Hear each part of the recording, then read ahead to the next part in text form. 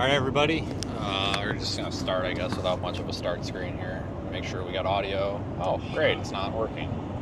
Oh no it is, it's working. Alright everybody.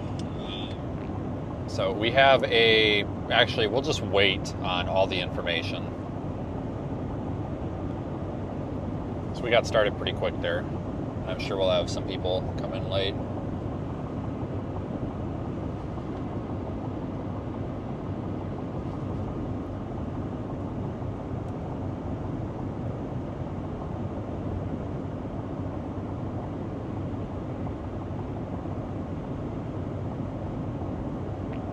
Okay, so here's the deal. I think today, I think this Derecho. So this morning there were a bunch of people, and I might eat my own words, but there were a bunch of people that were like, "We're gonna get 100-mile-per-hour winds."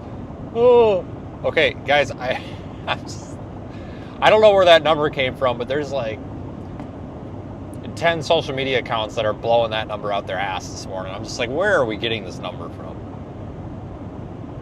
I think 85 miles an hour is probably be all right. But here's the deal, folks. I am really thinking our Derecho chances just went flush down the toilet. We've lost all model agreement. I don't know if the Derecho is officially canceled or what, but right now I'm not super anticipating a Derecho event. So I understand that the title of the live stream says extreme wind risk, blah, blah, blah. Just go easy on me. I cannot change the title because we're already live. And it'll screw up the rebroadcasting. I cannot change it. If I could change it, I would put on there like, this might be crap or something smart out, like I always do. I can't change it. So understand that this might be garbage. And I'm going to probably cry if it's total garbage, but we'll see. We're driving west. Nearest town, I guess, is like Mitchell.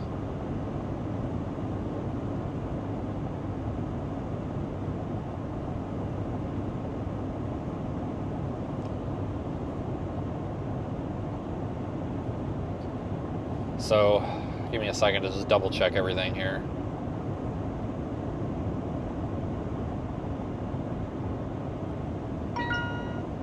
Christ, what the hell was that?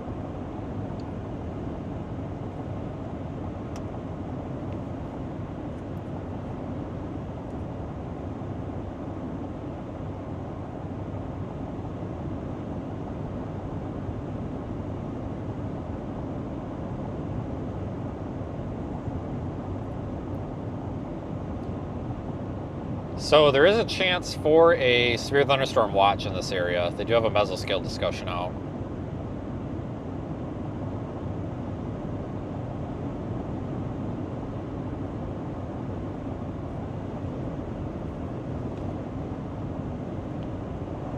Surprisingly seeing some fairly substantial rotation on that storm now. So that's interesting. What radar site? I'm on North Platte. Let me look at the other one. And North Platte might actually be the closest radar site. I forgot about that one down there. We've got a moderate risk today, yeah, level 4. Yeah, definitely use North Platte. Sioux Falls is too far away, but you can kind of see the rotation on both. I think I was on Rapid City, for crying out loud. So, okay, I see it now. So, continuing.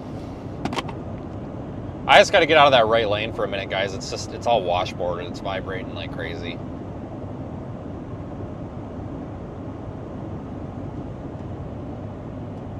Michael Beard's probably out there screen recording this. Him and Pettis out there. Oh, he's driving like an idiot.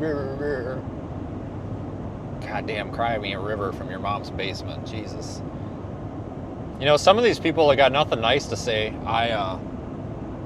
I'm starting to hope that their mom's basement has a sump pump, because as many tears as they're crying over people that don't really matter on the internet like me, their basement's gonna flood if they don't have a sump pump. So.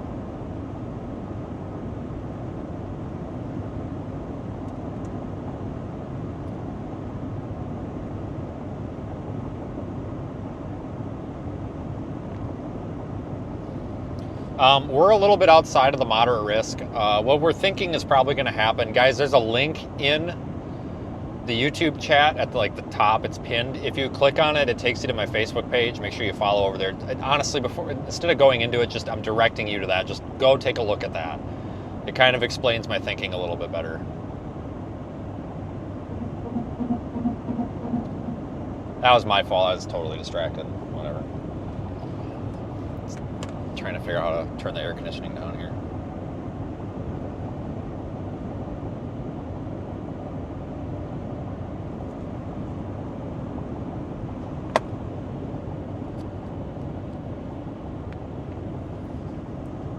They did just severe warn our storm. Actually, I need to make sure this radio is working. I don't know. I haven't even tested it.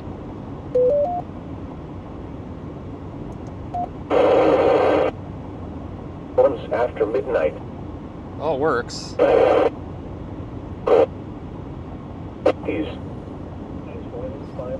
So everything in this truck, this is a new truck. I got freaking auto stop. This is a new truck.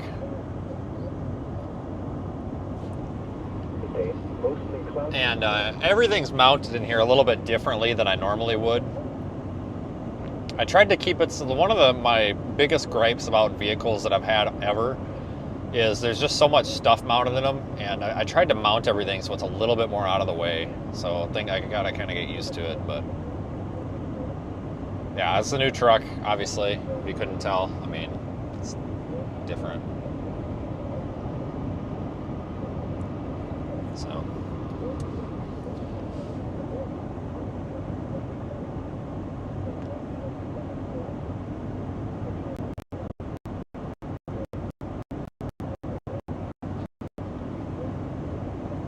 Okay, so you... My God, somebody's gonna bitch about something all the time, aren't they? Sorry, I nuked that comment. We are having a little bit of an issue with the connection, so the Starlink is not working properly, and that's because I've got it on a voltage converter,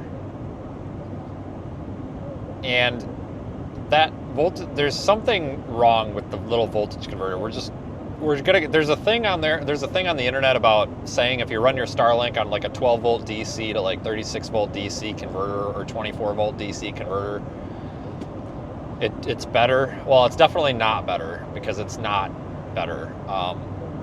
We're gonna go back to running it straight on 12 volts. So it's that converter, and I don't think it's a good idea to be unwiring that and just wiring it straight to 12 volts right now, because we're trying to chase a storm.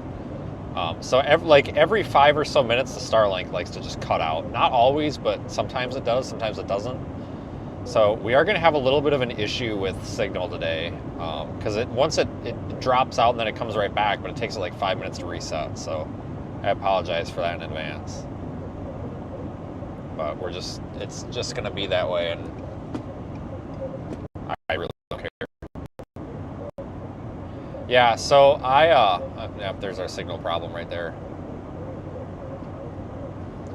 Yeah, so fun fact, the comment about the clock. Actually, the reason that the clock never made it back into the stream for so long was because so many people were sending me emails, and they were not being nice about it, so I decided to just leave it off, because I'm kind of that way.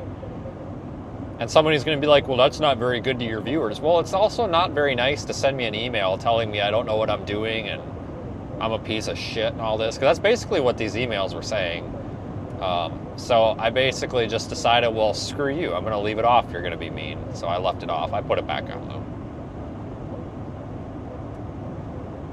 That's why it's been gone since April, because all those emails came in April. At the end of April, early May, and I'm like, you know what, screw it. If people are going to be like that, then the hell with them. The hell with their clock.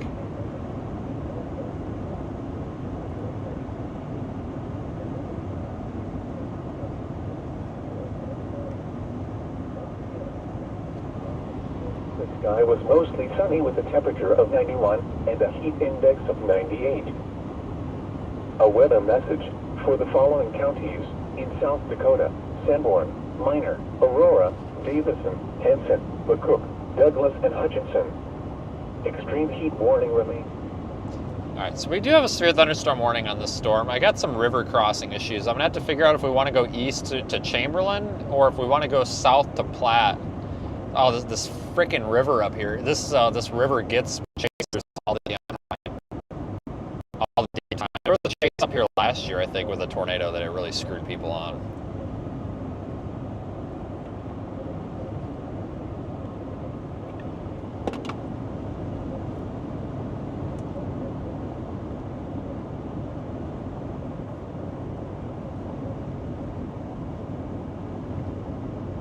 Damn connection wanting to go down again.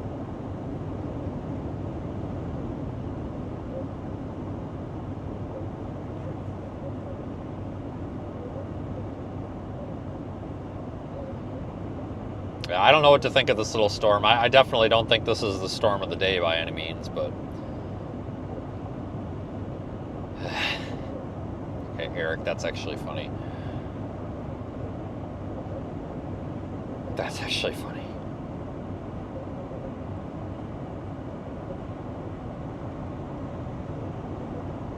I actually did a live stream a little over a year ago.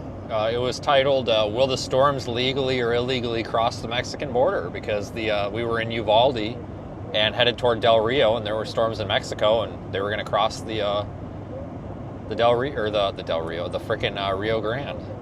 And oh my God, did that piss people off. So going back to your comment, people are like, oh, you're a racist or MAGA. And it's like, oh my God, it's a freaking joke. I thought it was hilarious. The people on the live stream thought it was hilarious. It's got nothing to do with politics, religion, or race. It's funny. You know, are the storms going to illegally or illegally cross the border? I mean, they were crossing the border. I mean, I'm just saying. And it did really good in the algorithm. It was one of the best streams we ever did. There was also the stream where my transmission went out. But the viewers thought it was hilarious, but the crybaby sissy pants weenies on weather Twitter didn't think it was too funny, but who cares about them anyway? But we thought it was funny. I mean, there was like 4,000 people watching at the beginning of that stream, and not a single one of them thought it wasn't funny, so... Yeah, we were unfortunately not able to determine if they legally or illegally crossed because my transmission went out. We had to give up. Frickin' ice got my transmission. Yeah, you know, if you can't have a little bit of fun in life and joke around about stuff, then you really, you're gonna live a piss poor life. Like, these people that are constantly participating in cancel culture, like Ginger Z, you know, how she's always trying to cancel people for saying weatherman. Well, that's not inclusive. It's like, you're gonna live a boring life if you get your panties in a bunch, or your underwear or boxers, whatever people wear these days, in a bunch, because somebody said something that you didn't like that really doesn't matter. Jesus Christ. Tell them to F off and move on. Shit. I tell you.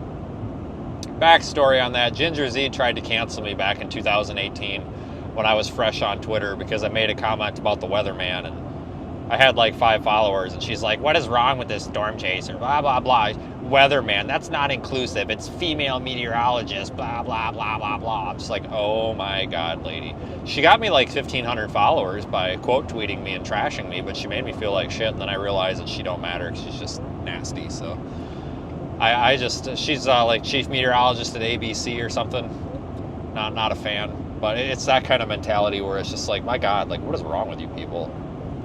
Like, I think some people go out looking for problems.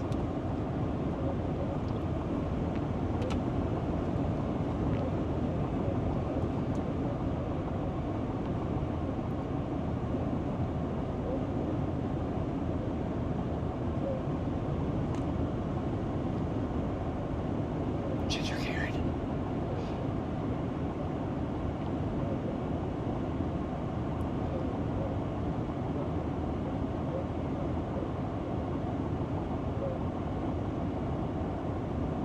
All right, so our little storm is severe warned. We're a little bit of ways away from it. Hopefully we'll see it soon.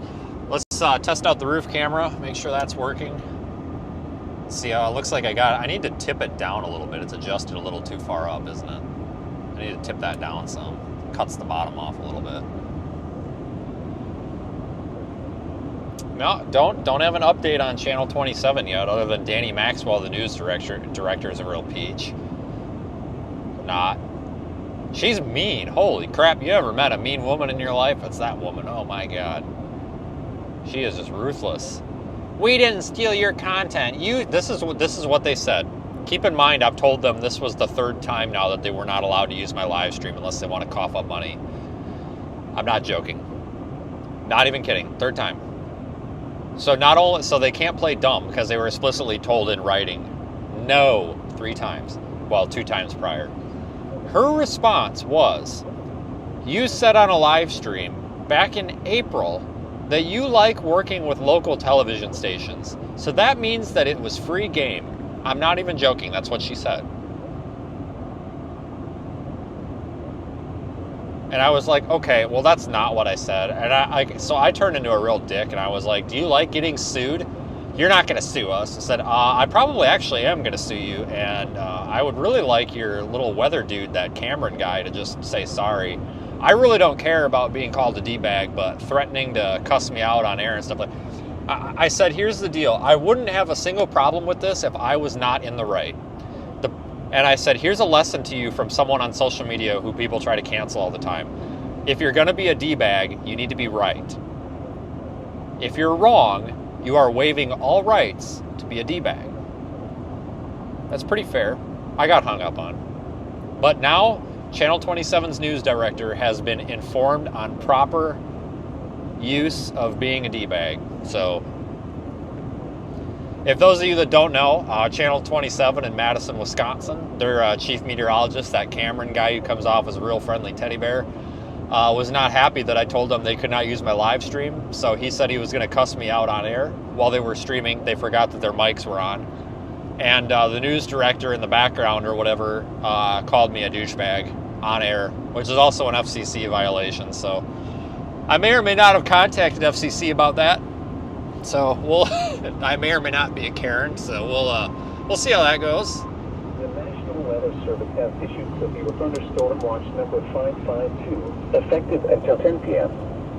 This watch includes the following counties in South Dakota: Aurora, Davison, Douglas, Hanson, Hutchinson, McCook, Minor, and Sanborn. Remember, the severe thunderstorm watch. But the funny thing is, so I got a oh shit, I'm doing 90. Damn, I didn't realize it was going that fast. Whoops. The funny thing is, I got a message from, I'm not gonna say who, but it's a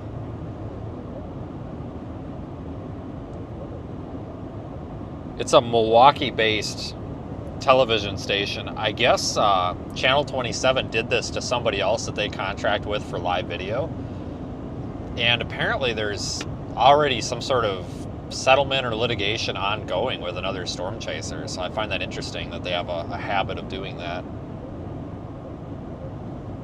Nope, and I want to make this clear. I don't want any money on a Channel 27. I just want Channel 27 to say sorry. That's all I want.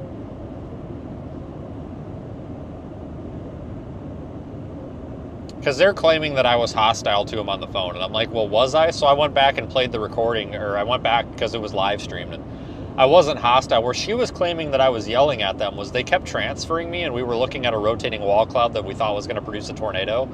So after the second time they transferred me, I was like, no, stop, don't transfer me, don't hang up, wait. And the guy's like, don't yell at me. And it's like, oh, shut up. Like, stop. Like, I'm yelling because you're talking over me. Stop, listen, I got to get off the phone. Just listen. You don't have authorization, take me off, I got to go, I'm in a tornado. And apparently that was hostile, so I don't know. They got their panties in a bunch. They'll be all right. No, I do not want a hug from them. No, they are mean people. No, thank you. Yeah, I couldn't believe that. Like, and I want to be clear. I don't give a crap about what somebody thinks of me. If they want to say that I'm a D-bag for not letting them use my live stream, I don't care. I really don't care.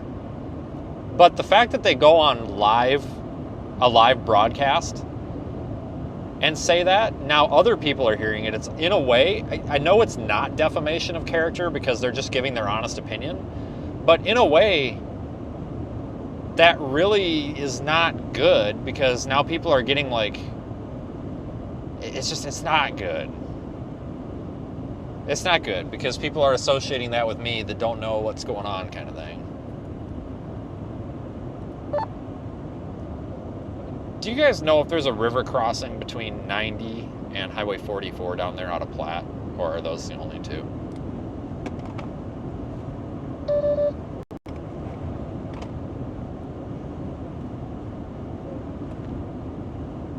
Let me check. Between 90... no, I think it's just 44. Unless you go, like, west of 90 or west of Chamberlain. But, yeah, there's nothing in between. Yeah, we have the problem now of figuring out what freaking road, because I think I'm going to probably have to go south to 44, because I don't think I'll ever make it out ahead of it. Yeah, I think that's probably a good call. Yeah, you got 44, and then there's another one south. Well, actually, way south, down by the border. So yeah, that 44 is pretty much the only option.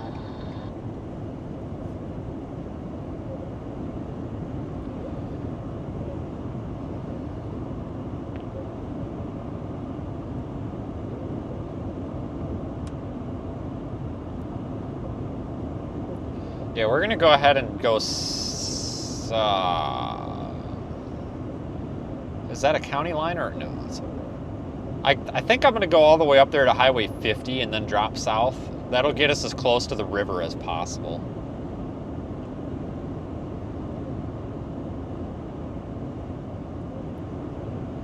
You are dramatic, beta douchebag, and the laughing stock of the chaser world. But good news for you, Fastlane. I don't give a flying fuck what you have to say, so have a good one, man. Don't give a shit. By the way, if you think I don't know whose account that is, you're dead wrong.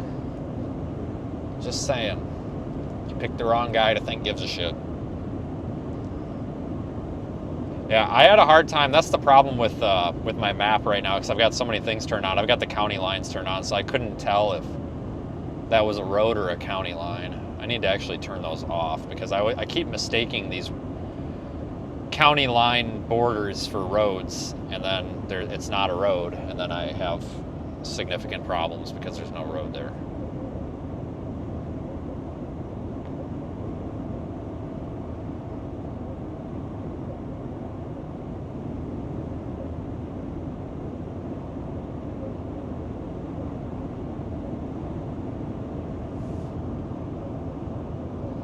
Yeah, we're approaching this storm. It's warned for 60 mile an hour winds, 1.75 inch hail, and it's doing that typical thing that they always do out here, where they look like they could be gearing up to produce tornadoes, but they're right just to the west of that river, and everybody's going to be just east of it. And I guarantee you every storm chaser that's out here is probably about to bash their head against the side of their window in frustration. So this happens very frequently out here, unfortunately. It's always right on this river. I think it's the Platte River, but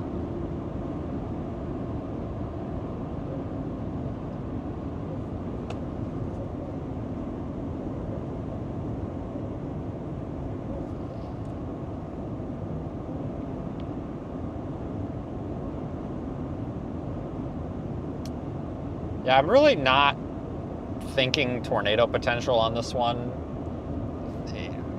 We've got a really big dew point temperature spread out here. I think it would be really tough. Yeah, can't confirm that it does have a wall cloud on it. Doesn't necessarily look tornado imminent though. Thanks. I think there is a chance it could produce a tornado, but it's going to be really hard. We're more so just looking at a really, really pretty storm here probably over the next... give this thing like an hour and it might be really nice looking. Missouri River, is it really? Or are you messing with me? I don't know. What the hell? I don't know what river this is. I don't even care. It's a river. We'll go up here and drop south. Starting to get a little hook echo on it. Stay tuned to NOAA Weather Radio, commercial radio and television outlets, or internet sources for the latest severe weather information. Repeating, severe thunderstorm watch number 552 has been issued until 10 p.m. Central Daylight Time for the following counties in South Dakota: Brule, Buffalo, Gregory, Hand, Hughes, Hyde, Lyman, and Tripp. You are listening to NOAA Weather Radio KZZ 60. the voice of the National Weather Service for South Central South Dakota.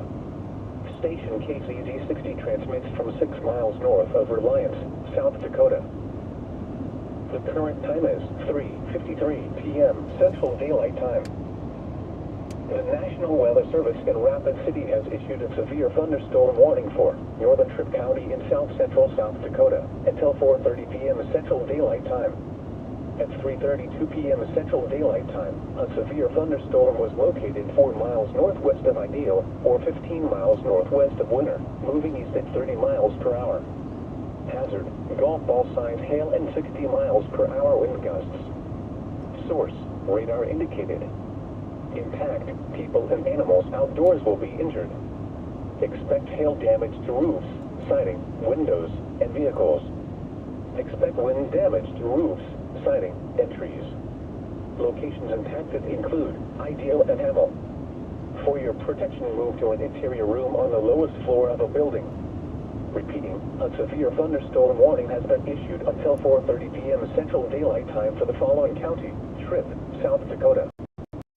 The National Weather Service has issued severe thunderstorm watch number 552, effective until 10 p.m. Central Daylight Time. This watch includes the following counties: in South Dakota: Brule, Buffalo, Gregory, Hand, Hughes, Hyde, Lyman, and Tripp. Remember, a severe thunderstorm watch means the conditions are favorable for the development. Yeah, the suction cup mount that I got for this camera is failing too, but I'm gonna build a, I got all sorts of room on this dash. I'm gonna build a little, you can get aftermarket accessories that like bolt in and it gives you like a mounting plate on the top of this dash. I'm just gonna make one because they're like $200 for a square piece of aluminum. I mean, I can build that. I mean, I'm not that pathetic. I mean, I can build that, so.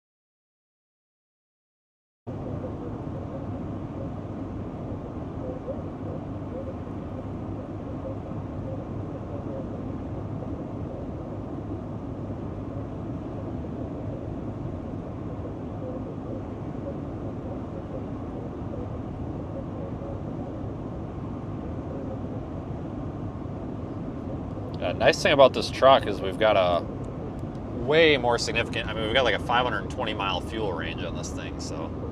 There's our wall cloud down there.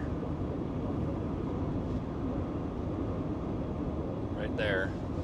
So, that damn Explorer only had a fuel range of like 300 miles. Just, it had a tiny tank. It's only like a 14-gallon tank.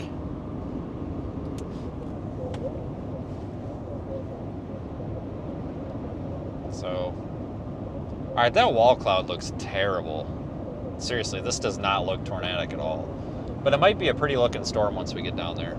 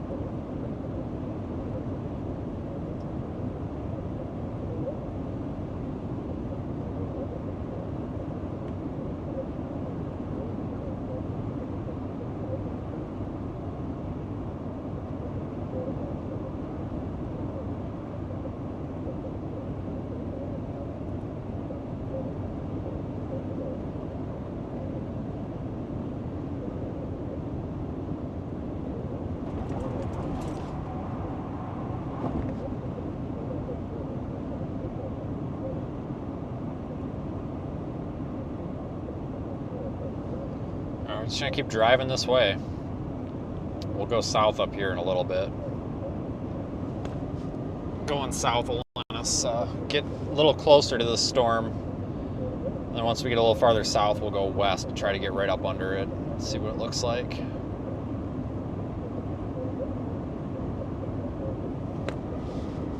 Northeastern Strip County. At 3:57 p.m. Central Daylight Time, a severe thunderstorm was located 3 miles west of Hemel, or 15 miles north of Winter, moving east at 40 miles per hour. Hazard, golf ball size hail and 60 miles per hour wind gusts. Source, radar indicated. Impact, people and animals outdoors will be injured. Expect hail damage to roofs, siding, windows, and vehicles.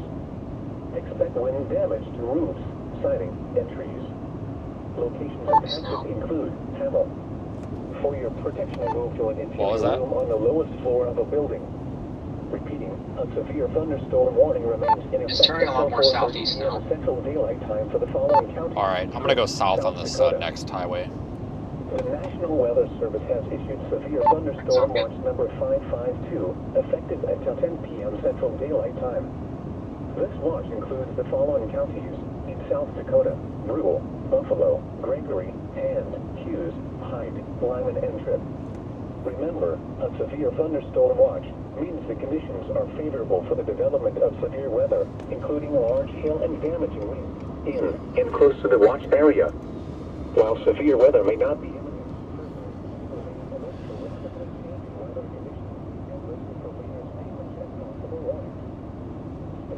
Yeah, this really isn't looking very tornadic. I mean, the wall cloud over there looks terrible. But I have a feeling this might be a pretty storm, though. Like, it might take it 45 minutes to an hour to kind of organize, but I think once it organizes, this actually might be a really nice-looking supercell. This might be the start of our, like, derecho or squall line type event, too. You know, we're kind of expecting these storms to form initially as supercells out here, and then they'll kind of form into a line and move east, so.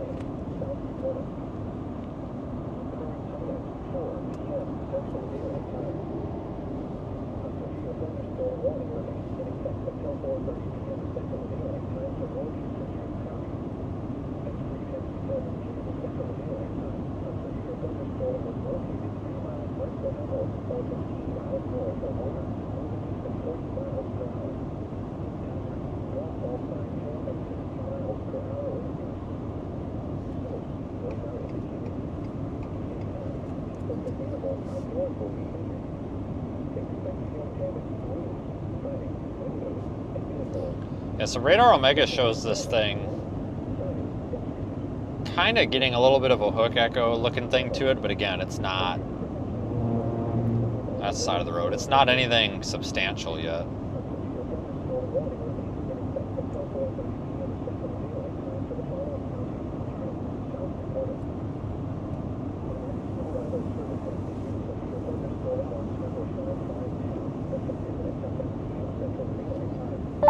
Over 69 in Winter, South Dakota, just south of that storm. It is definitely too high based to produce anything.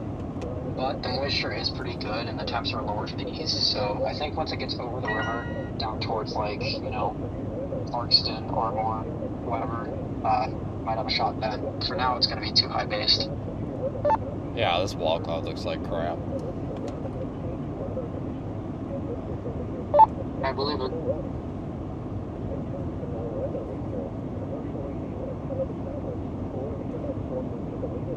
You can still see the remnants of that wall cloud down here.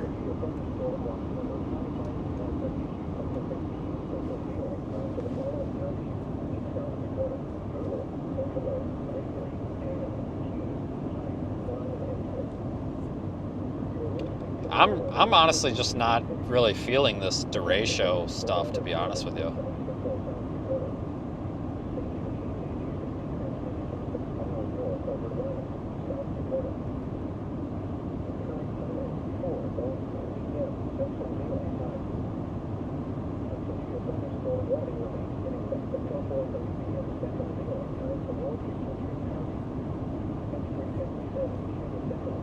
Really starting to think that maybe our derecho thing's not going to happen.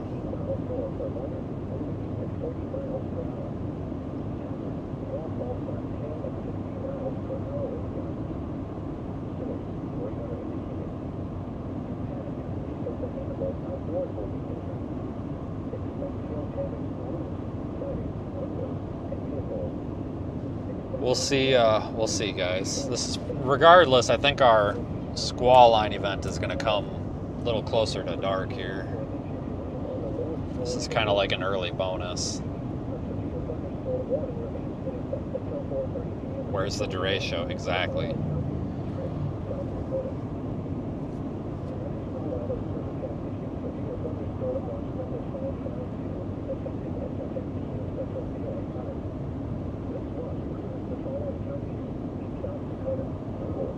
Oh, this might be, yeah, this is my south option here.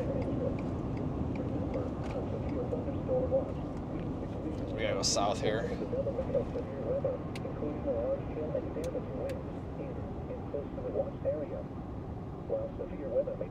Let's spin you around here. Remain alert for rapidly changing weather conditions and listen for later statements and possible warnings. Stay tuned to NOAA Weather Radio, commercial radio, There's our television outlets. kind of garbage wall cloud here. Hold on, you'll get a view of it. Right. Anybody coming? Right there. Has been issued up to 10 p.m. Central Daylight Time for the following counties in South Dakota: Brule, Pretty trash. and Hughes, Hyde, Lyman, and Tripp. You're listening to NOAA Weather Radio KZZ60, the voice of the National Weather Service for South Central South Dakota. Station KZZ60 transmits from 6 miles north of Reliance, South Dakota. The current time is 4:05 p.m. Central Daylight Time. A severe thunderstorm warning remains in effect until 4:30 p.m. Central Daylight Time for northeastern Tripp County. At 3:57 p.m. Central Daylight Time, a severe thunderstorm was located 3 miles west of Hemel. We're gonna keep going this way for now, obviously. Moving east at 40 miles per hour. Golf ball sign 10 and 60 miles per hour wind gusts. Source, radar indicated. Impact, people and animals outdoors will be injured. Expect hail damage to roofs, siding, windows, and vehicles. It did issue that severe thunderstorm watch for the area, though. Siding and trees. Locations intended include Hemel. That's for this kind of initial activity. It's, again, this here really isn't the main show. A severe thunderstorm warning remains in effect until 4:30 p.m. Central Daylight Time for the following counties: Tripp, South Dakota. The National Weather Service has issued severe thunderstorm watch number 552, effective until 10 p.m. Central Daylight Time. This watch includes the following counties in South I get used to my controls. They're a little backwards here.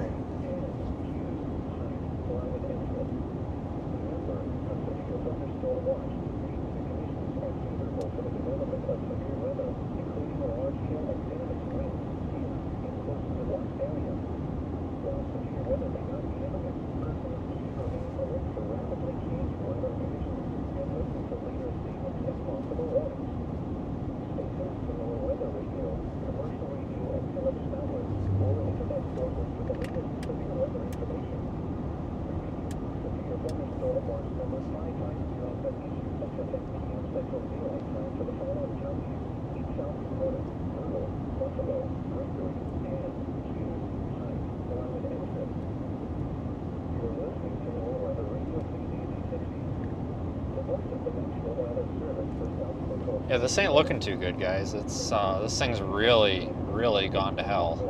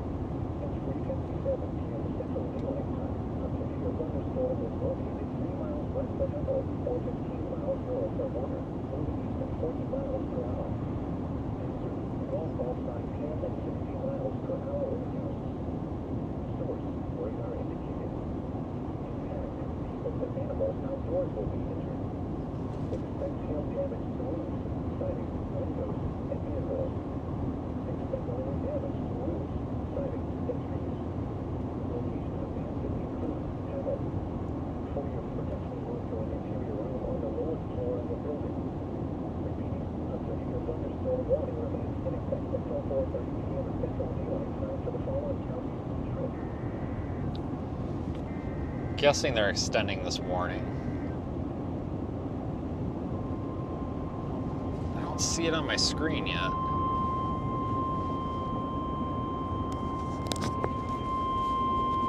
The National Weather Service in Aberdeen has issued a severe thunderstorm warning for northwestern Hand County in central South Dakota, southeastern Summit County in central South Dakota, central Hyde County in central South Dakota. No, that's the one to the north. Hughes County in central South Dakota until 5:15 p.m. Central Daylight Time. At 4:07 p.m. Central Daylight Time, a severe thunderstorm was located near Blunt, moving east at 45 miles per hour. Hazard, 70 miles per hour wind gusts and ping-pong ball-size hail. Source, radar indicated. Impact, people and animals outdoors will be injured. Expect hail damage to roofs, siding, windows, and vehicles. Expect considerable tree damage. Wind damage is also likely to mobile homes, roofs, and outbuildings. This severe thunderstorm will be near Harold around 4:20 p.m. Central Daylight Time. Other locations in the path of this severe thunderstorm include Holabird, Highmore, and Green Heights. Prepare immediately for large hail and damaging winds. People outside should move immediately to shelter inside a strong building. Stay away from windows. To report severe weather, contact your nearest law enforcement agency. They will send your report to the National Weather Service office in Aberdeen. Repeating, a severe thunderstorm warning has been issued until 5:15 p.m. Central Daylight Time for the following county and South Dakota.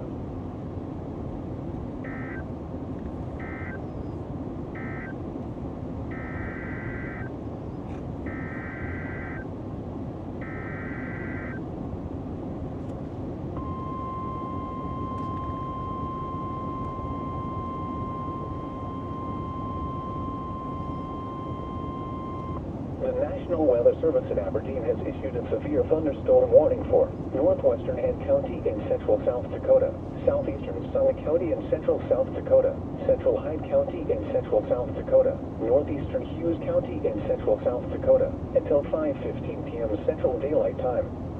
At 4:07 p.m. Central Daylight Time, a severe thunderstorm was located near Blunt, moving east at 45 miles per hour. Hazard, 70 miles per hour wind gusts and ping-pong ball-size hail. Source, radar indicated. Impact, people and animals outdoors will be injured. Expect hail damage to roofs, siding, windows, and vehicles. Expect considerable tree damage. Wind damage is also likely to mobile homes, roofs, and outbuildings. This severe thunderstorm will be near Harold around 4:20 p.m. Central Daylight Time. Other locations in the path of this severe thunderstorm include Holabird, Highmore, and Green Heights. Prepare immediately for large hail and damaging winds. People outside should move immediately to shelter inside a strong building. Stay away from windows. To report severe weather, contact your nearest law enforcement agency. They will send your report to the National Weather Service office in Aberdeen. Repeating, a severe thunderstorm warning has been issued until 5:15 p.m. Central Daylight Time for the following counties in South Dakota, Hand, Hughes, and Hyde.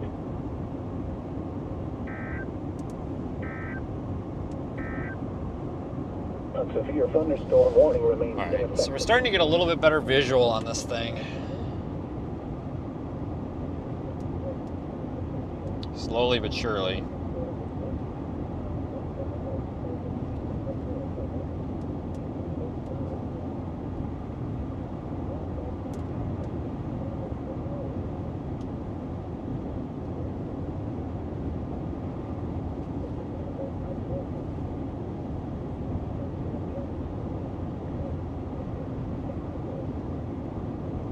Lightning activity is definitely picking up on it. Got that going for us at least.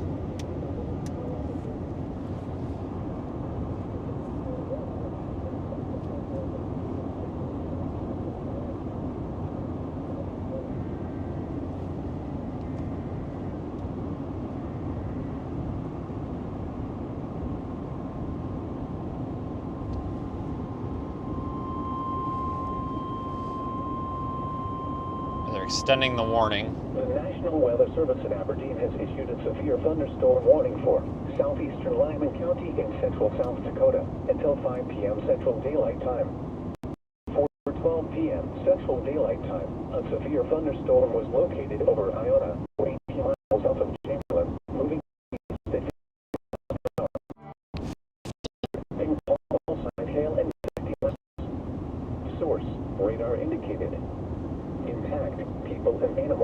doors will be injured. Expect hail damage to roofs, siding, windows, and vehicles. Expect wind damage to roofs, siding, and trees. This severe thunderstorm will be near Lake Francis Keys around 4:20 p.m. Central Daylight Time. Prepare immediately for large hail and damaging winds. People outside should move immediately to shelter inside a strong building. Stay away from windows. To report severe weather, contact your nearest law enforcement agency. They will send your report to the National Weather Service Office in Aberdeen. Repeating, a severe thunderstorm warning has been issued until 5 p.m. Central Daylight Time for the following county: Lyman, South Dakota.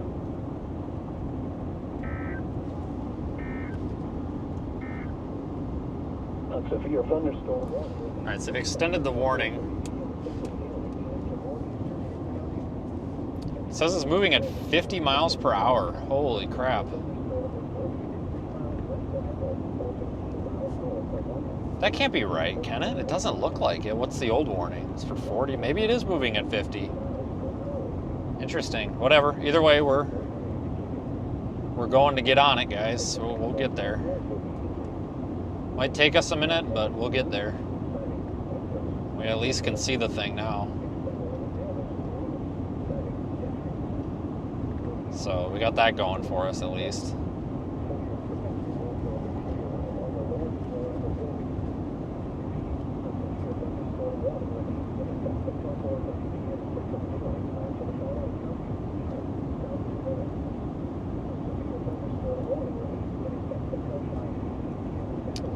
Tornado warning just got issued somewhere. Got the notification. Tornado warned, radar indicated. Which one went tornado warned? The storm you're on. Okay. Okay, I guess this one went tornado warned. I say I got the push notification, but then I lost It's such it. a bad radar hole, I can't see a whole lot. There is a decent mezzo on it, but we can't tell what's going on at low levels of the storm. I honestly can't either. It looks pretty disorganized. Alright, so they tornado warned it. Surprisingly, it hasn't come over the weather radio. Maybe this one doesn't cover that county.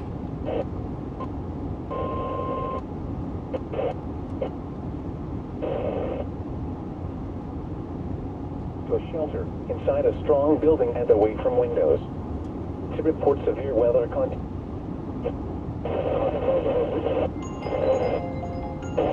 Oh my god, stop calling me. They also just put out a new severe thunderstorm warning on it, having it southeast at 35 miles an hour. Yeah, let's just pull a random number that contradicts every other one out there. I believe the 35. That 50 sounded like, it seemed like kind of an error because of the loop. It really doesn't look like it's moving that fast.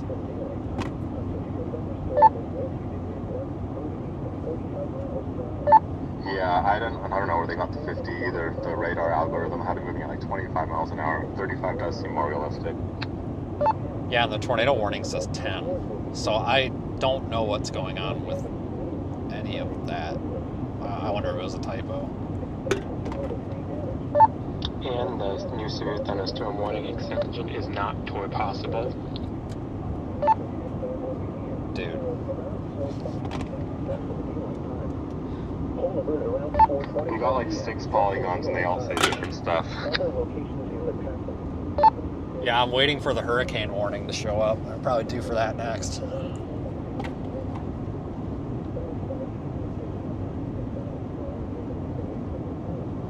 Alright guys, we're about 10 minutes from making our westward turn, so we'll have to cross the river. But the good news is we got a visual, so if the storm does produce a tornado, we're going to see it. And we're getting closer minute by minute. This thing's maybe, once we get about maybe, I don't know, 10 minutes west of the river, we'll pretty much be under the damn thing. So if it decides to produce a pretty tornado, I think we'll be able to get on it.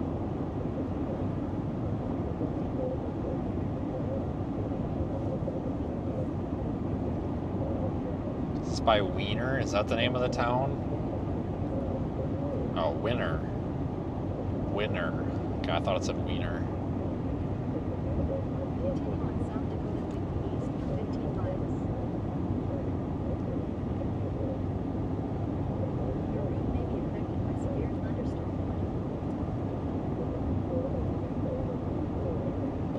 We'll get there.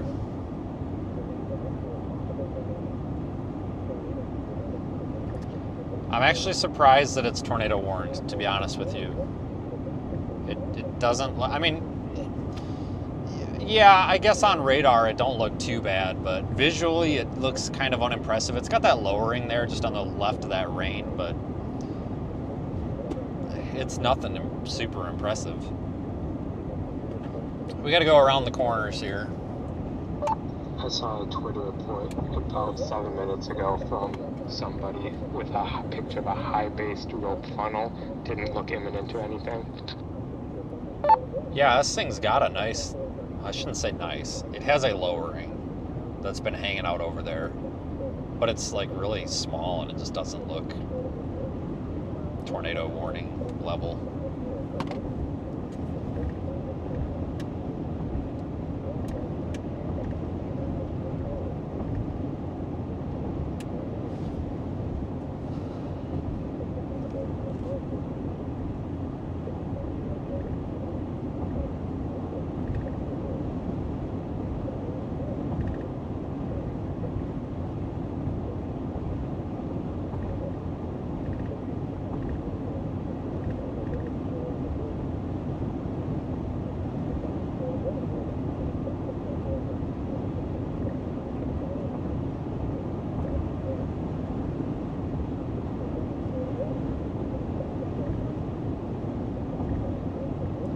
Not a bad view though.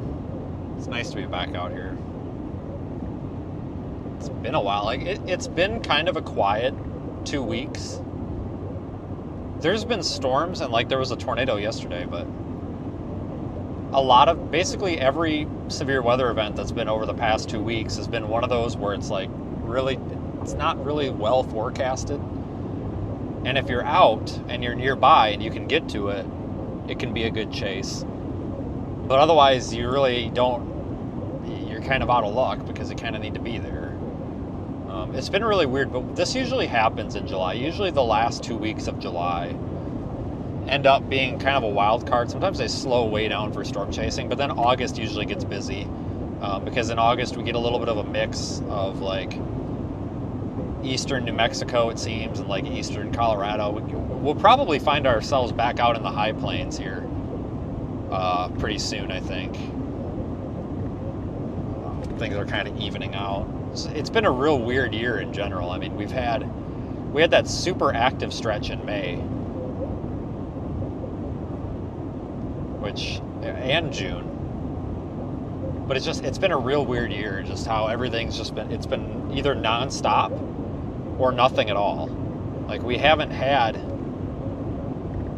really an in-between. And that's unusual, because usually it's in between. Usually you've got, you know, it's a little bit active, but it's not, I mean, it's busy, but usually it's not as crazy as it's been.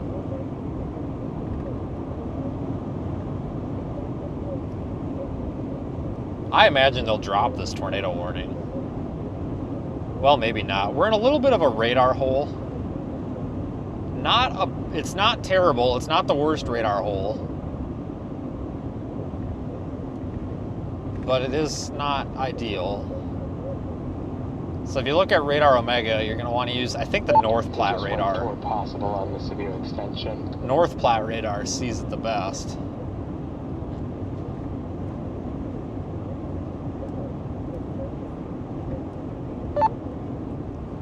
Okay, thanks.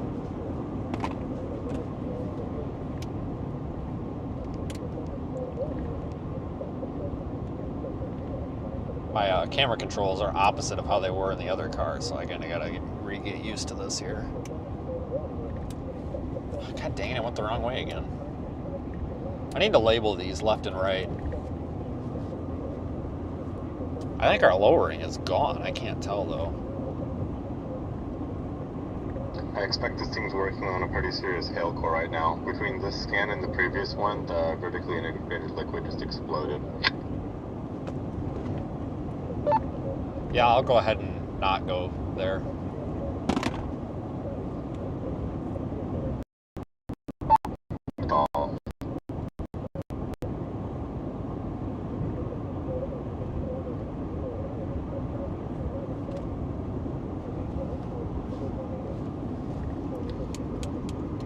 Front forward. I need to get this focused before we get into any sort of rain. Hang on a second. I gotta get the focus locked here.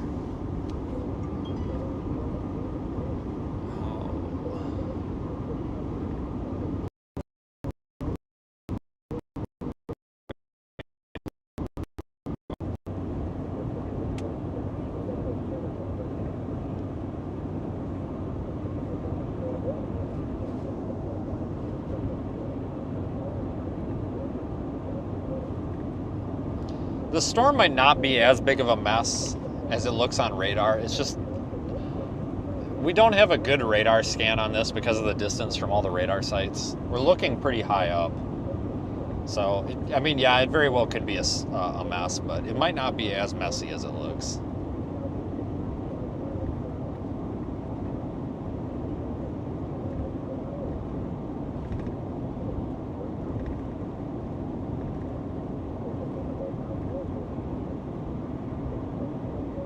Go back to that roof camera here in a minute once we get around the corners.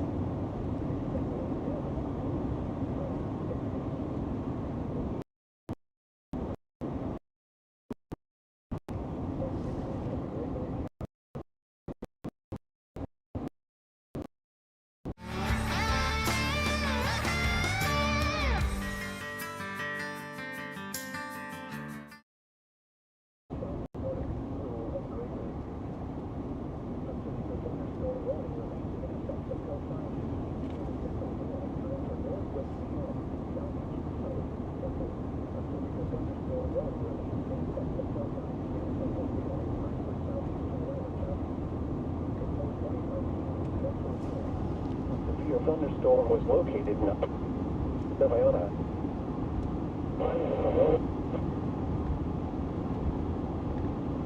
Hail and 60 miles per hour wind gusts. Source, radar indicated. Impact, people and animals outdoors will be injured. Expect hail damage to roofs, siding, windows, and vehicles. Expect wind damage to roofs, siding, and trees. Locations impacted include Iona and Lake Francis Case. Remain alert for a possible tornado. Tornadoes can develop quickly from severe thunderstorms. If you spot a tornado, go at once into the basement or small central room in a sturdy structure. Prepare immediately for large hail and damaging winds. People outside should move to a shelter inside a strong building and away from windows. To report severe weather, contact your nearest law enforcement agency. They will send your report to the National Weather Service Office in Aberdeen. Repeating, a severe thunderstorm warning is in effect until 5 p.m. Central Daylight Time for the following county: Lyman, South Dakota. A severe thunderstorm warning remains in effect until 5:15 p.m. Central Daylight Time for northwestern Han, southeastern Surrey, central Hyde, and north. All right, so they're keeping these warnings in place. I don't see a lowering back there anymore at all. The thunderstorm was located near Blunt, moving east at 45 miles per hour. It could be just behind that rain, though. Sometimes it's hard to tell. We're probably, what, 12 miles away? Close, 13 miles away. But we're going to go about 2.4 miles to the south. And then we've got our east-west road.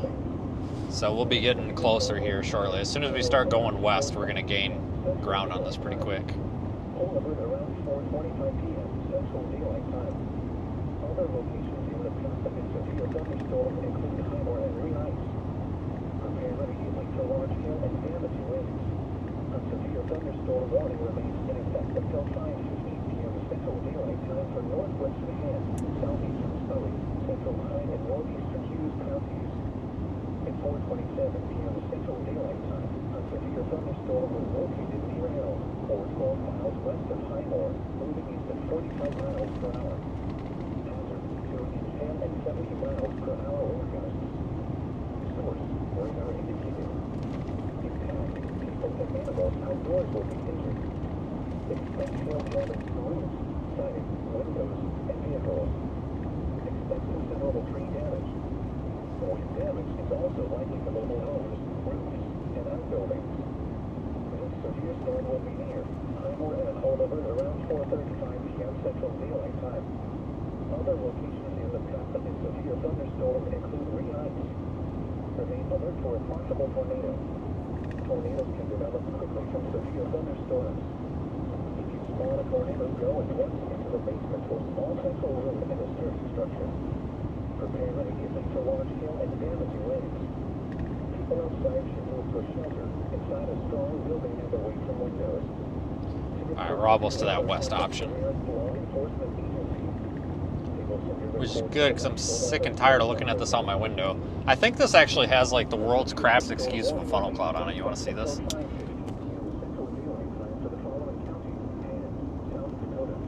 You guys see it? What a turd.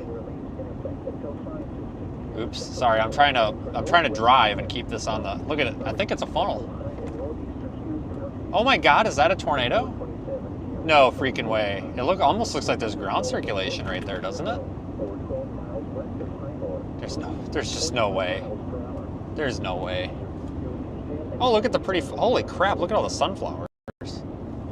That is super pretty. I don't know what's going on with this damn storm. What a turd. It really does look like there's, it does look like there's ground circulation, but I think it's just like... Another stream, it is on the ground. What a turd. Okay, so I guess it is a tornado. This thing is like not even in the right spot on the wall cloud. I think it's about to die though. What a, wow, okay. Yeah, it is a tornado. It surely is, and we're gonna have a better view of it here in a second. Just let me turn this corner. I'm got half a mile. It's a tornado. It is a freaking tornado. Can you guys see it on this camera?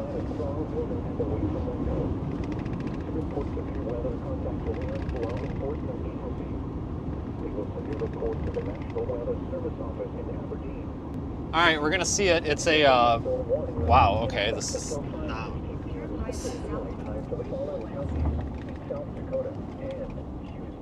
Now, there better not be nobody coming, because right now is about when we run into our slow driver. Continue on South Dakota 44 West. There's our tornado right there.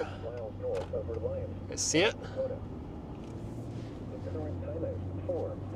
Look at that, we made it just in time. I told you guys we would see it if it was there, and it's there. It ain't a big one, but it is one. The National Weather Service in Rapid City has issued a tornado warning for East Central Tripp County in South Central South Dakota until 5 p.m. Central Daylight Time. At 4:14 p.m. Central Daylight Time, a severe thunderstorm capable of producing a tornado was located 6 miles south of Hemel, or 11 miles northeast of Winter, moving east at 10 miles per hour. Hazard, tornado and golf ball size hail. Source, radar indicated rotation. Impact, flying debris will be dangerous to those caught without shelter. Mobile homes will be damaged or destroyed. This is not currently tornado one. The far west area it still is, but new area is not. Can I get a phone number? Yep, stand by.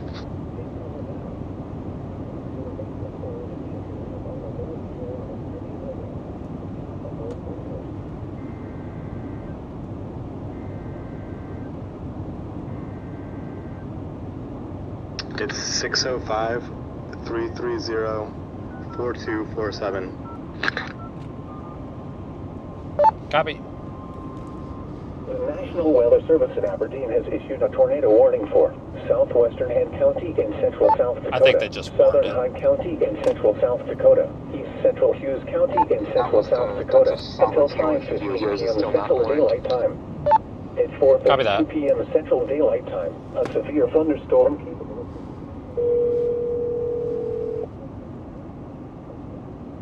National Weather Service, Sioux Falls. Hey, I don't know if this is your storm or if this is Aberdeen's. I've got that storm that's tornado warned near Hamel or Iona. Yep. It's got a tornado on it. There is a tornado Yep, down. we see that. Okay, cool. Thanks. Yep. Okay, that was Sioux Falls. I don't know if that was this, whatever. Either way, they said they see it, so I'm assuming it's coming.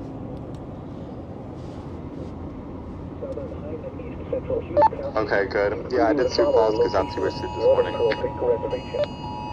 Just warned. Radar indicated. Are you serious? On the lowest floor of a Yep. city building. Avoid windows. If you are outdoors, in a mobile home, or in a vehicle, move to the closest substantial shelter and protect yourself from flying debris.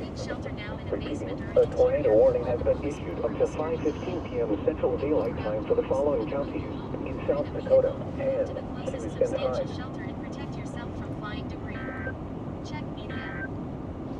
So we got a good road network. There's a tornado on the ground, guys. It's not a big one, but it is one. It's near Dixon, I think is the town. Dixon. We're approaching it. We're about 5 miles away.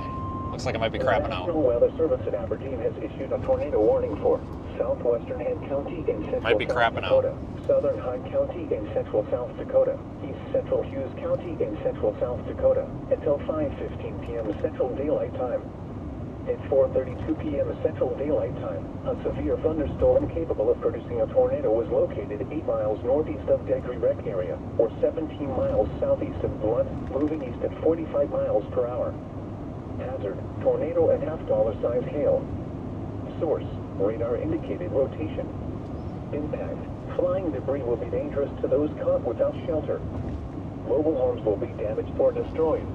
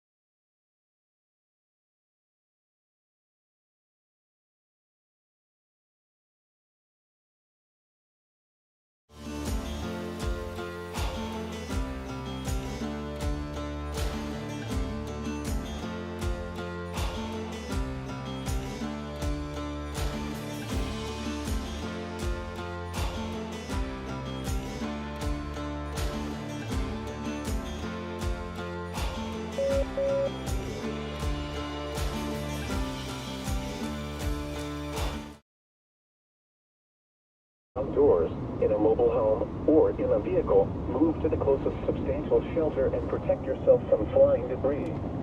Repeating, Okay, can you check Radar Omega and see if that's online? That would be helpful. In South Dakota, Rule and Gregory.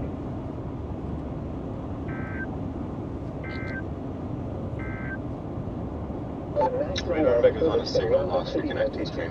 A tornado warning remains in effect until 5 All right, I got a beautiful tornado, so we gotta figure something out here. Keep me updated. Northwestern Gregory and South Central Brewer counties. Alright, we're coming through YouTube now. 4:36 p.m. Central Okay, Radar Omega is about 45 seconds behind YouTube, so that might explain it.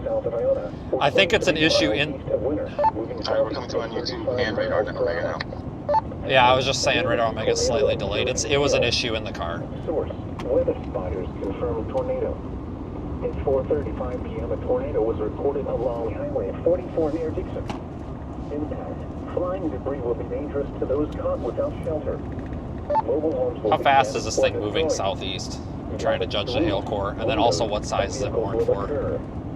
Tree damage is likely. Location detected. Currently southeast at 35, rated for 2-inch hail. All right. Shit. Okay.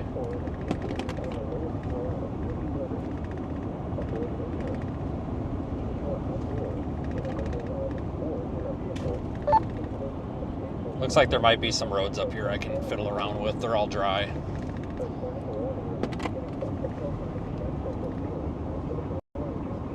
Oops. Hold on, guys. I got the damn hill here. Really getting screwed by these hills.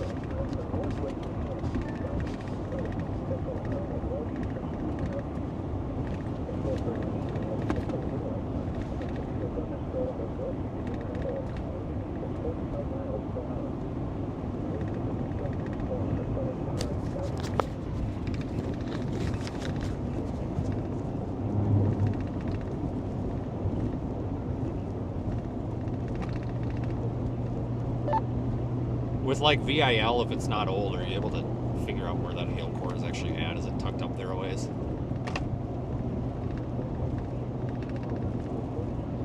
Oh my goodness.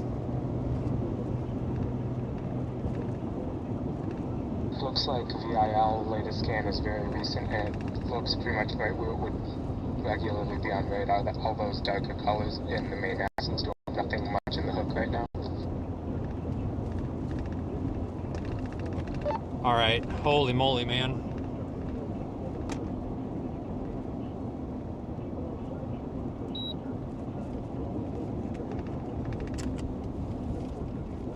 Holy shit.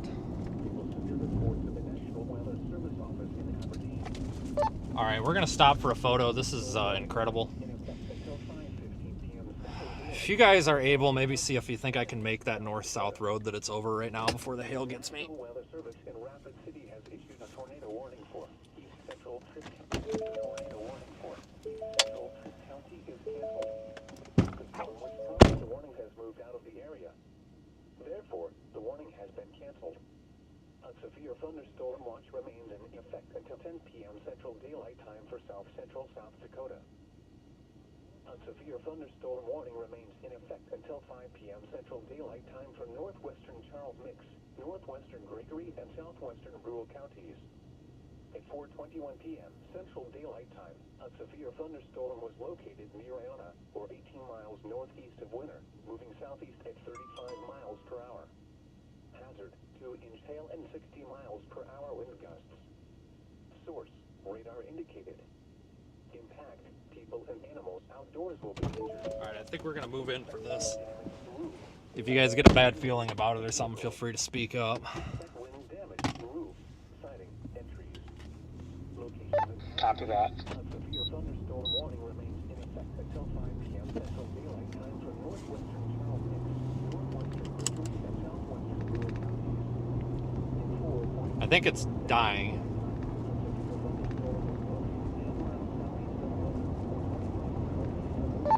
I got a County Road 25 coming up. That would be a good option, I think.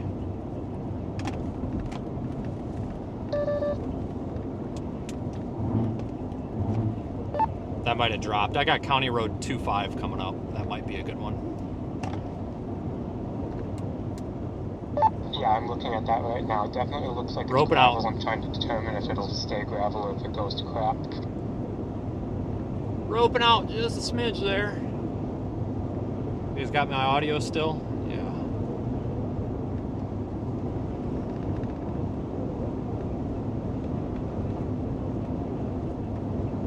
Looks like we might be roping out here, so that might make the decision for us here. Copy. What a very pretty looking tornado. Look at that, guys.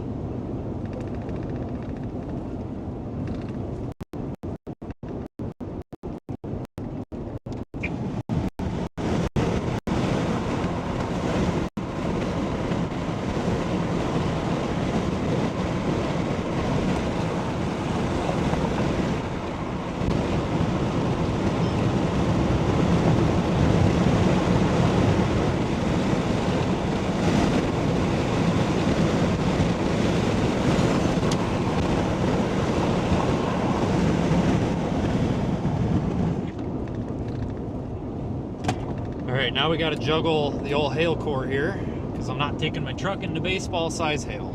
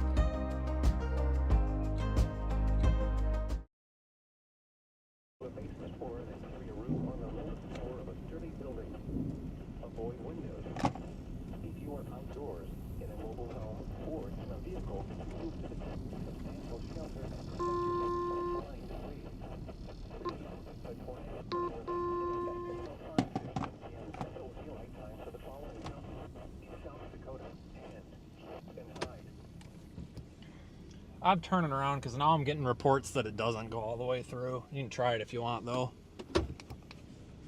Copy, son of a pup.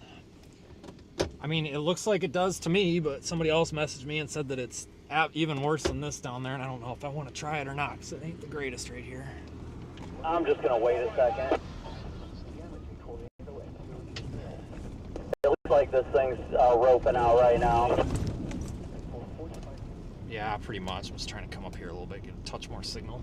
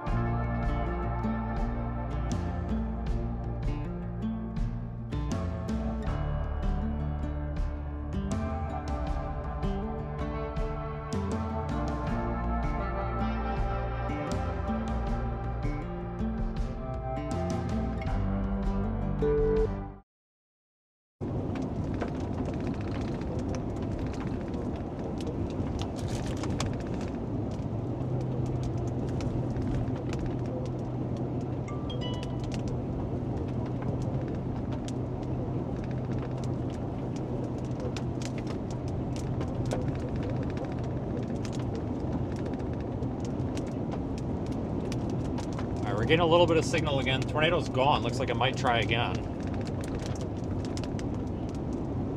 Signal was just so garbage back there, I decided not to go.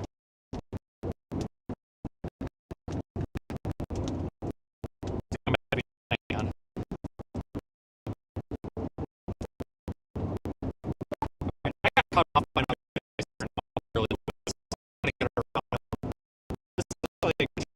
that. It looks like there's I think it's a big funnel.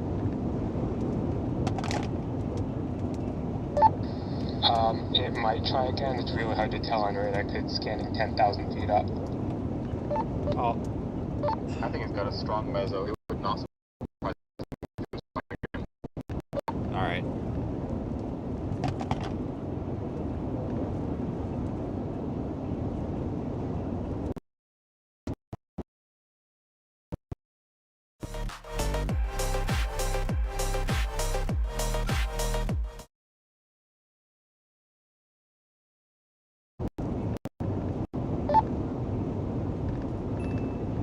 Said we got a discrete photogenic tornado. That's pretty funny. Yep.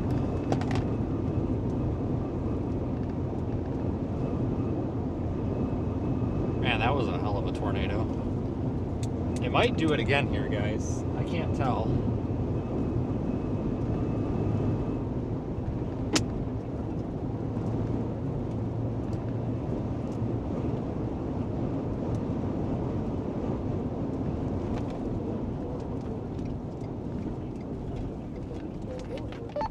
I got a south road going to Burke. I'm gonna drop south.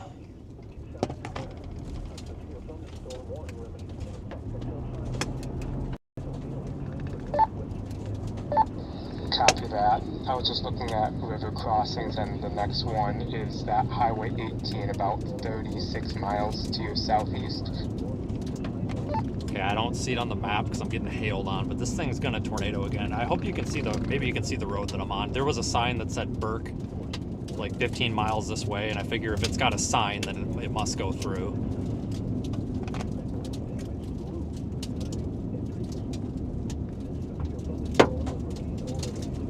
Yep, I can see the road. Looks like a good road. Alright, should keep us out of the hail then. I don't think it was going to get too big there, but everybody was slamming on their brakes, and the chasers cut us off pretty good there and then wouldn't touch over 65, so I figured it's just best to cut our losses. Plus, I think this thing, if it does it again, I think it might pull it farther south. It's definitely got a big persistent funnel, though. Yeah, I agree with that. It's also getting some stuff firing in its RFDs that could nudge it again to produce. Yeah, and I think I see what you're saying about river crossings now. Yeah, I'm sure it screws us here, but whatever. I mean, you get screwed in this county no matter what, just because of that river. I think it's going to tornado again. It's a big funnel right there, guys. A big finger, that's a big tornadic funnel. I guess worst case scenario is you fall behind on this storm. There's that other one off to the west that's also tornado warned.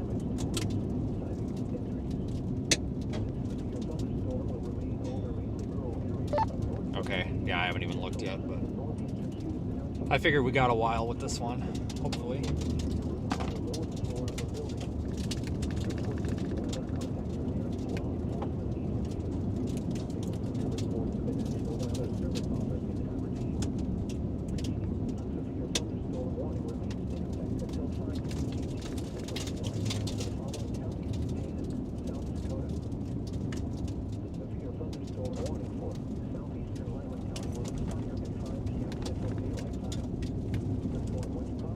I don't know if it's going to tornado again or not. It looks like that's kind of crapping out a little bit.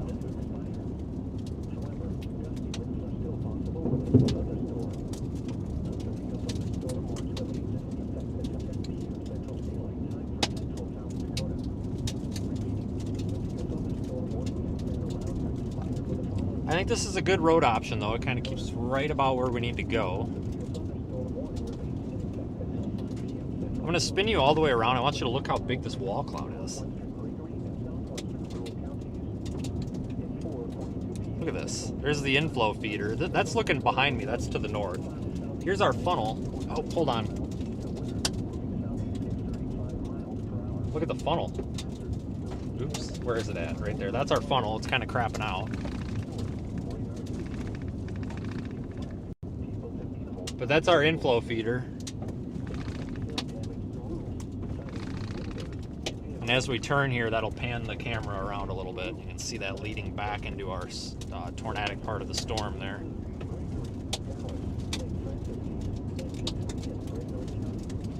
I wonder if it'll do it again.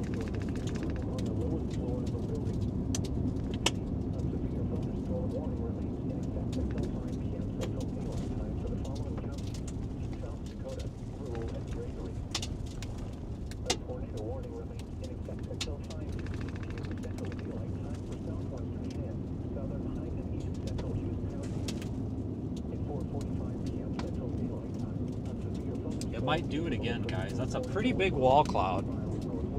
I guess I could look at radar. That could give us a clue. Radar is good, but not great.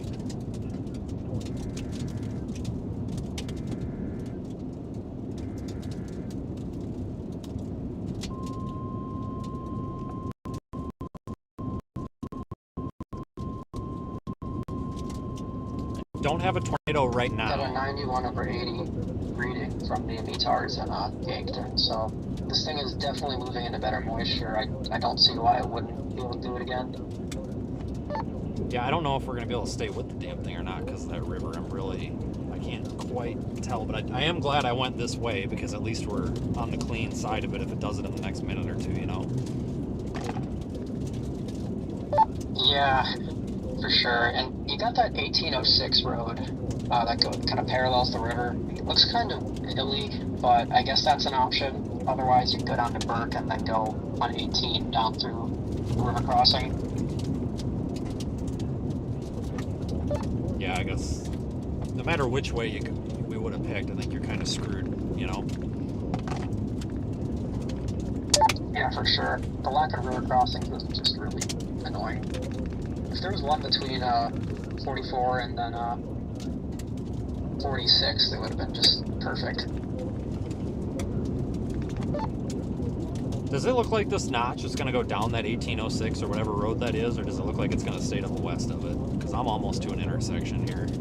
I don't want to get in the rain and lose it here. Because I can go south to Burke, like you said. I mean, it's kind of in between. It's moving more parallel to 1806, I would say, but it's going to probably be in between both options. So, I don't know. I think 1806 would make more sense, but that kind of is tricky because you need to get back down to 18 to go towards the river crossing. Yeah.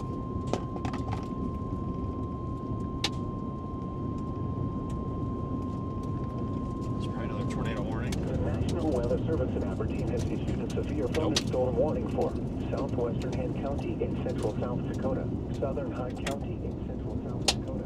I'm not super impressed with this right now. North central Lyman County in central South Dakota, western Buffalo County in central South Dakota, until 5:45. We did get to see a really pretty looking tornado though, a few moments ago.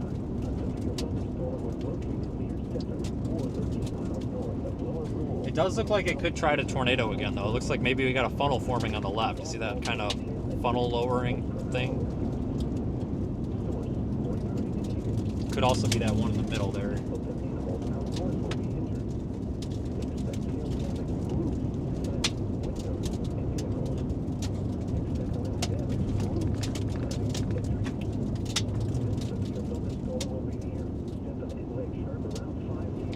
We're about as close as we can get right now. I don't see... Right now, there's nothing that says tornado imminent. Based on satellite imagery, I would likely not take 1806.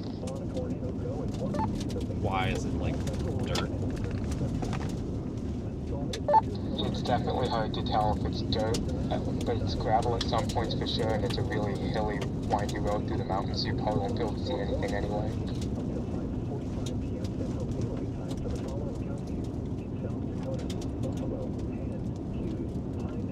Alright, it looks like this thing might be done, so I'll see if I can beat the hail or not. It might be one of those things. I'll just take it to get out of it.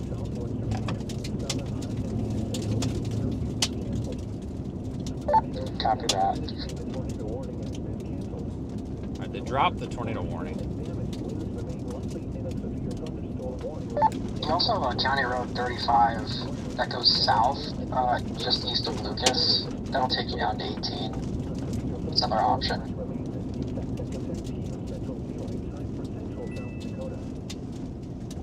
I was just looking at that one.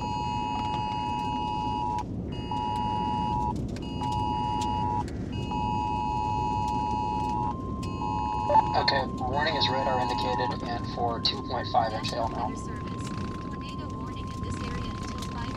Copy that. I'm gonna probably go through Lucas and take that 35 or whatever just to stay on it, and then adjust from there because I'm getting hosed with rain. Copy. Closest substantial shelter and protect yourself from flying debris. Check media. Look at that big wall cloud. Wow, look at that thing, guys. That looks like she's about to produce another tornado. Look at that. That thing's huge. Okay, new opinion. Probably about to have a massive tornado here because this is the largest, chunkiest wall cloud I've seen on. Oh, hang on, stand by.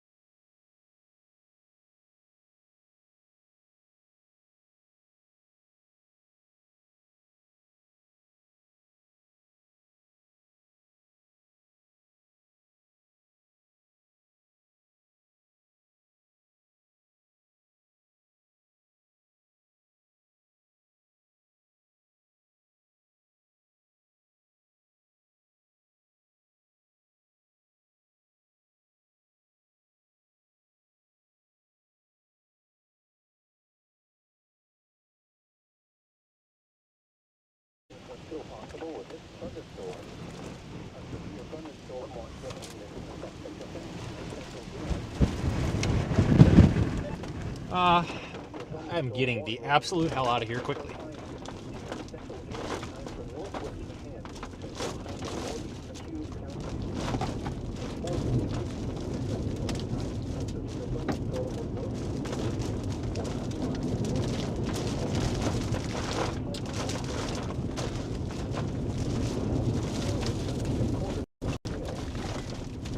I need an urgent escape route away from this thing. I'm looking at like going east through Lucas and then south.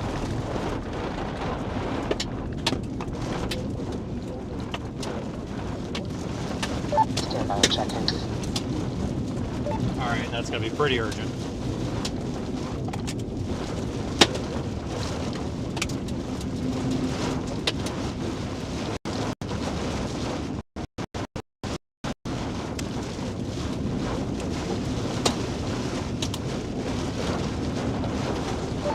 then I need storm speed urgently.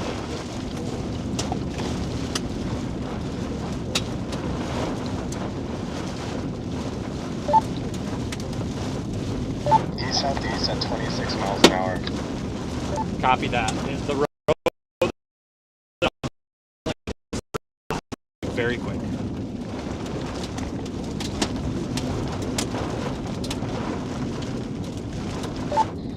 Looks like only good option.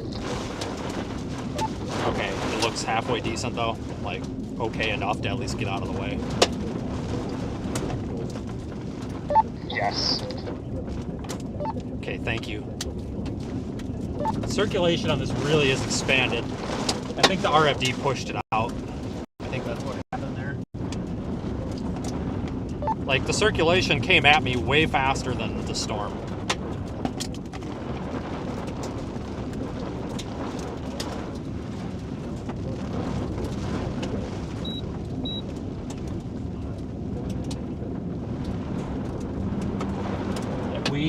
We're in four-wheel drive because if we get stuck, we're screwed. We need to escape.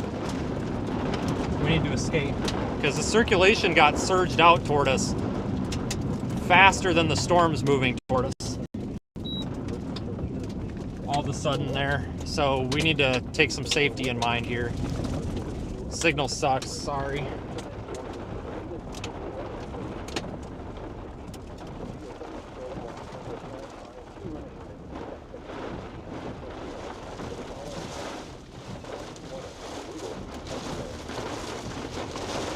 So we need to get a little ways south here.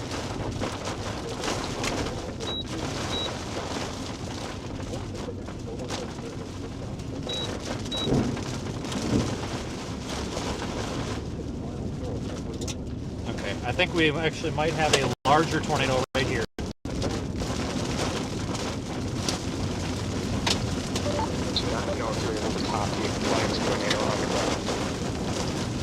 Guys, hold the air. Say that again.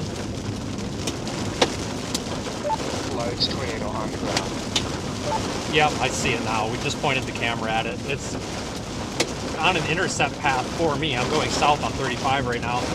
So I need to know if this thing starts deviating its path at all because it's moving quicker than 26.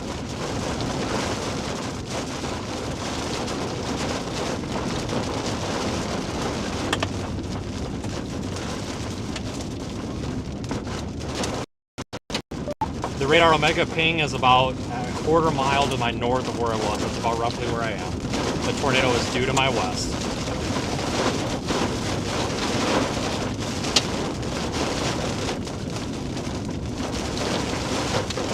Alright, we need to get out of here fast, guys.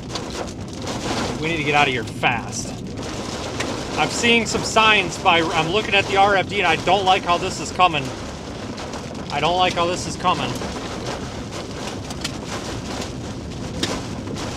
This tornado is going to do something squirrely here. We got to get out of this.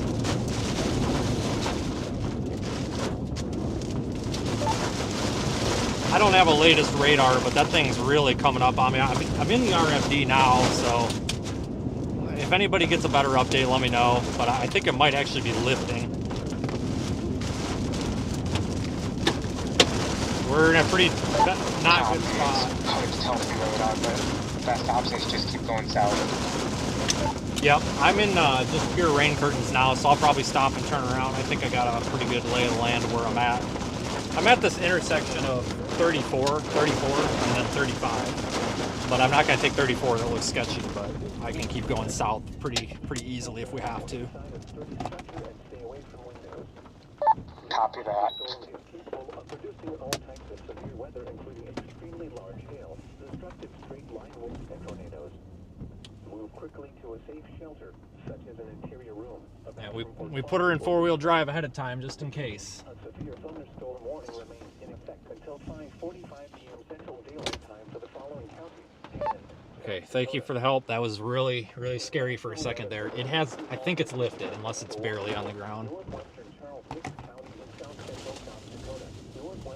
Yeah, it's having issues condensing. It's been kind of touch and go there for a little bit. Yeah, she was pretty big there for a second. At 5:01 p.m. Central Daylight Oh yeah, big tornado.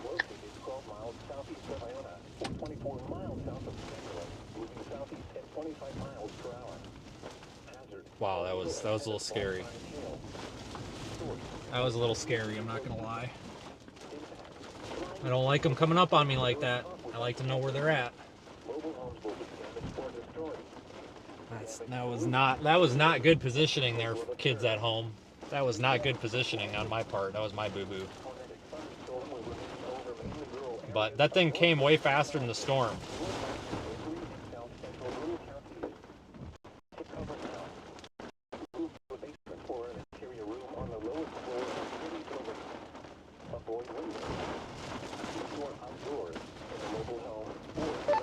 Looks like it could drop again at any minute. It's right over 35 right now. That's it right there. That's the big wall cloud. Yeah, I believe it. Derecho racing off right now. Copy that. I like this east route here, but I just don't trust it. All right, we're in a safe spot now, I think. So let's weasel our way up right into a better spot to view. Got bad signal.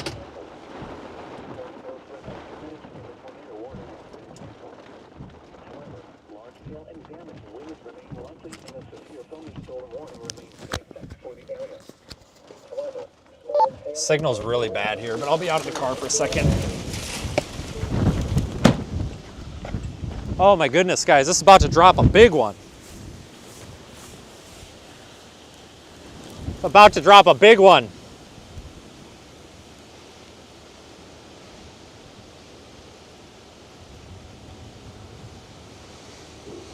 That's about to be a big tornado there.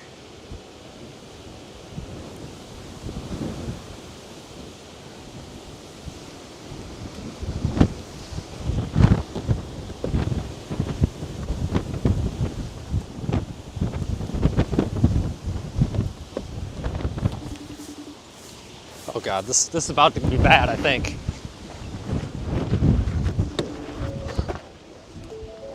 Hello. Hey, is she awake? No. Okay, never mind.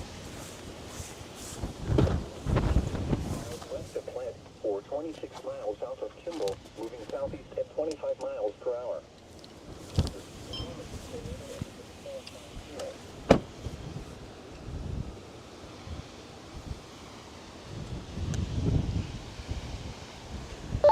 I just got the camera out of the car. I know signal's bad, but hopefully this will come through some. It's about to be a big one, I think. I'm gonna try to come in behind this, I think, if I can stay out of the hail.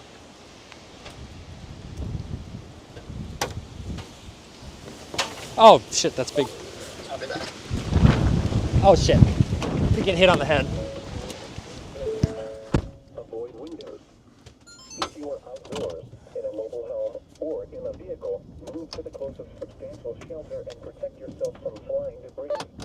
Take that back, I'm getting big hail. I'll just go south. Large hail driven by severe winds, seek shelter now inside a sturdy structure and stay away from windows. If you are caught outdoors, Hold on, it takes me a second to get this truck turned around. repeating, a tornado warning remains in effect until 5:30 p.m. Central Daylight Time for the following counties. A little more Gregory, not When you compact. said it was to your due west, how far away do you think it was? Central Bureau I don't know why. The tornadic thunderstorm Because about 2 miles to your west, there's some potential structures that would have gotten hit. has been canceled. I mean, I didn't see any debris. Watch remains in effect until 10 p.m. Central Daylight Time. Copy that. That's a good sign. Dakota. Tornado warning for I mean, I'm pretty confident I would have seen it. Central Hughes County has been canceled. All right, dropping south on 35 just because of the hail. This thing's moving east.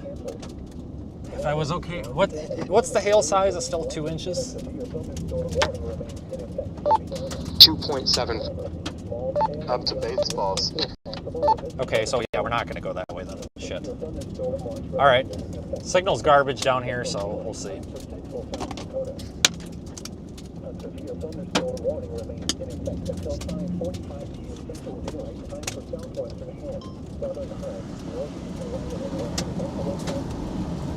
And 5:00 p.m. Central Daylight Time for severe thunderstorm northeast of Denver, or 11 miles north of Prepare for poor signal.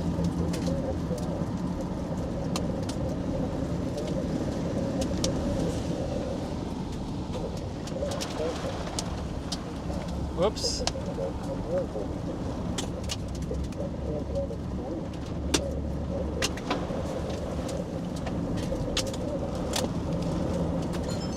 Wow, what a storm.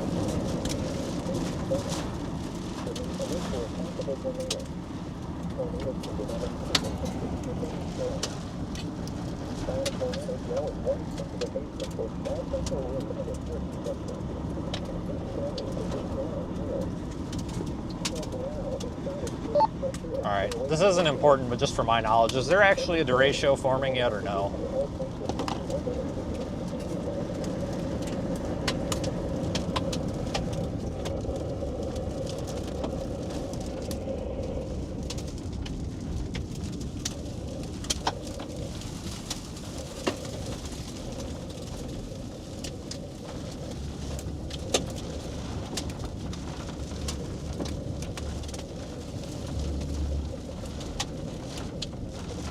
As we're dropping south to try to position up on a hill or something.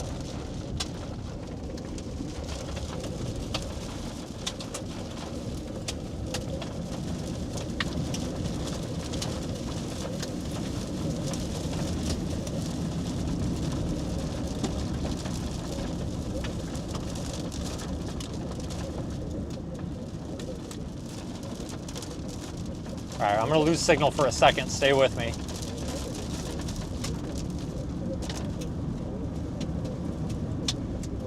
Go in and out of this valley.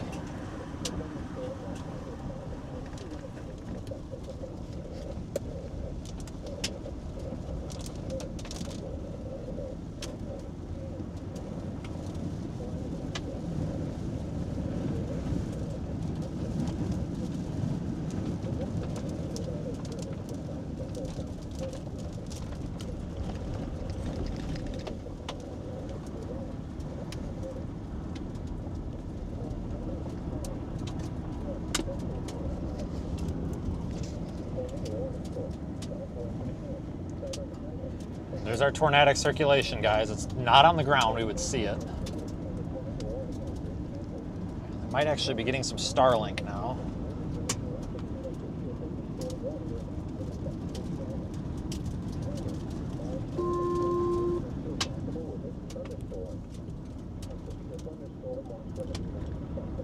I'm gonna tell you right now, those chasers that are underneath this thing on that east-west road are honestly not very smart. They're gonna get hurt.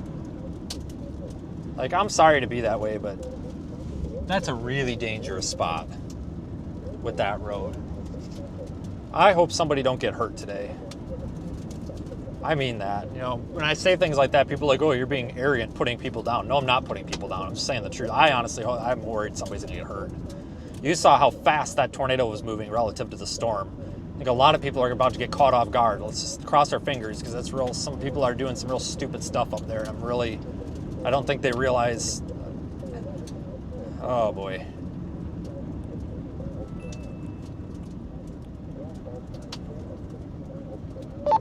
I've been in a dead zone.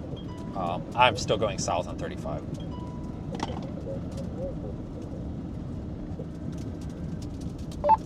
Copy that. Just updated warning to a new warning. Still observed. Moving a little more southeast at 20 miles per hour. I'm going to tell you, those guys that are right up under it, I hope that we don't have a chaser accident today, because it takes a lot for me to say. I got a little nervous, and I got a little nervous on that one, because that tornado was moving about 60 to 70 miles per hour. The storm was moving like, what did we say, 26 to 30? So that it's getting pushed by the RFD, and it's getting real squirrely in there. Yeah, that's part of why I didn't like that 1806 road, because there were no east options because of the river. I don't like the road I'm on, because now I'm kind of stuck, but I also can't not like it because no other choice, but oh well.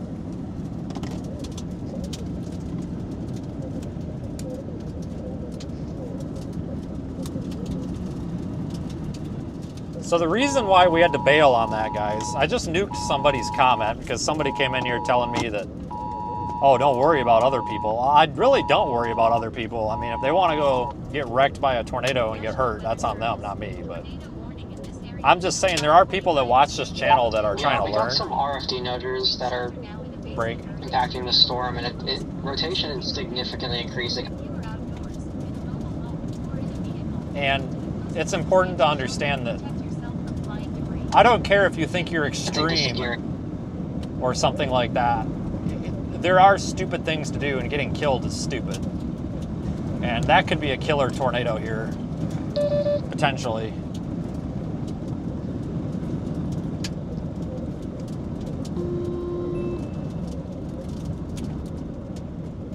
Move, fucking deer. Jesus. Come on, deer. Get out of the road.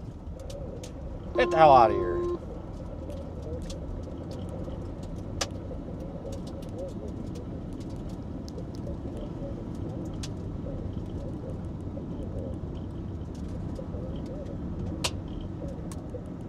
The reason we had to bail out of there, guys, is because this thing, like I said, was moving way faster than the storm. It was that road, that only road option might go to hell in a handbasket real damn quick. And it probably won't, but you can't be chasing, and I see people up there doing it on Spotter Network and all sorts of stuff, and it's real damn stupid. Real damn stupid. You know, and if people want to get after me for calling out basic safety things, then that real damn stupid, because you have no escape route.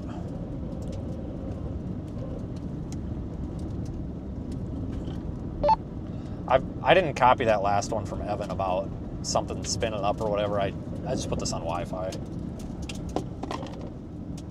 You know, there are some RFD nudgers that are impacting the storm, and I think it might be gearing up for another one because velocity is really picking up.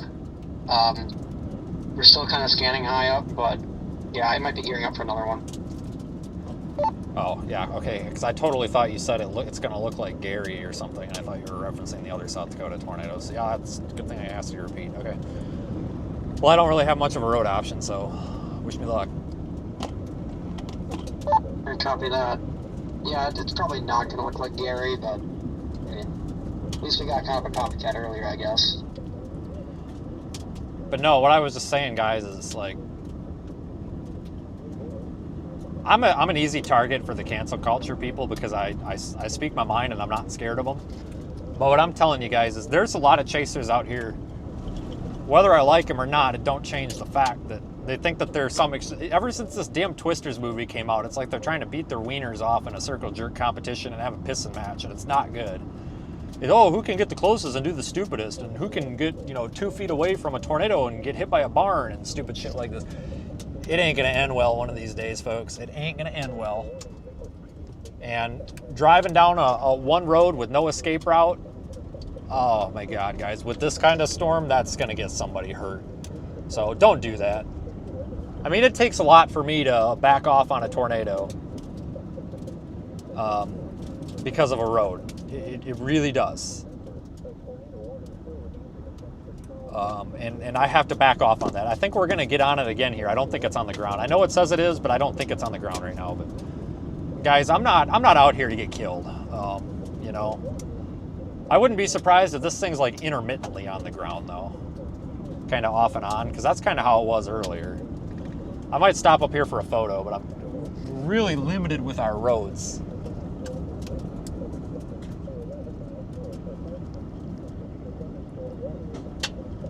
All right, let's stop.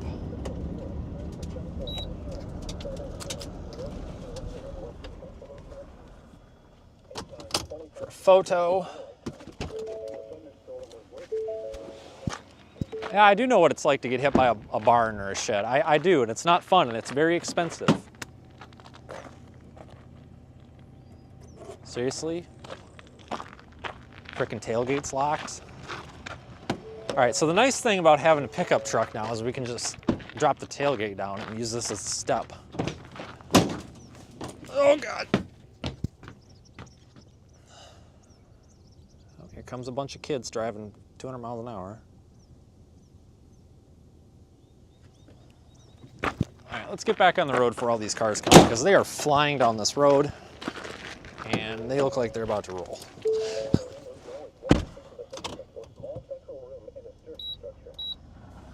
Yeah, so I am not Mr. Safety. I appreciate the compliment. I'm definitely not Mr. Safety. I don't want to say I don't care about safety because that would be reckless. And it's not that I don't. It's just, safety is definitely not the thing on the forefront of my mind at all times. And I say that loosely because it's not, yes, I wouldn't say that like, because somebody's going to use that against me, and I'm sure they already are on Twitter, but, you know, I'm not always thinking, oh, how can we, you know, how do we be safe? You know, do we put the yellow vest on and put out the wet floor sign? No, I mean, yeah, you're constantly processing, like, what could go wrong here, but I'm not out here, I'm not the safety officer here. But I will tell you, that storm back right there, when that tornado, there was a point, I don't even know if it came through on the stream or not, because it was a dead zone, kind of. But it's right when that cop passed by in the pickup truck back there when I was it Lucas or Luke or whatever it was? Guys, when that thing was probably a mile off to my west, and it came a mile away to what looked like it was maybe about 100 yards off to my left, way faster than a 26, 27, 28, 30 mile per hour storm. It looks like we're seeing another storm going up just to the west of this storm, and it has very weak broad meso. So hold that thought. So keep an eye on that one by Burke. Hold the thought, guys. A merger could end up maybe taking over or something, or the other one could. Just keep an eye on it. So lost my thought again. Hold on. So what I was just basically saying was that was not what I expected that tornado to be doing. I expected that tornado to be moving like 30, maybe 40 miles an hour toward us. I figured we had a good solid like 60 to 90 seconds before we even had to think about moving. And that definitely wasn't the case. So what I think happened was the storm, or the tornado, because it was a little bit farther back in the RFD than like they kind of usually would be. It was kind of in a little bit weird spot. And I think what happened was the RFD pushed it and accelerated it. And both times. And that's what caused it to really speed up on us. And that's why you got to be careful, and you have to respect these storms. You know, they don't always, you know, the storm might be moving 30 to 35, but that means the tornado should be moving 30 to 35. But sometimes things like that happen. There's a lot of moving components to one of these tornadic thunderstorms. And you have to be ready to anticipate anything happening, you know?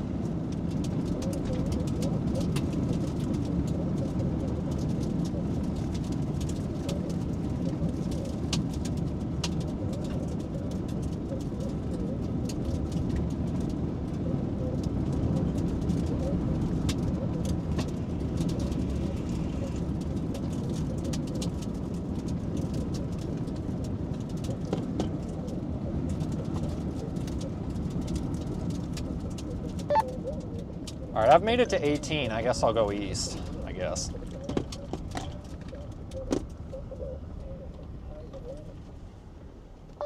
Copy that. Yeah, I think maybe getting towards like Bone Steel, kind of that on the edge of that polygon. Maybe you could creep up 1806 a bit if you get out in front of it enough. Otherwise, yeah, it's probably gonna be crossing the river, because that's gonna be annoying. Yeah, we're kind of screwed on it, but it don't look very good structurally. Yeah, it's kind of getting clustered out. It's gonna have to take those mergers.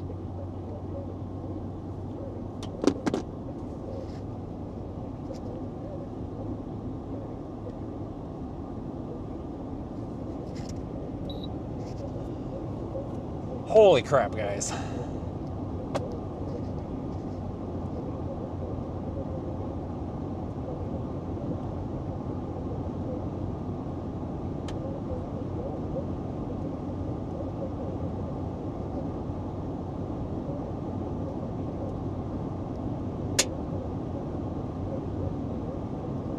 Yep, that was not a fun one.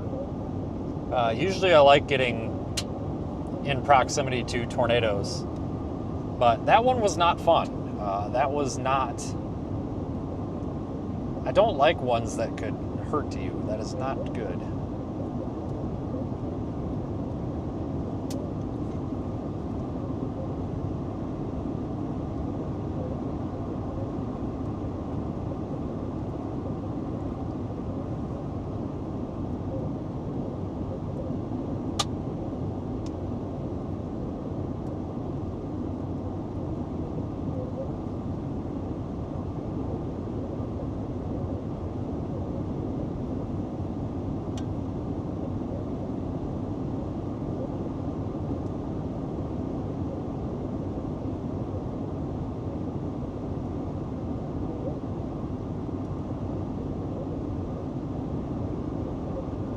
We'll see if this thing's gonna do it or not.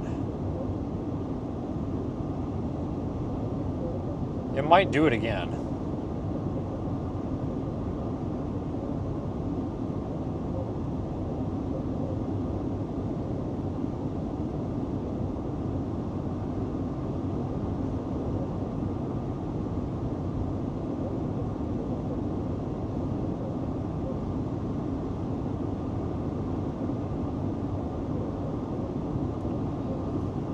Good question. I am worried about it. So here's the deal. Like, if somebody does get killed out here doing this, does it directly affect me? No. But it's not good for the industry, and there's really no reason to get killed by this unless there is an honest accident. You know, tree falls on somebody, semi rolls over on you, things like that. But unfortunately, the storm chasing community, which I'm happy to not be a part of, promotes recklessness, stupidity, and this quote-unquote like bro attitude, and it's really gross, and it's also kind of creepy because it's like a cult, and it's not a healthy community, and I don't recommend that anybody be a part of it if they want to do this. It's best to be on your own. I am worried that someday we are going to have somebody get hurt, and you know, while it doesn't directly affect me, no, it's a good question. It does affect me to a point because people shouldn't get hurt when it's preventable, doing anything. And, you know, this is a dangerous thing to do, but this, especially this year, we've been really ignoring very basic, like common sense. I don't want to say rules because you can't really have rules for something like this, but common sense, like checklist items, like, okay, you know, there's a very strong tornado ongoing. It's about a quarter mile to my north. And I have one road, it's dirt. And it goes through the hills. It could turn to mud. And I have no other option. Should I go down this road? And then people go down the road. The proper answer would be no, you should not go down the road. You get killed. And we have things like, hey, there's a tornado about to cross the road and there's a car there. And, you know, we're just going to run into each other and run other people over and physically push them off the road and get hit by barns and all sorts of dumb shit. And we promote that on social media as quote-unquote being extreme. And then we got these dummies that do this chaser of the year bullshit. It's just... storm chasing used to be a very respected and modest industry. Like, back in the day of, like, Warren Fadley and... I'm trying to think of who else, honestly. But, like, you know, back in the day, you know, like up until like 2015, well, actually up until 2020, it was actually a very modest industry where people were very humble, and when they did good, it wasn't this, oh yeah, I'm so cool, you know, look how big my wiener is attitude. It was, you know, wow, look at what nature did today. Like, this is how it happened, and this is what we did to document it, kind of thing. And it was an art and it was a craft. And unfortunately, the amount of people out here doing it as like an art form is dwindling significantly because they're either moving on to other things, they're getting burnt out, or they're just not doing it anymore. Like, they just don't have time, families, whatever. And a lot of the new blood, now there's some good new people, don't get me wrong, but a lot of the new blood is just this, it's like they want to be Mr. Beast, and that's really dangerous. Because, yeah, sure, yelling and screaming gets you views, but let me tell you one thing, the views don't actually matter, because if you get killed doing this, who actually gives a damn? You know? It's become a contest of who can destroy their car and all this. A lot of us that treat this more of like an art form or a craft, we come from backgrounds of learning to take care of what you do and having pride in your work and stuff like that.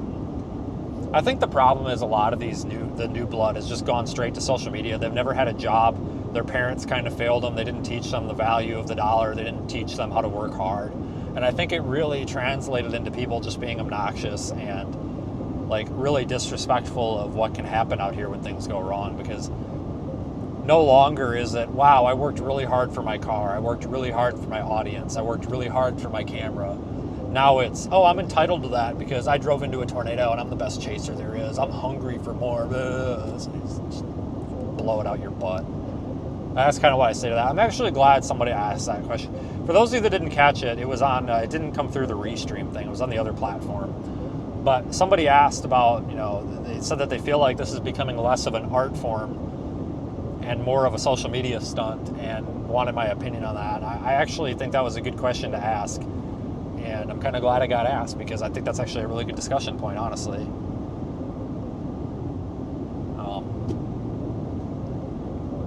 So my good question also, the question was, okay, well then who do you follow? My opinion, if you're going to follow chasers out here and you want to see the best stuff and people that really respect it, obviously I'm going to say Aiden, because he's not a dipshit. And he's, you know, part of our business. Aiden does a really good job. Hank, Daniel Shaw, Simon and Justin, you know, the Justin and Simon, the Storm Riders guys, they were on Weather Channel and stuff. Those two are really, really respectful. Really, they just really do a good job.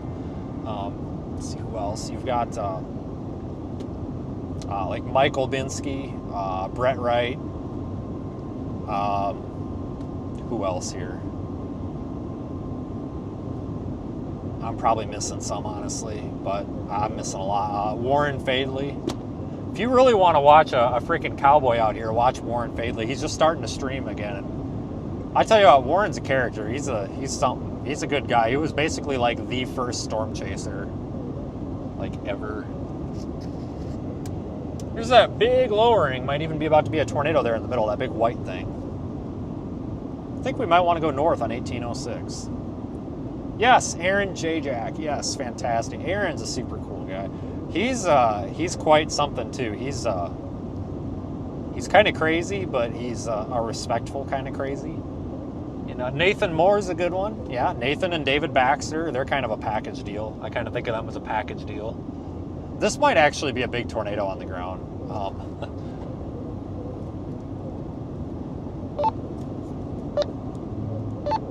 Guys, I think this is a large tornado on the ground up here, actually. I'm going north on 1806. Copy that. I think this is a big tornado. Yeah, David Baxter and Nathan, they're like the kings of Twitch. Who's the guy's name from Storm Chasing Now, Yeah, or I whatever think it that is? is a tornado. Seen earlier streams. Oh, that's a I think huge it's on the one. ground. We have a large wedge. Oh boy, copy that. What the hell? Who's the other guy? The SCV, Storm Chasing Video. What the hell's his name? Kiesling. Doug's cool. National Weather Service. Severe thunderstorm warning in effect for this area until 6:30 p.m. Central Daylight Saving Time. Large wedge needs to be PDS. Take shelter in a sturdy building, away from windows. Agreed. Fire debris may be deadly to those caught without shelter. All right, so we're just casually talking about the industry while we got this large tornado approaching us. All right, we're just casually going to drive right up to this thing, I guess. I don't know how far away this is, but, you know, I mean, this is working out pretty well. Unless I'm being duped, it looks like it's about to be a huge wedge, but unless it's, I mean, we could be duped. I can't see the ground, but it sure as hell looks like a big freaking tornado.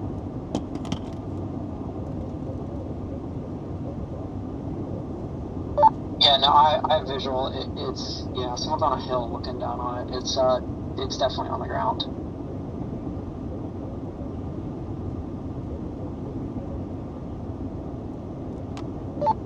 Oh yeah, this is a big one. All right, well, it looks like we got escape routes out of here and all that, so I'm gonna try to get up on this, and it shouldn't be too hard to get out of it. I'll probably quiet down unless there's something important, because I'm gonna be in and out of the car. I'll have the radio on me. All right, can we get this in frame? All right, so do you guys want to be? I'll recite the famous recital here from the Anson, Texas tornado. Are we going to be couch potato chasers here, or are we actually going to be tornado chasers and go intercept the tornadoes? So I guess let me know if we're going to be couch chasers or potato chasers or whatever the hell we are. Lazy sacks of garbage. We'll be tornado chasers today. I kind of botched those last 2 or 3 intercepts because I really didn't want to get killed by the tornado. I feel like this is a slightly friendlier tornado than the last ones. I can kind of see it. It actually looks like it might be rain wrapped soon. This one is a little bit friendlier. In fact, folks, I'm going to go as much as to draw a smiley face on our tornado. Please, somebody screenshot that and post it to Twitter. That is badass. I'm going to go ahead and say this is a happy tornado, and cross our fingers that we can get a good view of it. So let me know, happy tornado or sad tornado?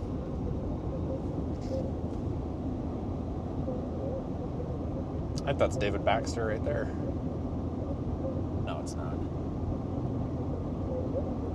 This is a large, kind of almost nebulous tornado. Like it's, I don't know how strong the ground circulation on this is.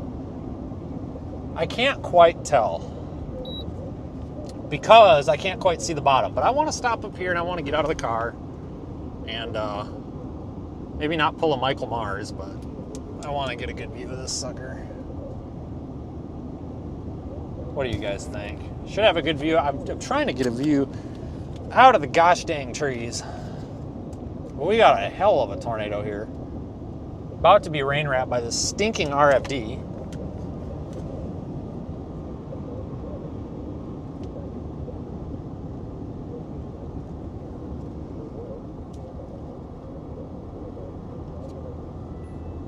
Sorry, I'm kind of paying more attention to the road and the tornado than my camera right now, so just bear with me here. We're gonna have to bail back out of here in a second. Actually, right here's a good view. Whoa, she's right there.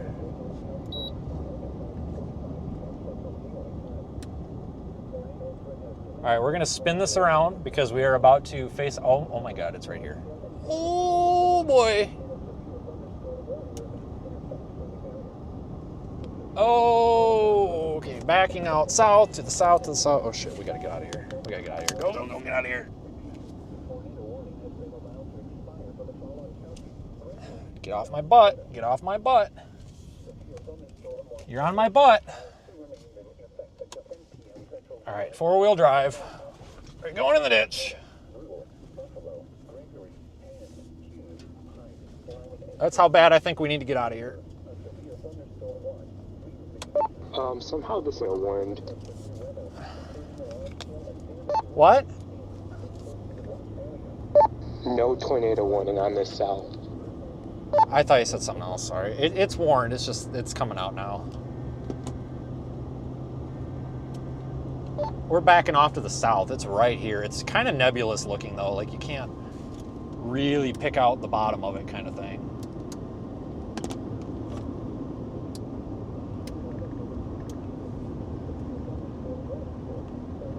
Oh, that about got real damn squirrely on us. Jesus Christ.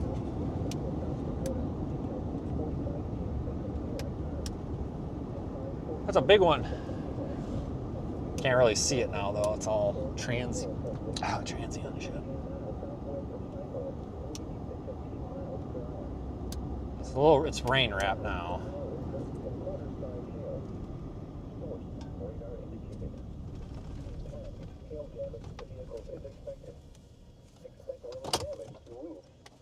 I gotta make a habit of unlocking this because of the damn tailgate. So we got a little bit of a rain-wrapped tornado in there.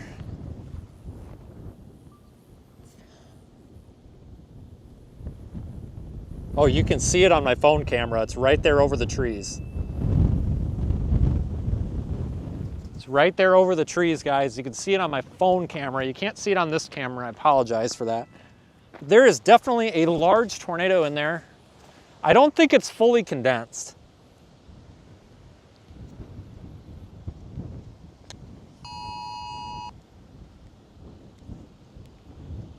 I'm trying to see if I can get a better view here. Okay, it is still down. It's just one of those where you can't really, it's like real ghostly.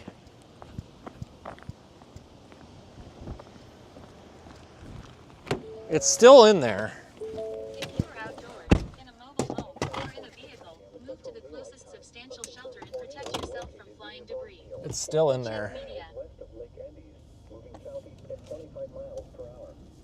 Hazard, damaging tornado and hail up to 2 inches in diameter.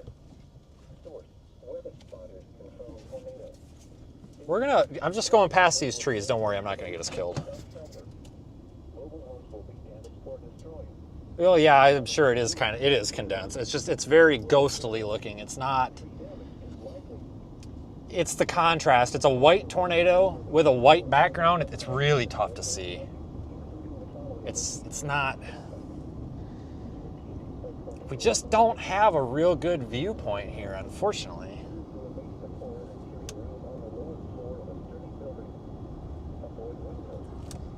That's a viewpoint, but it's got a tree in my dang way. Well, if the freaking tree wasn't there,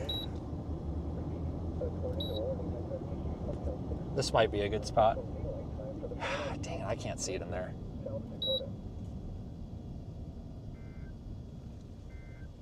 Gosh dang thing got to be right there. Severe thunderstorm watch number 552 remains in effect until 10 p.m. Central Daylight Time for the following counties in South Dakota: Brule, Buffalo, Gregory, and This thing's still real ghostly looking. I just can't get a good view on it, but it's like right off my back door here. favorable for the development of severe weather, including Who is calling me right now? This is ridiculous. Copy that. Velocities are weakening a little bit, but it's still kind of Stop up there. calling. Checks out over there. listen for later statements and possible warnings. Hello. Weather radio, commercial radio, and Yes, hello. I'm gonna have to give you a call back. We're in the middle of a tornado. I'm not joking. repeating. Severe thunderstorm watch number Seriously? 2 remains in effect until 10 p.m. Central Daylight Time for the following counties in South Dakota: Brule, Buffalo. Oh, frick, I'm gonna need I might need four-wheel drive to get out of here. You are listening to NOAA Weather Radio KZZ60. The voice of the Oh my god, I got no weight in this bed, so doesn't do too good. Something like that.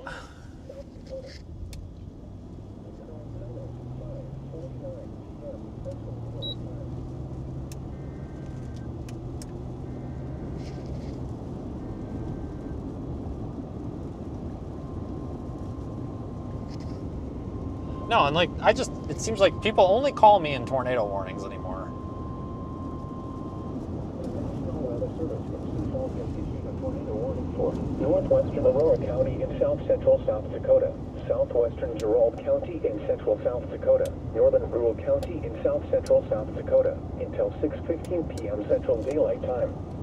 At 5:35 p.m. Central Daylight Time, a severe thunderstorm celebrating a tornado was located over Edbauer Hill, or 10 miles east of Fort Thompson, moving southeast at 40 miles per hour. Hazard, tornado and hail up to 2 inches in diameter. Source, radar indicated rotation. Impact, flying debris will be dangerous to those caught without shelter. Mobile homes will be damaged or destroyed. Damaged roofs, windows, and vehicles will occur. Alright, Tree you guys damage don't is know. likely. This tornadic thunderstorm will So remain if it will over continue many across rural much areas of of eastern northwestern central South Aurora, Dakota late this southwestern afternoon. Gerald, and northern Tornadoes Brule threat likely counties, maximize over the next including the couple of following hours. A strong locations. tornado will be possible. And that's our current cell and back to the west for that other cell to your west, and also north as well.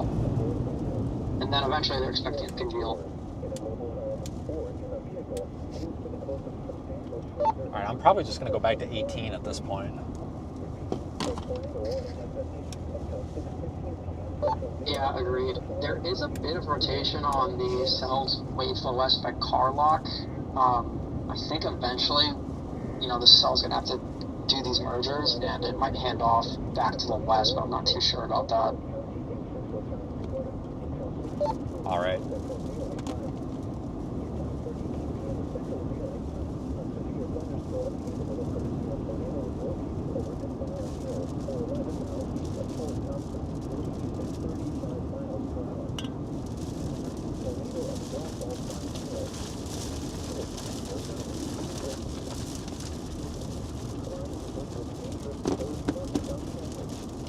I don't know if it's still down in there or not, guys. Don't know. I haven't even looked at radar for a bit. Velocity's a little bit weird. We actually might be closer to Sioux Falls.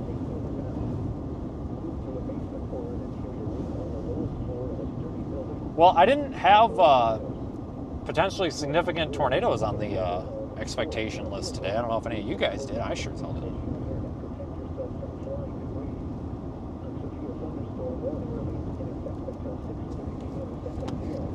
I just switched to Sioux Falls. It's got a nice couplet. Well, it's sort of in there, I guess, but I'll probably go east at some point here. I'm gonna have to ditch this because of the rivers and the hail and stuff, but I might give this one more stab. I don't know if I agree with them saying it's gonna maximize here because it's lining out, but I'm gonna give it one more stab. I can't even tell if it's down in there though.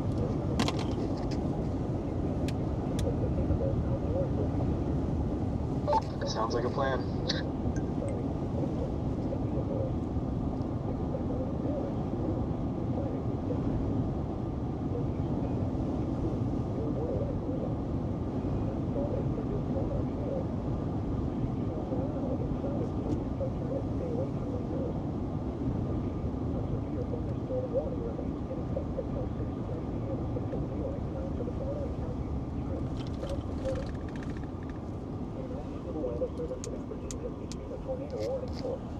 Okay, so let me take a manual. Ooh, ow, I just hit my head on the window. I don't think it's down. I don't think it's down. I'm gonna go east on 18. I don't think it's down, but I could be wrong. Damn rain might be shrouding it.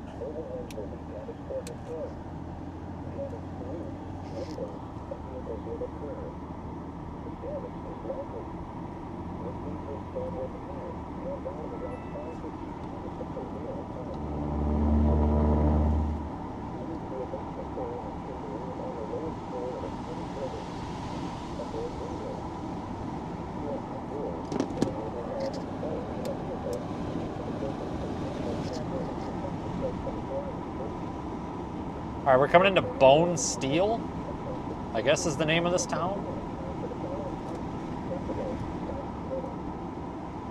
It's nice that the cellular signal decided to come back to the chat here. Yeah, it might be on the ground. I just can't tell from where I'm at.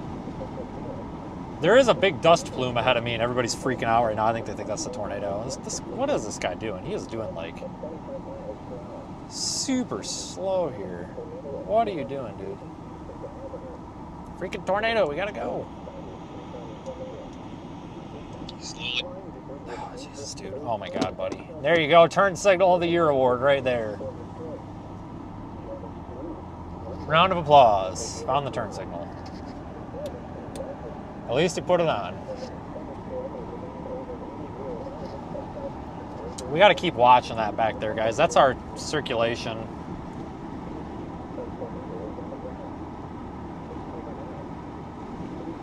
Not a freaking.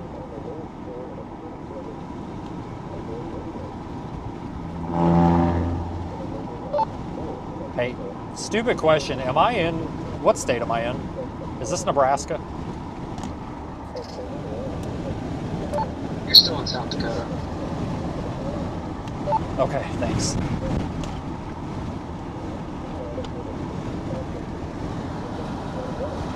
It might not be down anymore. I don't know, guys. It's just it's kind of, it's not like totally rain wrapped, but it's like kind of rain wrapped enough. Like I can't tell. It's possible once we get a little bit farther up the road here, we might be able to make that decision here. Holy crap, that was nuts. Yeah, it should go north of, or it should, I don't think the tornado is going to hit Bone Steel, guys. I don't think so. But yeah, they should be sheltering. I mean, I definitely agree with that. I don't think it's going to, I don't think the tornado is going to hit Bone Steel. I really don't. So, reason I'm repositioning is I'm trying to play this long term because I think it's down in there still. Like, you can't see it on this camera, but there's a cone in there. I'm pretty sure it's down, but I'm trying to get out ahead of it a little bit because if this thing keeps diving southeast, we actually might have a shot at it crossing Highway 18 up here in 20 minutes or so. And we might be able to get a real close encounter with it, and that would be out of the range. So we've been real close to tornadoes several times today, so I'm trying to play the long game here and see if we can potentially get in a little better spot.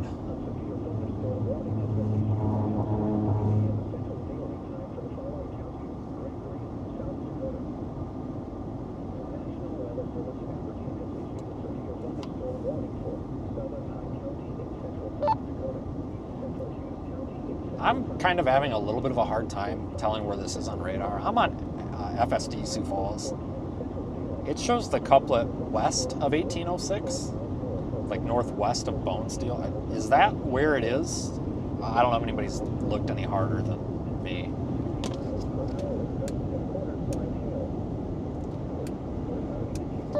I think so. It's definitely on the ground. We have footage. I see footage of it, but it's so hard to tell on radar. I think it's more north, kind of just west of 1806 there. Okay, I think it's where it says it is on this radar then. Yeah, I mean, it's definitely down. There's a cone in there. You just can't see it very well on the camera. I'm just trying to eyeball this thing up because we got a perfect east-west shot here on this highway in a mile or so. And my thought is here, maybe we could catch this sucker. If it produces again, like it has a million times now, maybe we could catch it. It'll be a real good spot. Just waiting for it here. Yeah, now there's almost two different circulations. Also, another one looks like to the east of the one we were looking at, so this thing's weird. Sorry, the horizon leveling is all messed up. It'll level out in a second. All right, we go due east out of Fairfax.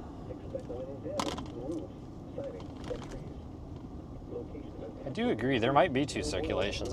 We've seen this though, where this storm has had like way back when, you know, maybe half hour, 45 minutes ago with that other intercept. It had two circulations, two wall clouds.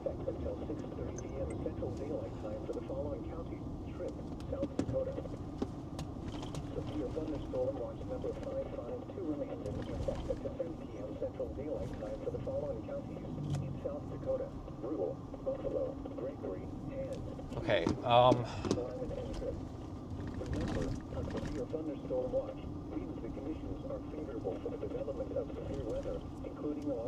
let me get through town here, guys. It's gonna get a little squirrely for a second.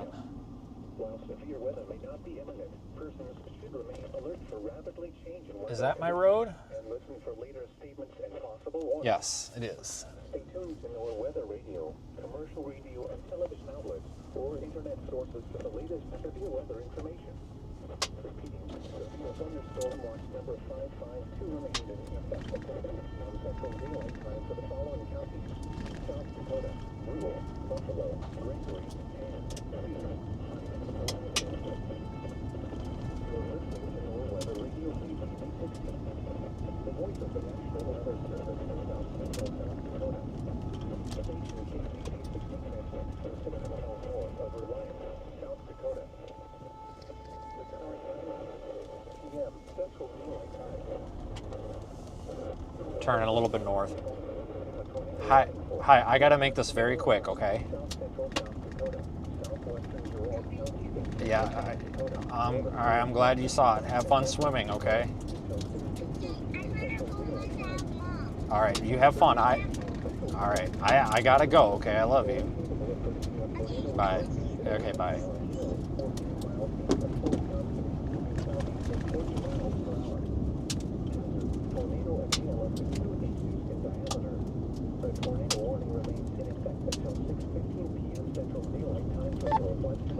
I'm gonna stage just north of this Fairfax on a road, just to watch for a minute. Severe thunderstorm capable of producing a tornado was located 8 miles southeast of Camp Valley, or 12 miles north of Kimball, moving southeast at 40 miles per hour. Hazard, tornado and Haswaller-sized hail. Source, weather spotters reported a funnel cloud. impact. Flying debris will be dangerous to those caught without shelter. All right, let's just watch for a minute, guys. Let me try to figure out what I'm going to do here. It looks like Windows and we might have lost that rotation. tree damage is likely. Locations and tactics include The tornado is going to be basically right in the middle, like right about here, but it's covered up in the rain. lowest floor of a sturdy building. Avoid windows. If you are Shoot. outdoors, in a mobile home, or in a vehicle, move to the closest substantial shelter and protect yourself It from might, flying debris. this thing might have lifted by now. Oh, Christ, here comes. Dude, I don't want to roll my window down. Following county. Rural, South Howdy. It's going to be straight up ahead in the rain. Yeah, I mean, yeah, I don't know if it's going to be very long, though, but for the past, like, hour and a half, this thing's been up and down, so. I think it'll stay just north of here, I think. I mean, southeast, but we're wrong half the time, so you get it. That's comforting. Yeah, I know it. Did it touch down west farther? Yeah, it was down. It was a big one for a while. Yeah. Yeah, it was big. Where at? Was that Boone something or Bone, whatever this town? Bonesfield? Yeah, Just north of there? yeah.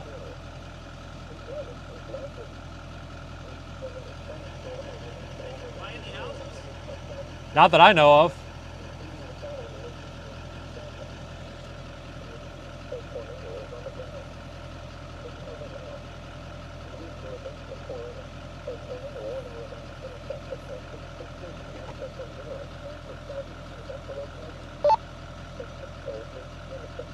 This thing died.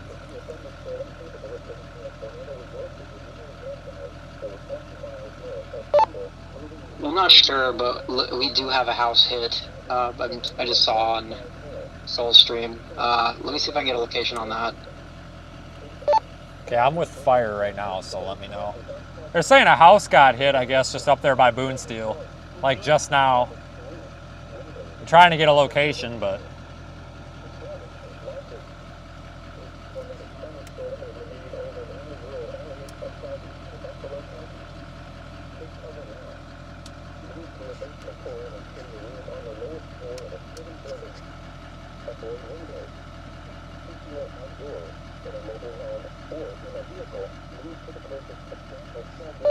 Do you know who reported that? Because I might be able to figure it out if you just tell me who.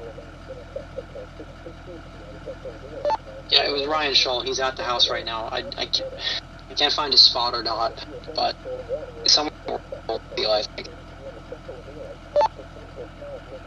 Okay.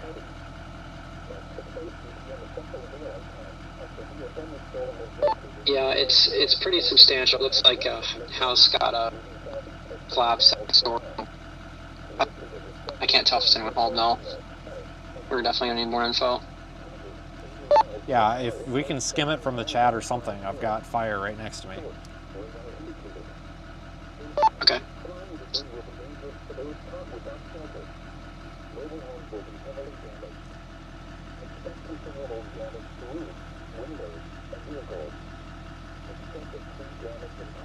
Okay, I think.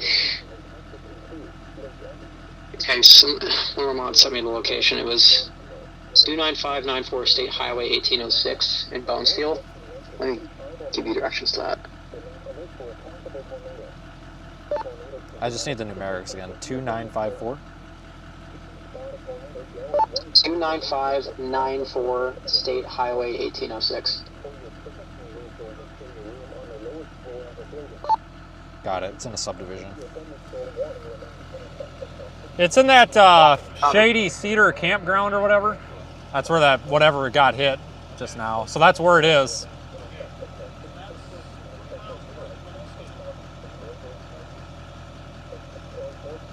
I'm gonna probably get back to the highway. I think we're good here. All right, I'm gonna peace out of here. I think these guys are coming along.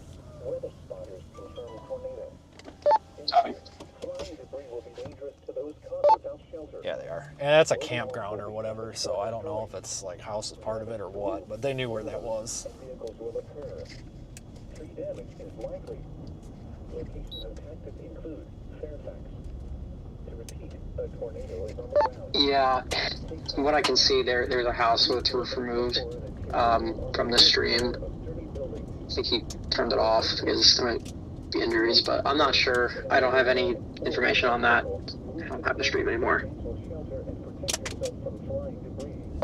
Do we know if he called 911? I mean, fire's coming. I think they're gonna pass me out that way. I'm not gonna go up in there and hail on him. Like, he did call that in, I assumed, or do we not know?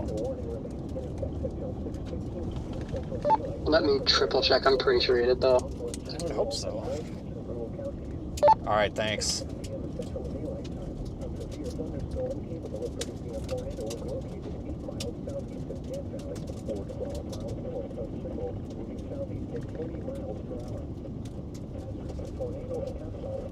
Looks like I'm also seeing a maybe another circulation north of St. Charles, also back to the west of this thing.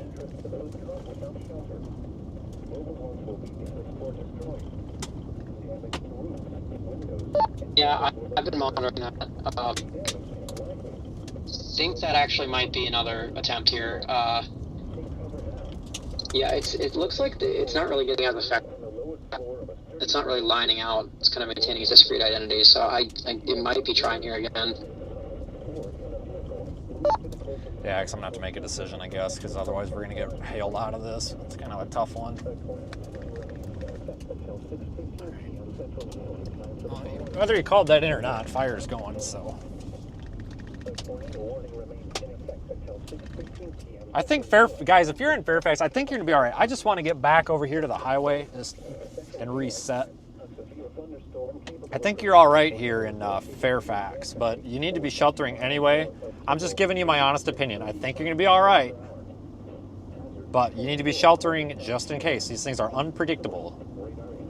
It has been a gnarly mess today with these tornadoes, so Fairfax, you need to be on high alert with this one. You're in the tornado warning, although I think you're going to be all right, but just be prepared for the worst here, just in case.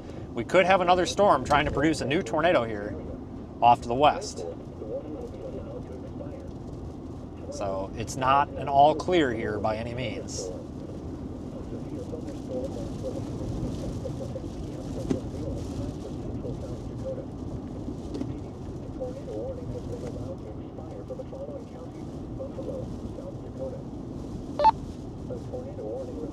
That was just one structure hit, right? Not like multiple. So what I can tell, yeah. Yeah, I think it was just one structure. It does, like you said, it is at a campground kind of area, but from what I saw, it was just that house. Copy that.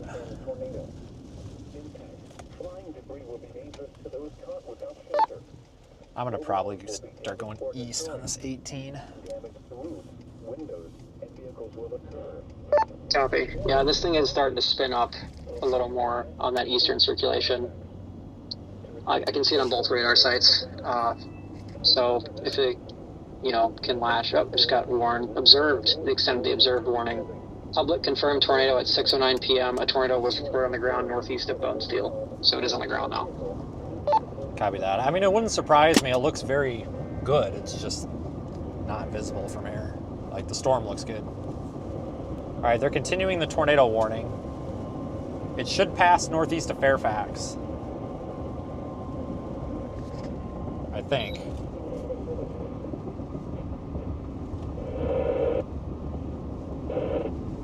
Until 6:15 p.m. for the following county. Greg.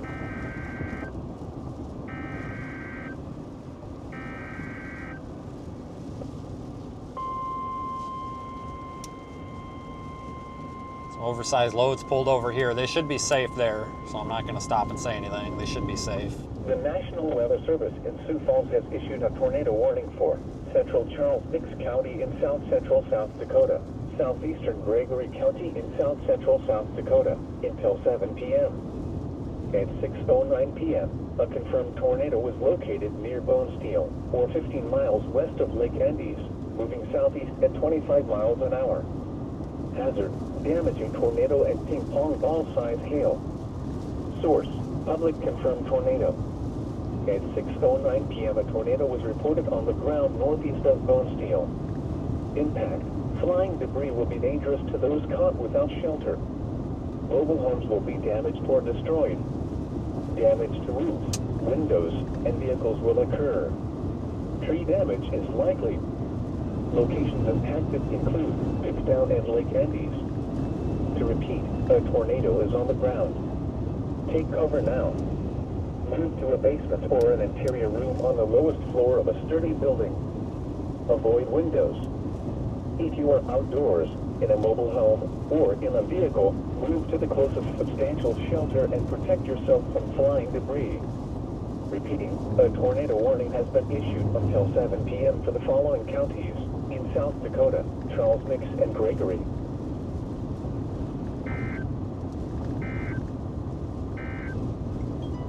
At 6 p.m., light rain was falling in winter. Oh, who cares if there's light rain? We got a freaking tornado on the ground. Why is it cycling the forecast here? Jeez.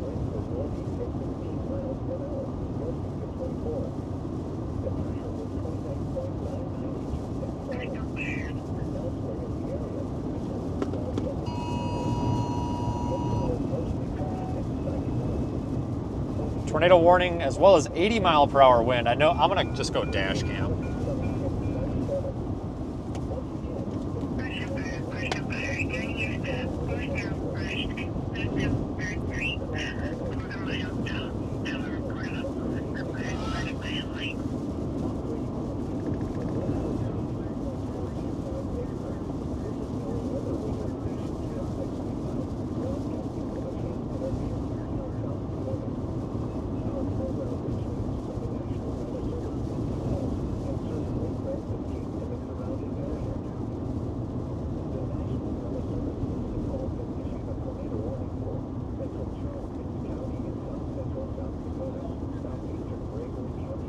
But unfortunately, it does come with big risks. Like It comes with big risks.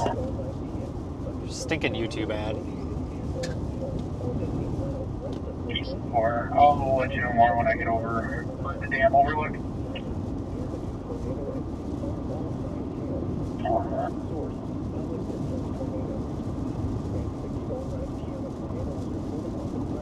Thank you. Put it on your ticket.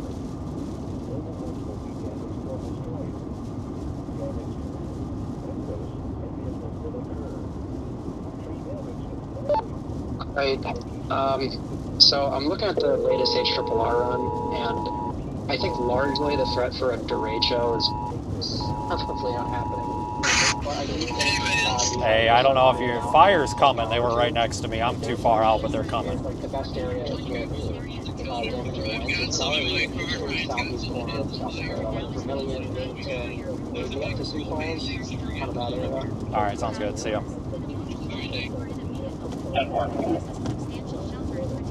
I didn't get that. What? Sorry, I just looked at the latest HRRR. After these storms line out in the next 1 to 2 hours, I think the best area for it's probably going to be like Vermilion, Yankton, up to Sioux Falls, that kind of area. All right, honestly, at this point, I'm not even worried about it, but we'll have to deal with it, I guess, at some point. Copy. Yeah, it's looking like it's going to be a nighttime thing.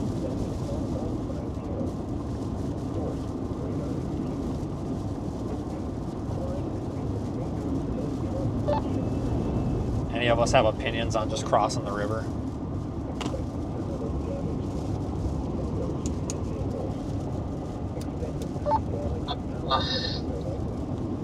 Yeah, I think that's probably a decent call. There might be some good visibility from, looks like there's a dam or something over there. I don't know how that is, but you might be able to get a good view up the river, look at the super zoning there or something.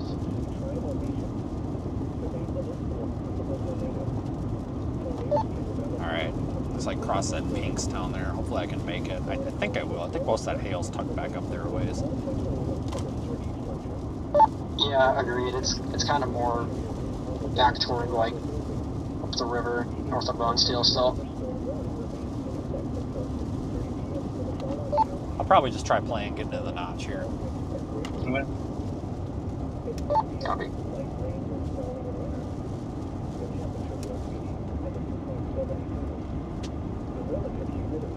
had a private call into it.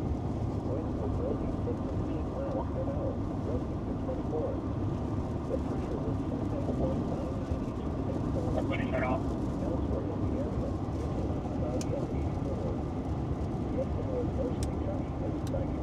Northeast Route 50. Rain over there or what? It's starting to hail here where I'm at.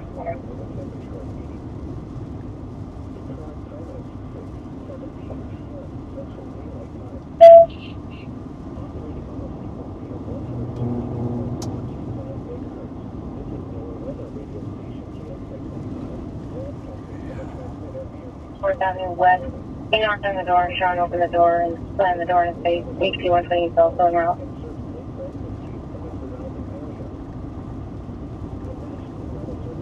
It's 497. We're trying to stay on this by moving east. I want to get in the notch. That'll give us a little, if you look on Radar Omega, you'll see I'm talking about the little inflow notch. It's going to give us the best chance of seeing anything. Here's 101 L1, be around 2101, 6 shelter. I'll still be 1012 now. We've got a couple escape routes here if we need them. Not many, but we got a couple. Like, we're passing one right now. Extending the tornado warning.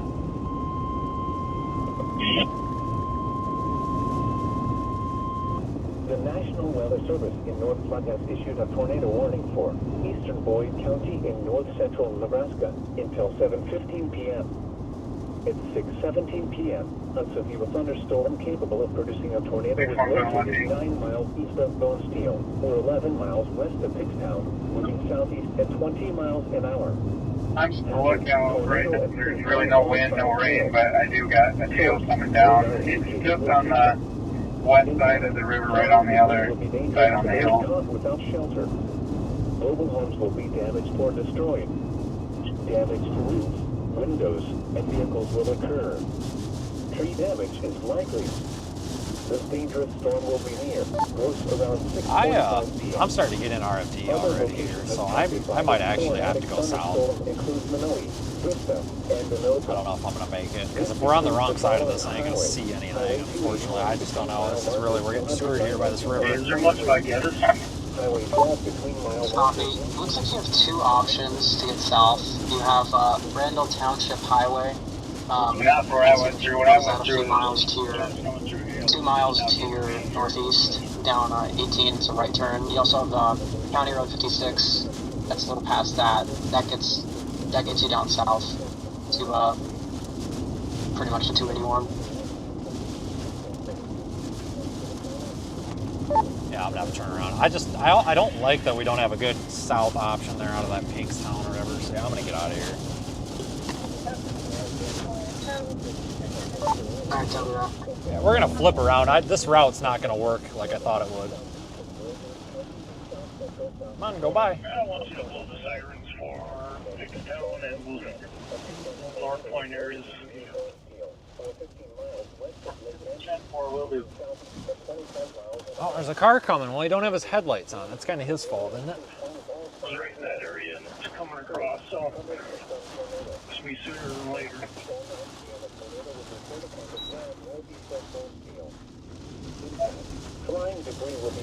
Just don't like the way the storm's moving. I don't like our road option up there. I don't think it's a good one. I thought it was going to be a good one, but I don't think it's going to be a good one.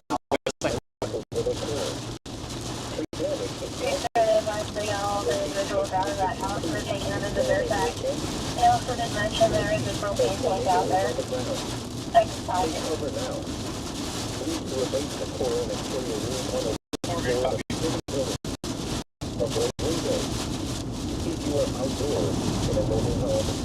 Absolutely getting smoked by RFD.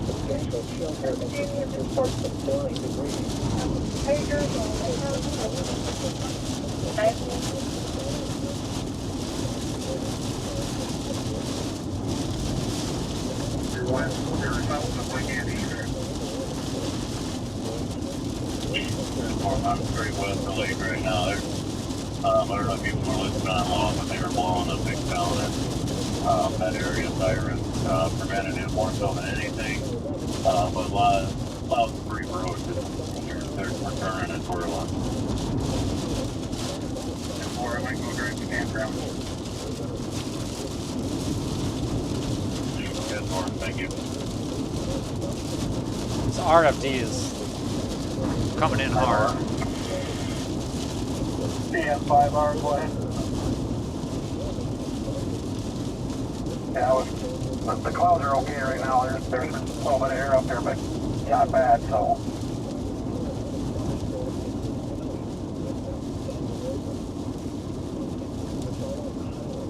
And then rotate. Watch closer next down. All right, this is gonna be our south road, 281. Another warning coming out. I was actually calling Nico.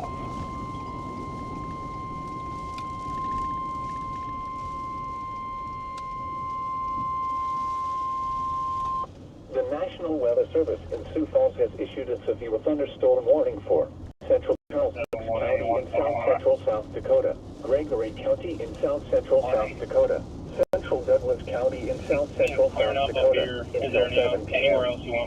At 6:22 p.m., a severe thunderstorm was located 10 miles east of Bonesfield, or 10 miles west of this town, moving southeast at 30 miles an hour. Hazard, 2-inch hail and 70 miles an hour wind gusts. Source, radar indicated. Impact, people and animals outdoors will be injured. Expect hail damage to roofs, siding, windows, and vehicles. Expect considerable tree damage. Wind damage is also likely to mobile homes, roofs, and outbuildings. This severe thunderstorm will be near, peak sound around 6:30 p.m.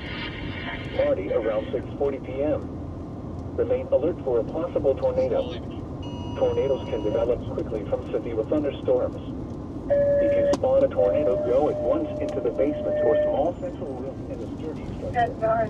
For your protection, interior room on the lowest floor of a building. Repeating, a severe thunderstorm warning has been issued. All right, so update, we are going south on 281. We have limited river crossings out here. I can get across in Niobrara or whatever it is. Just to the north there, just on 44. But going east, we're just gonna get socked up there in the rain. You're kind of my eyes and ears We on the backside. can't see tornadoes in the rain, so we might as well just try to see if we can get in front of this damn thing again here. It's kind of our only option at this point. He was taken to a house in Fairfax. The National Weather Service in northwestern Sounds good. We'll check around, see if anybody else. North central Nebraska, northeastern Kemah County in north central Nebraska, western Boyd County in north central Nebraska until 7:15 p.m. If that tornado's on the ground, it's back up in that rain core there. The thunderstorm was located I actually might be able to see the lowering. It might be this here. east at 40 miles an hour. Tennis balls by hail and 60 miles It's hard an to hour. tell.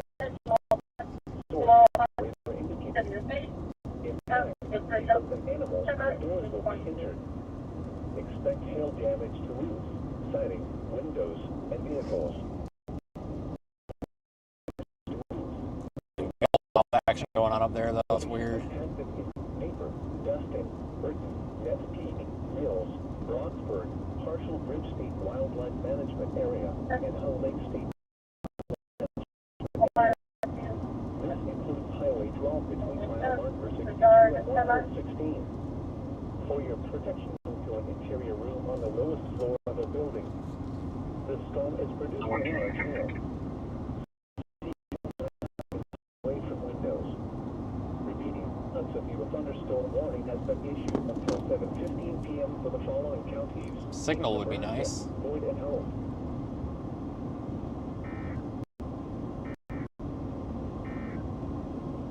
A tornado warning remains in effect until 7 p.m. for central Charles Mix and southeast Gregory County. At 6:25 p.m. 9 miles west of this town, moving southeast at 25 miles an hour. Hazard, tornado and 2-inch hail. Source, radar indicated rotation. Yeah, with this storm moving southeast, we really want to probably stay on the South Dakota side of this for now. Or the whatever county we're in, I guess. windows, and vehicles will occur. Tree damage is likely. Locations impacted include Lake Andes, Bigstown, Bonesteel, Fairfax, and Western Yankton Sioux Tribal Nation. Take cover now. Move to a basement or an interior room on the lowest floor of a sturdy building. Avoid windows. If you are outdoors in a Okay, so I didn't expect this today. We were expecting a derecho, and now we've had multiple tornadoes. So I don't know what to say. We're gonna keep going this way, though. The National Weather Service in North Front has issued a tornado warning for eastern Boyd County in north central Nebraska until 7:15 p.m. At 6:17 p.m., a severe thunderstorm capable of producing a tornado was located 9 miles east of Bonesteel, or 11 miles west of Bigstown, moving southeast at 20 miles an hour. Hazard: tornado at ping pong ball size hail. Source: radar indicated rotation. Impact: flying debris will be dangerous to those caught without. We could probably even stop up here, honestly. I don't think I even have any. Well, actually, shit. Windows and vehicles. There is an east road. In fact, if I go left here, we can get on an east road. The dangerous storm will be near. All right, we can get east. Awesome. Best news I've had all day. This tornadic thunderstorm includes Minoe, Bristow, and Anoka. This includes the following highways: Highway 281 between mile markers 109 and 223. Highway 12 between mile markers 118 and 144. Take cover now. Move to a basement or an interior room on the lowest floor of a sturdy building. Avoid windows.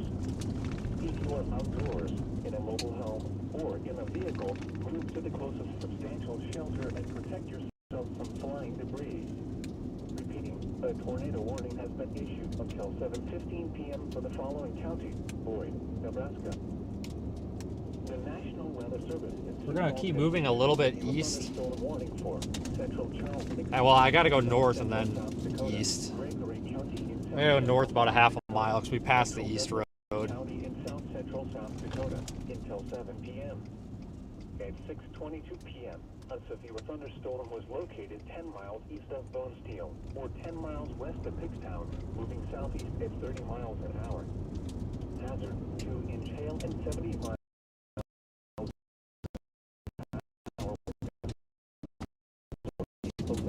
I found a back road. It's like number 905, 905. There's a big chunky wall cloud up here. I don't know if it's down or not.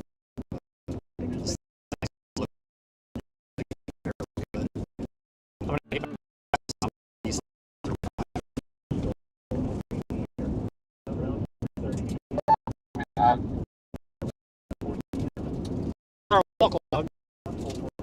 Right there.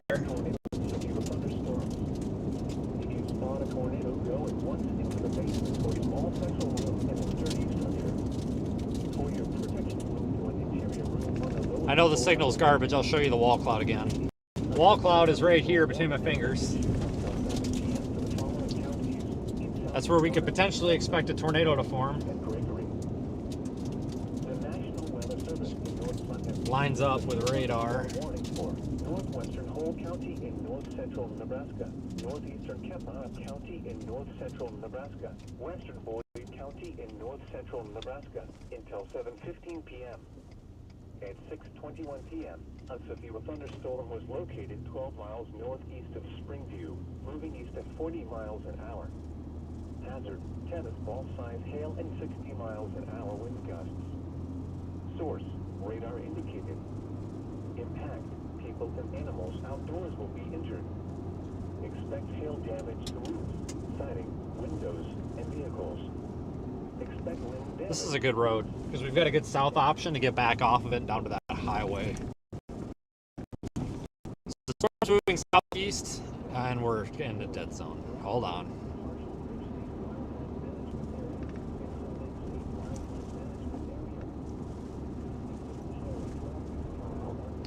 Okay, now that we have signal, so we're moving east, and the storm is moving southeast. So that puts us kind of on a collision course for it here.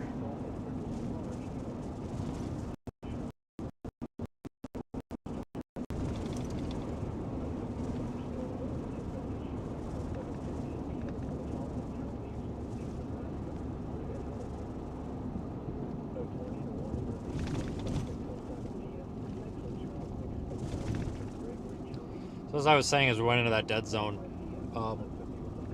the storm's moving southeast and we're moving east, so that puts us like on a collision course for it.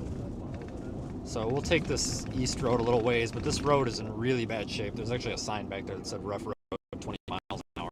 So we're gonna go real slow. I don't know if it's down, but gosh dang, man, it's convincing. Because right back in there, right here, there's like a big cone. Oh my God, this road is so bad. Guys, I'm gonna have to go 10 miles an hour on this road or we're gonna go airborne. There might be a tornado in there, but it's very difficult to say. Very difficult to say. So I wouldn't be surprised if that is one, but I also wouldn't be surprised if it is not a tornado.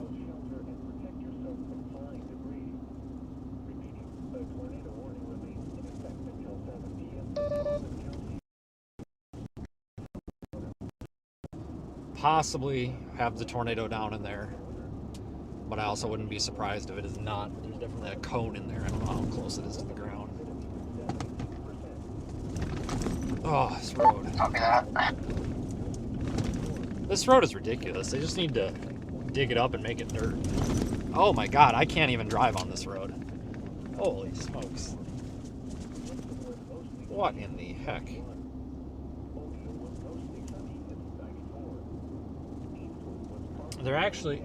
There's like two lowerings. There's also that one right there in the center. That's the one that I would expect a strong tornado on. It's difficult because the is scanning. We're so far away from the radar towers right here. This is not a very good spot to try to get a glimpse of the radar.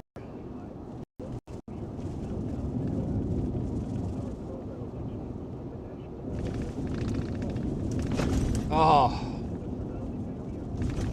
I can't do this road, guys. This is awful. I don't know what the heck the deal is. My God. Jeez.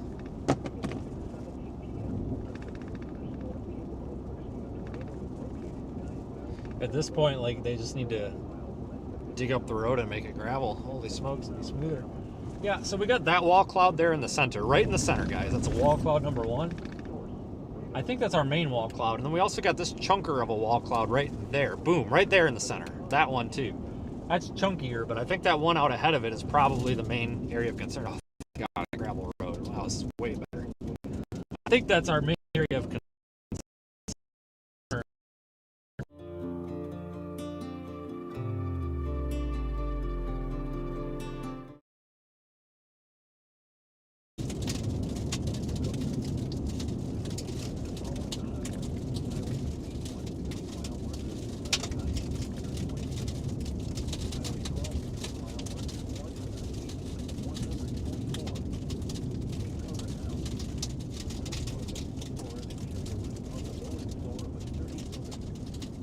A large wall cloud in there, guys, kind of left of center. I think that's our main area of concern. Emergency alert. National Weather Service. Tornado warning in this area until 7:15 p.m. Central Daylight Time. Take shelter now in a basement or an interior room on the lowest floor of a sturdy building. If you are outdoors, in a mobile home, or in a vehicle, move to the closest substantial shelter and protect yourself from flying debris. Check media. Nobody asked. Wall cloud number one on the right. There's a tornado warning? Oh my gosh. The wall cloud on the front of this, or the goddamn signal.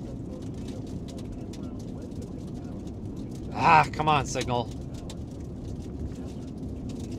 That wall cloud on the right of the frame now, it's off the table.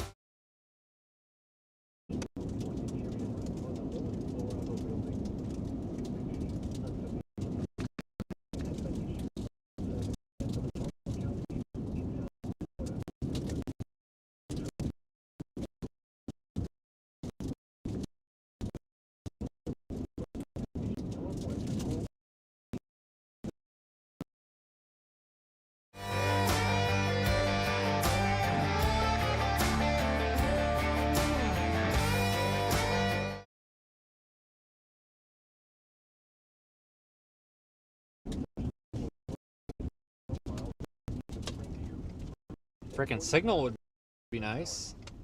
Hazard, cannonball size hail and 60 miles an hour wind gusts. Radar indicated. Impact, people and animals outdoors will be injured. Expect hail damage to roofs, siding, windows, and vehicles. Expect wind damage to roofs, siding, and trees. Location. We're gonna go a touch north, guys. Gonna go a touch north. It's very suspicious in there. Very suspicious. Well, this is probably not a bad paved road, so.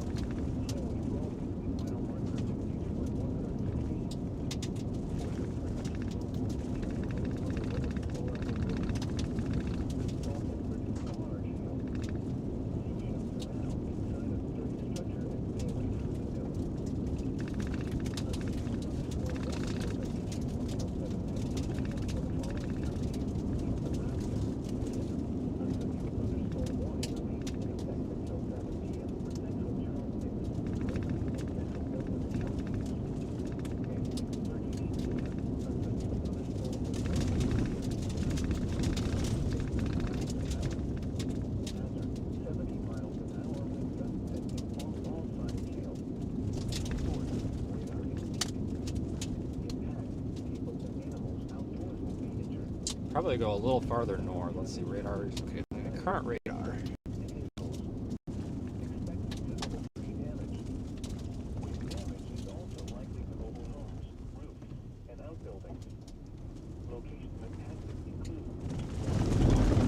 Oh my god, I can't do this damn road. This is killing me here. It's hurting.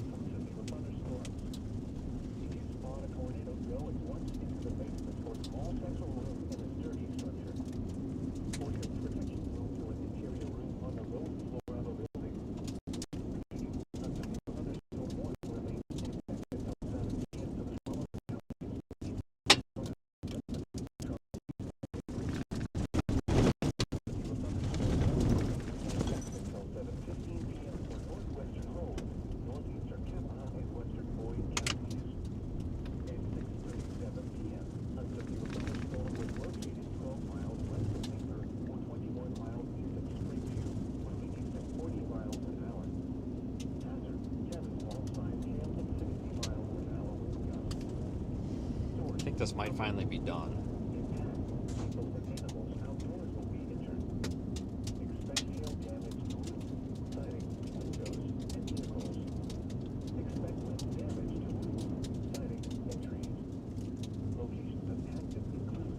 I would be okay with that.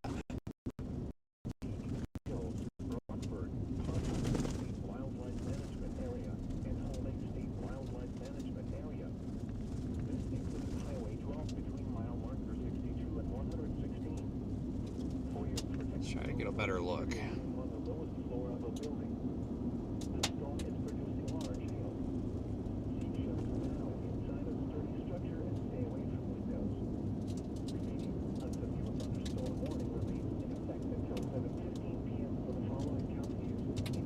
So far, I like this road, though.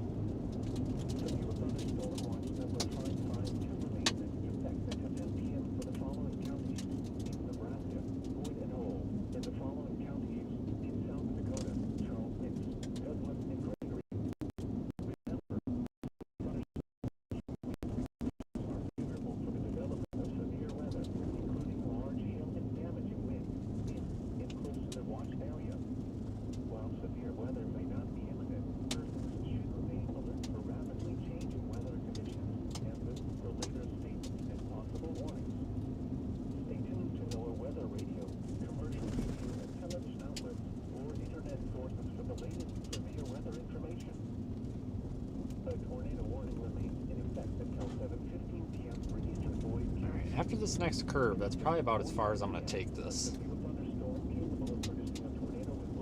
I just can't get a good scan on radar right now. I'm going to try North Platte again. It's just not looking very tornadic here. North Platte does show a little bit of a couplet in there, kind of. But it's very high up. Gosh dang, this is a freaking radar hole right here. Not much we can do about that.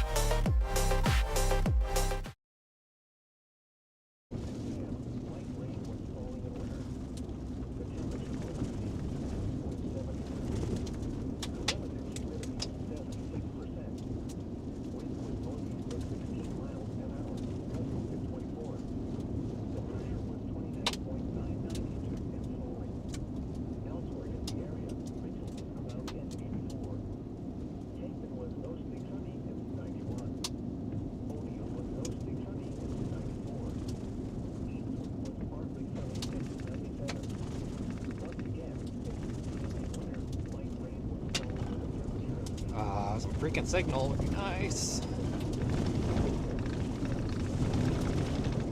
Oh, this road sucks. Bad.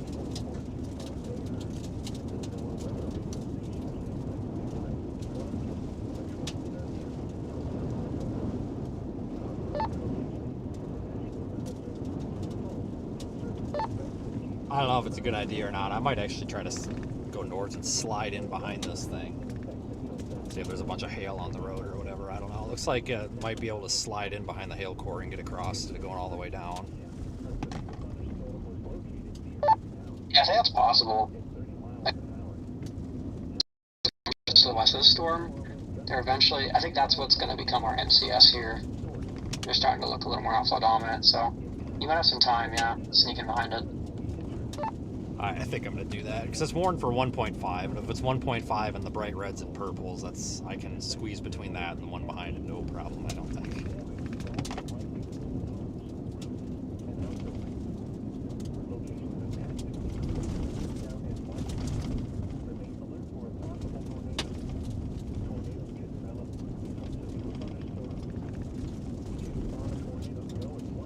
Hang on, we're almost back to the road.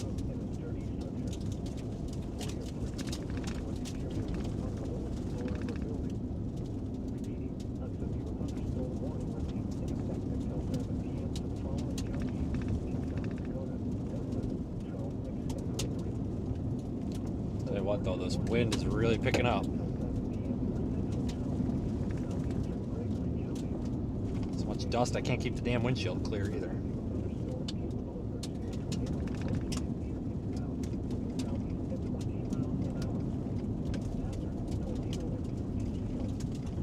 Little bunny rabbit. Yep, we can go to the right here and this will take us the way we want to go. Alright, so we're going to go back up to the highway and try to sneak in behind this hail core.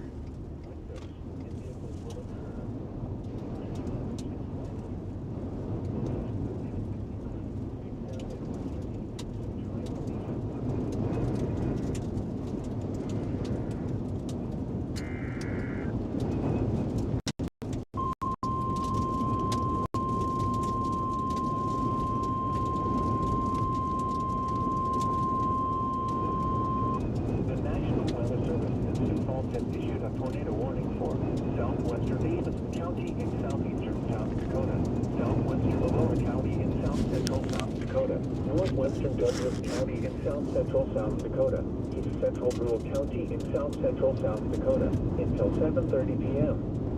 At 6:48 p.m., a severe thunderstorm capable of producing a tornado was located over White Lake, or 10 miles west of Plankeaton, moving southeast at 25 miles an hour. Hazard, tornado and golf ball-sized hail. Source, weather spotters reported funnel cloud. Impact, flying debris will be dangerous to those caught without shelter. Mobile homes will be damaged or destroyed. Damage to roofs, windows, and vehicles will occur. Tree damage is likely. This dangerous storm will be near Aurora Center around 7 p.m. Stickney around 7:05 p.m. Take cover now. Move to a basement or an interior room on the lowest floor of a sturdy building. Avoid windows. If you are outdoors, in a mobile home, or in a vehicle, move to the closest substantial shelter and protect yourself from flying debris. Repeating, a tornado warning has been issued until 7:30 p.m. for the following counties in South Dakota: Aurora, Davidson, and Douglas.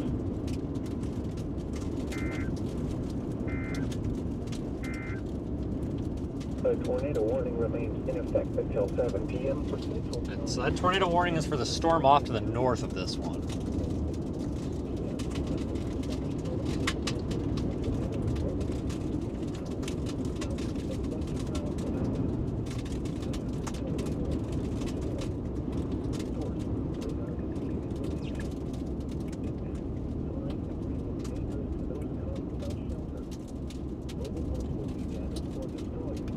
Oh, I gotta deal with this dang freaking road again here. Hang on. Dude, like 10 miles an hour on this thing. I'm not even joking. It ain't good.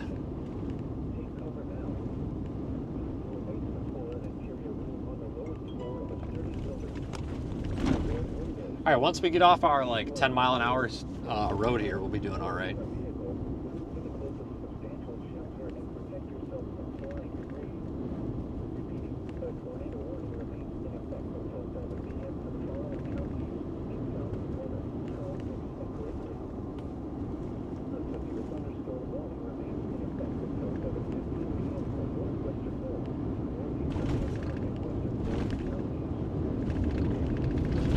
Damn, man, this road. I just need to come dump some gravel on it or something. Good Lord, it's bad. Jesus. Knocking the camera off a level here.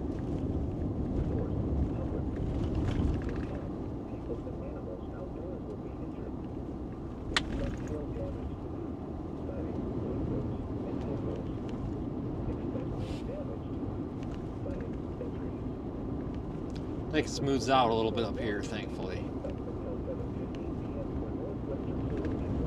Can't get a whole lot worse than this, that's for sure.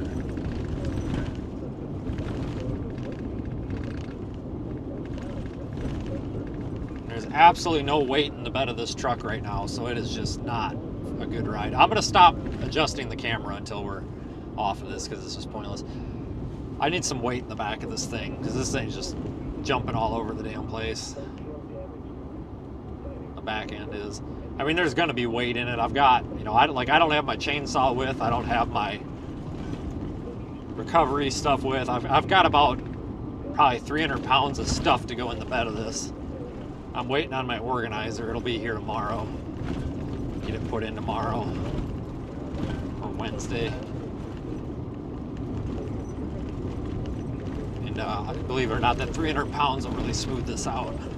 Just a little bit of weight goes a long way over that back axle on these pickups. Just to kind of put some down pressure on it. It needs a little gravity. I'm only doing, well, I guess I am doing 50. We got to get a little bit of a move on here. Oh, little baby horse, how cute.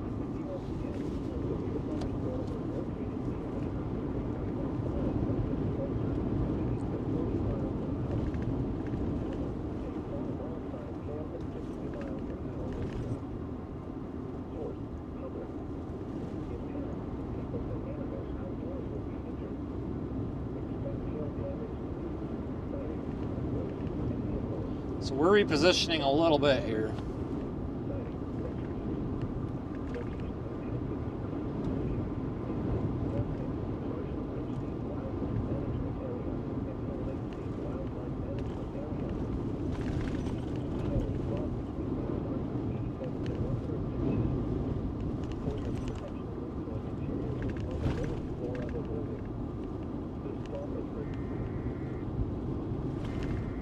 Alright, they're continuing the tornado warning on this sucker. Looks like it's about to move out of the old area, so they kind of had to.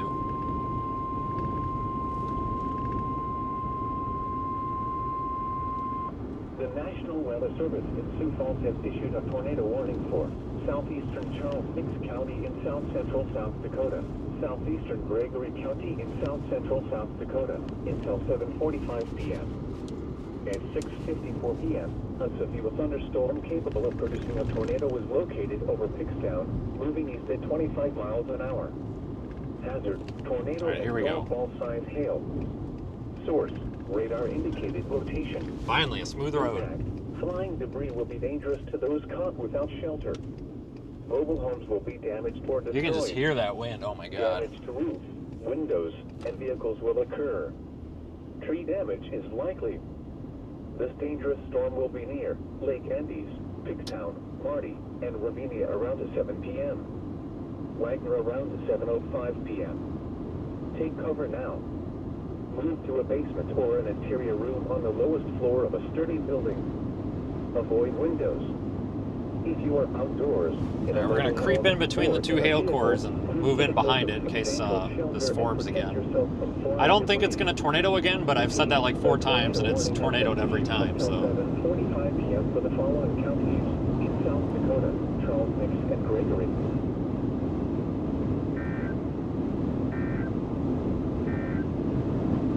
A severe thunderstorm warning remains in effect until 7:15 p.m. for northwestern Holt and western Boyd counties.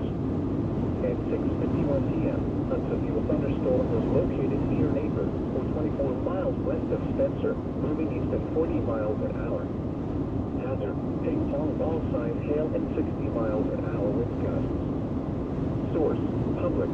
Yeah, we did come up this way a little bit earlier. Animals outdoors will be injured. Expect hail damage to roofs, siding, windows, and vehicles. Expect wind damage to roofs, siding, and trees.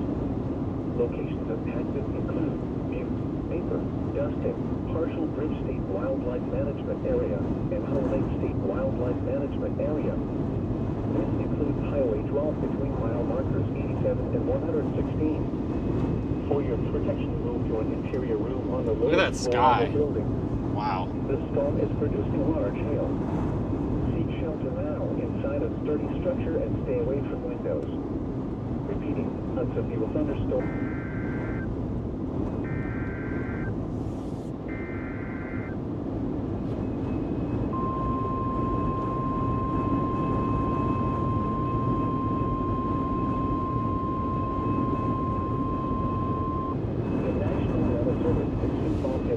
Severe thunderstorm warning for Charles Mix County in south central South Dakota, southeastern Gregory County in south central South Dakota until 7:45 p.m. At 6:57 p.m., 2 severe thunderstorms were located along a line extending from near St. Charles to near Pickstown, moving east at 40 miles an hour. Hazard, golf ball-sized hail and 70 miles an hour wind gusts. Source, radar indicated. Impact, people and animals outdoors will be injured. Expect hail damage to roofs, siding, windows, and vehicles. Expect considerable tree damage. Wind damage is also likely to mobile homes, roofs, and outbuildings. Severe thunderstorms will be near Pickstown, Wagner, Marty, Bonesteel, and Ravinia around 7 p.m. Dante around 7:10 p.m. Remain alert for a possible tornado. Tornadoes can develop quickly from severe thunderstorms. If you spot a tornado, go at once into the basement or small central room in a sturdy structure. For your protection, move to an interior room on the lowest floor of a building. Repeating, a severe thunderstorm warning has been issued until 7:45 p.m. for the following counties in South Dakota, Charles Mix, and Gregory. All right, well, that was that. We'll get up here on 18 and we'll go east, cross the river by Pinkstown. See if we can find some hail on the road or something.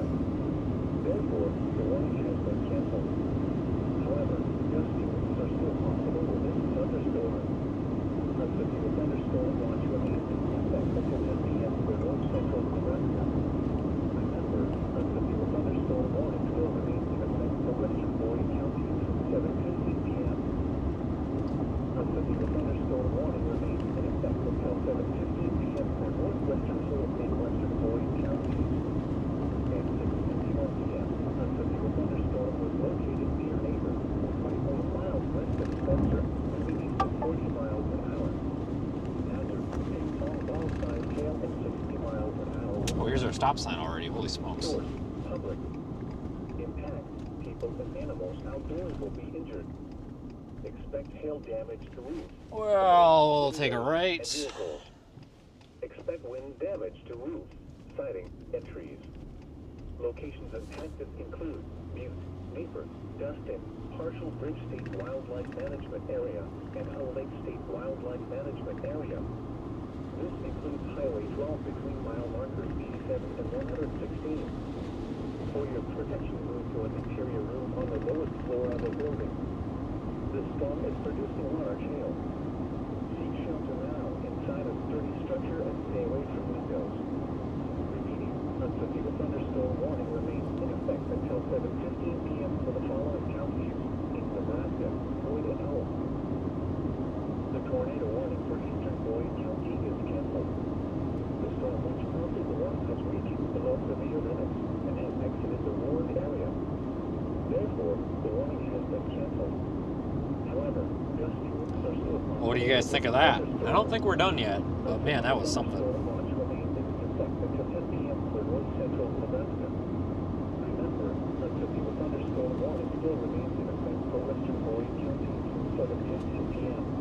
This has been a hell of a day.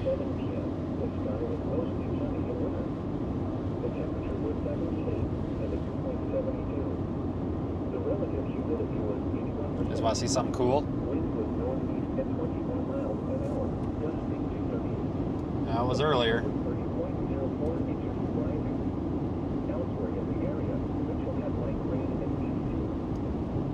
There it is.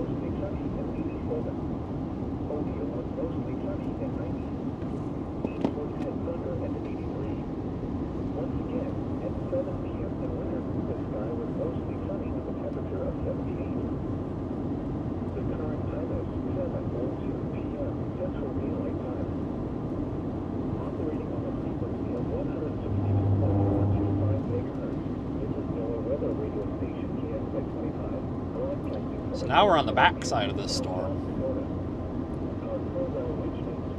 On the back side.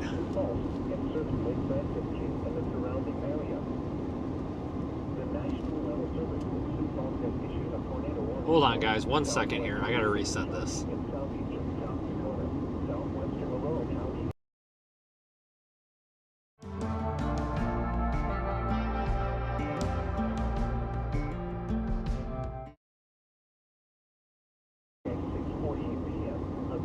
Yeah, sure. But the exposure lock was stuck on. Turned off. That way it's not overexposing everything.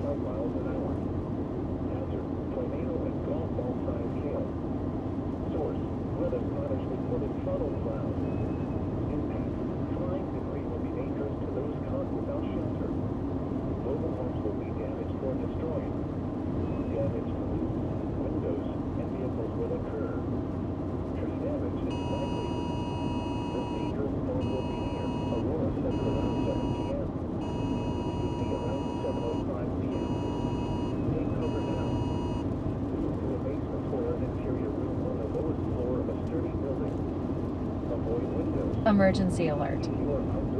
National Weather Service. Tornado warning in this area until 7:45 p.m. Central Daylight Time. Take shelter now in a basement or an interior room on the lowest floor of a sturdy building. If you are outdoors, in a mobile home or in a vehicle, move to the closest substantial shelter and protect yourself from flying debris. Check media.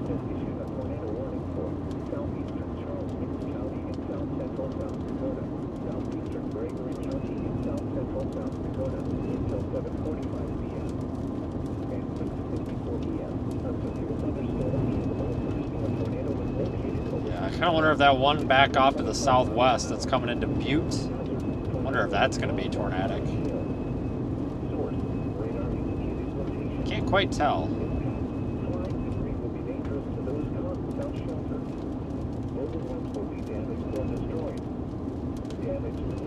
I'm going to be suspicious of all of these right now. I did not expect to be tornado chasing today, I can tell you that much. Holy smokes.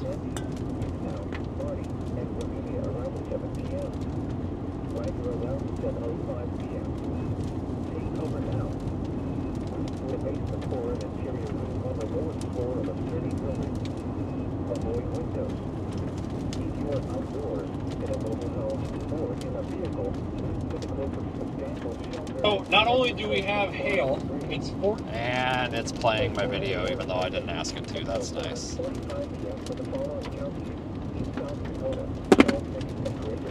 Just trying to pull the stream up on my tablet to make sure it's coming through, and it's playing a reel from like a month ago.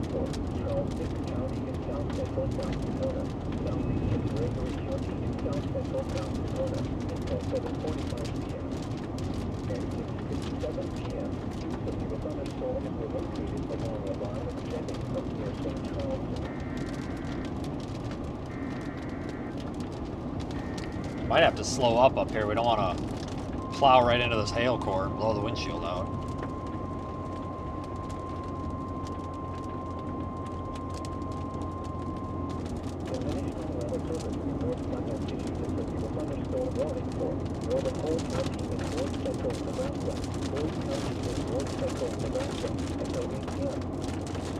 11:04 p.m. A severe thunderstorm was located near Lakewood, or 17 miles west of Spencer, moving at 35 miles an hour. Hazard, a far sign hail at 60 miles an hour wind gusts. Source, radar indicated. Impact, people and animals outdoors will be injured. Expect hail damage to roof, siding, windows, and vehicles. Expect wind damage to roof, siding, and trees. Locations of transit. You're almost, what is this, like Pink Town or something? Wood, Bristol, Justin, Noga, Lenore, Scottsville, Redbird State Wildlife Management Area, Home Lake State Wildlife Management Area, Spencer Dam, Freeway, Yoshi, Marshall Ridge State Wildlife Management Area, and Inline. This includes the following highways: Highway 281 between mile markers 119 and 223.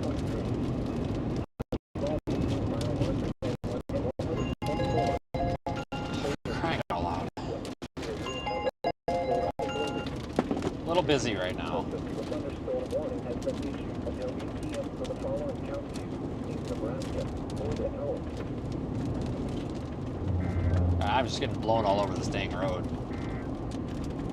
A tornado warning remains in effect until 7:30 p.m. for southwestern Daly, southern Illinois. High wind. When flashing. Well, it should probably be flashing. It is very windy. Oh, I guess we're going across a dam. Well, that's kind of cool.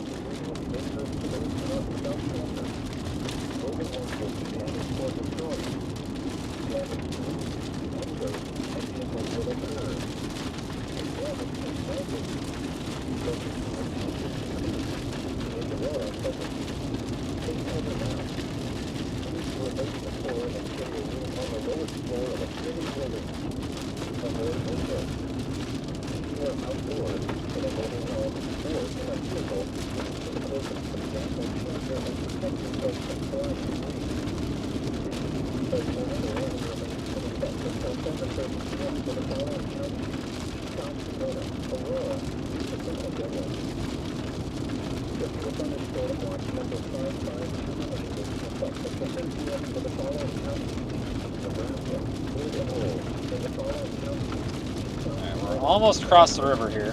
Going across the dam. I don't think I've ever driven across this, to be honest with you.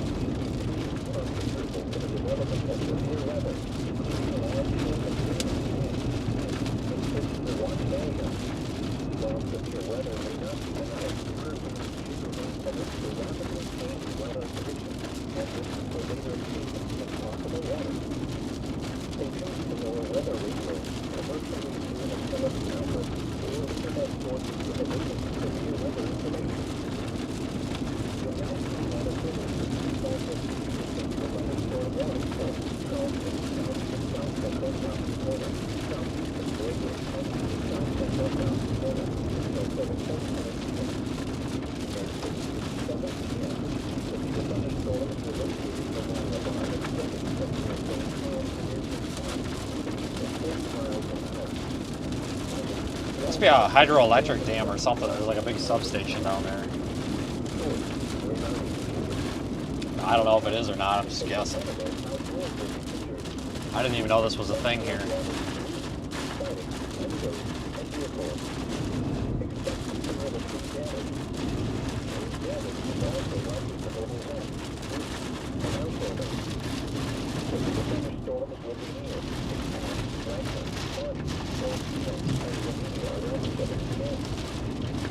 Man, it's freaking windy. I wouldn't be surprised if we got 65, 70 mile an hour winds right here. I'm really fighting to keep this damn thing on the road right now.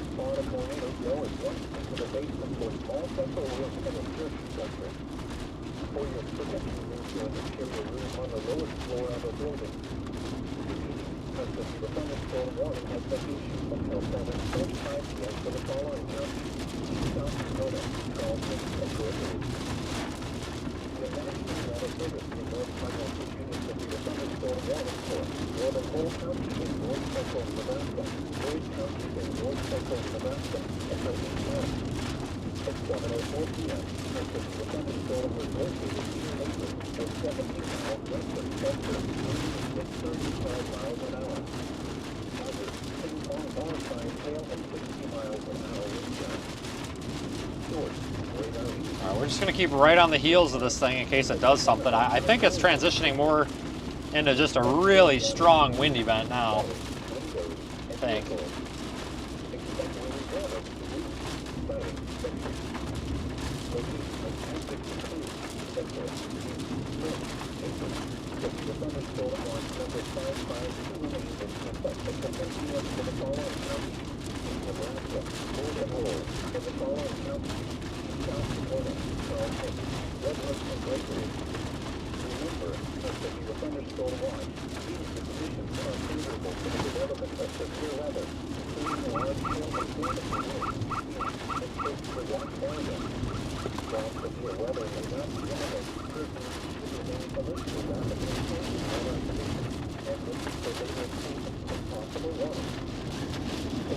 Alright. This thing is still warned for the potential of golf ball size hail. I really don't want to take my new truck into that. But we're going to stay right on the back of it here. If this thing produces a tornado, we're going to be able to move in very quickly. We'll just kind of keep tailing this thing.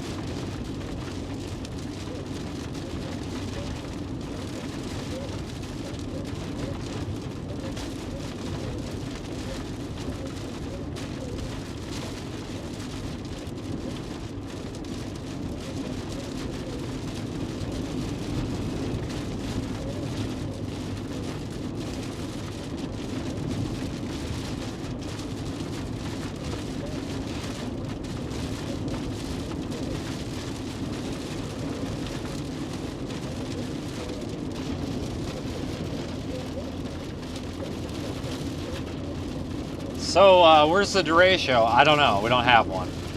That's for sure. I don't know if we're going to get one or not. Man, this is... Like I said, I did not expect to be chasing tornadoes today. I expected to be chasing 80-mile-an-hour wind gusts. I mean, I guess we had that in the tornadoes, but... Man, this has been something. Holy crap.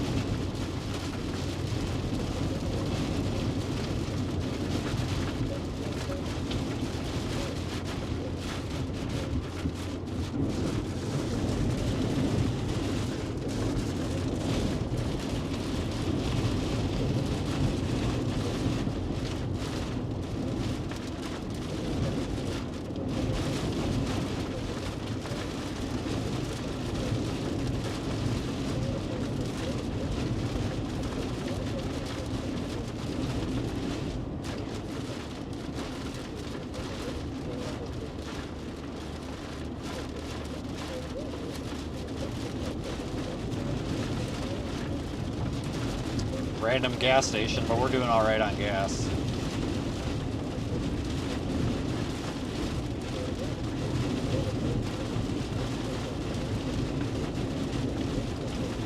I tell you, it is pretty bad out here with the wind though. This is bad.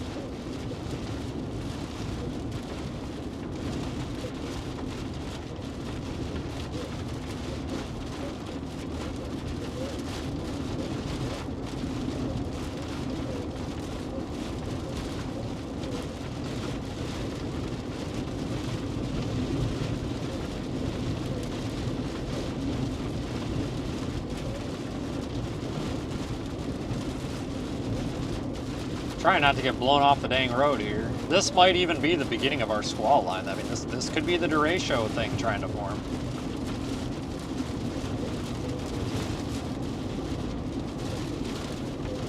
Whoa, that was really close.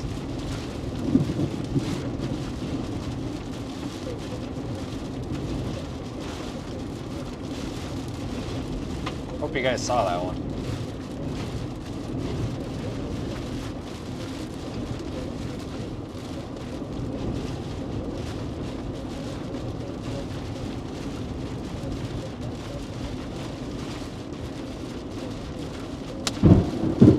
Okay, now we're getting really close lightning all of a sudden.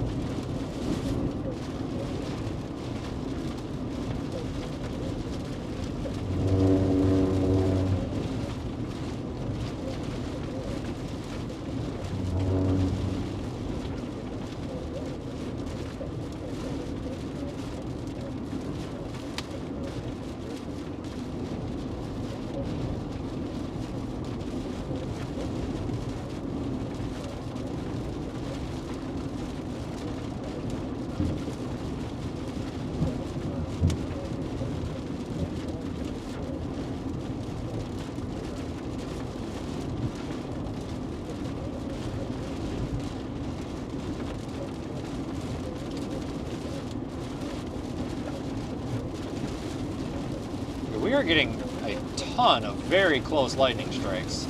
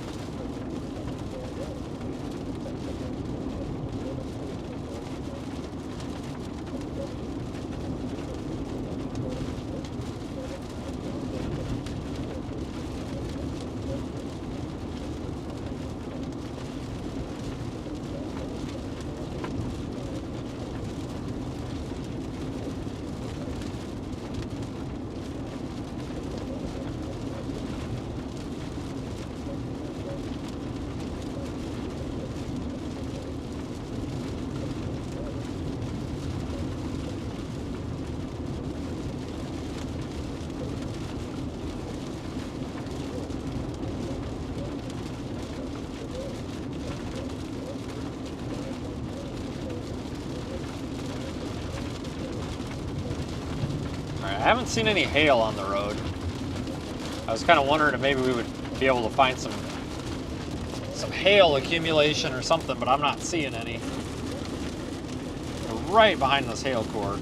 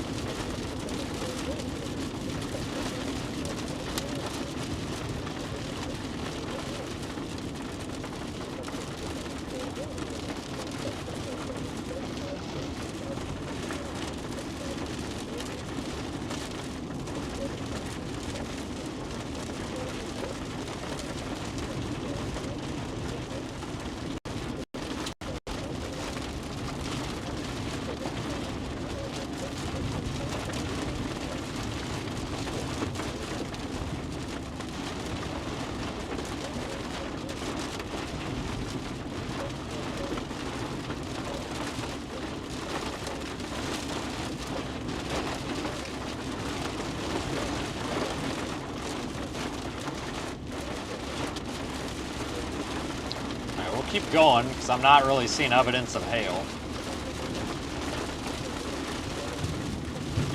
feel pretty confident with this one here. If we can get out in front of this thing, that'd be even greater, you know.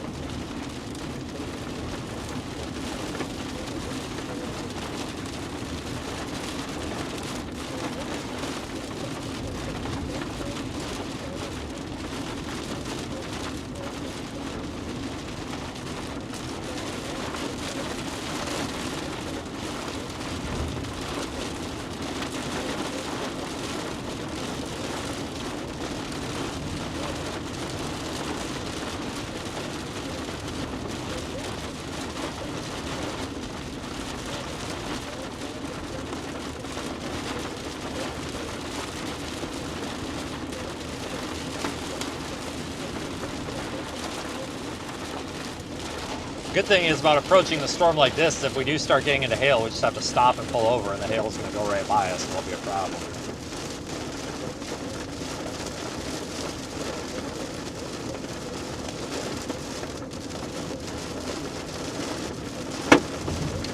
There's some hail. That was small though.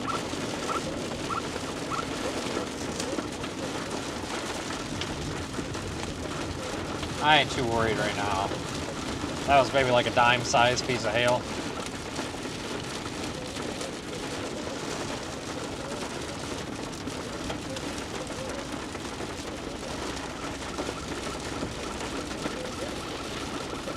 But because we're coming in behind the hail core, we really don't need to worry in theory until we see a bunch of hail on the road. If we see big hailstones on the road, then, you know, it might be a bad spot.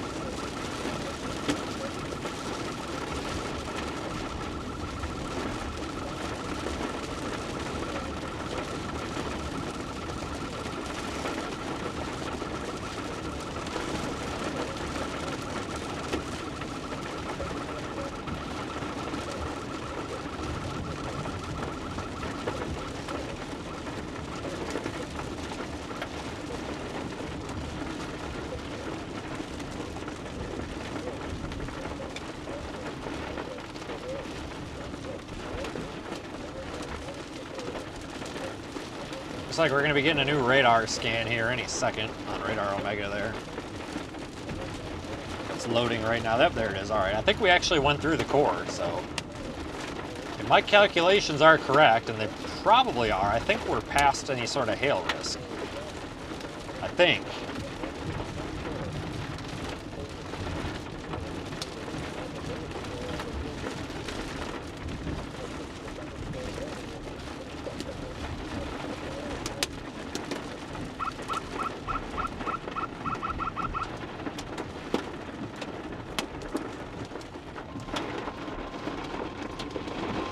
Flooding. Wash the wheels off.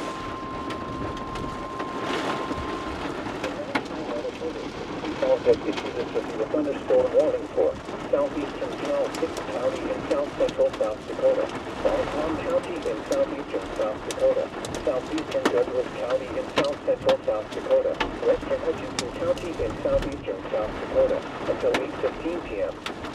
At 7:24 p.m., a severe thunderstorm was located 7 miles south of Del Monte, or 18 miles southwest of Parkston, moving east at 40 miles an hour.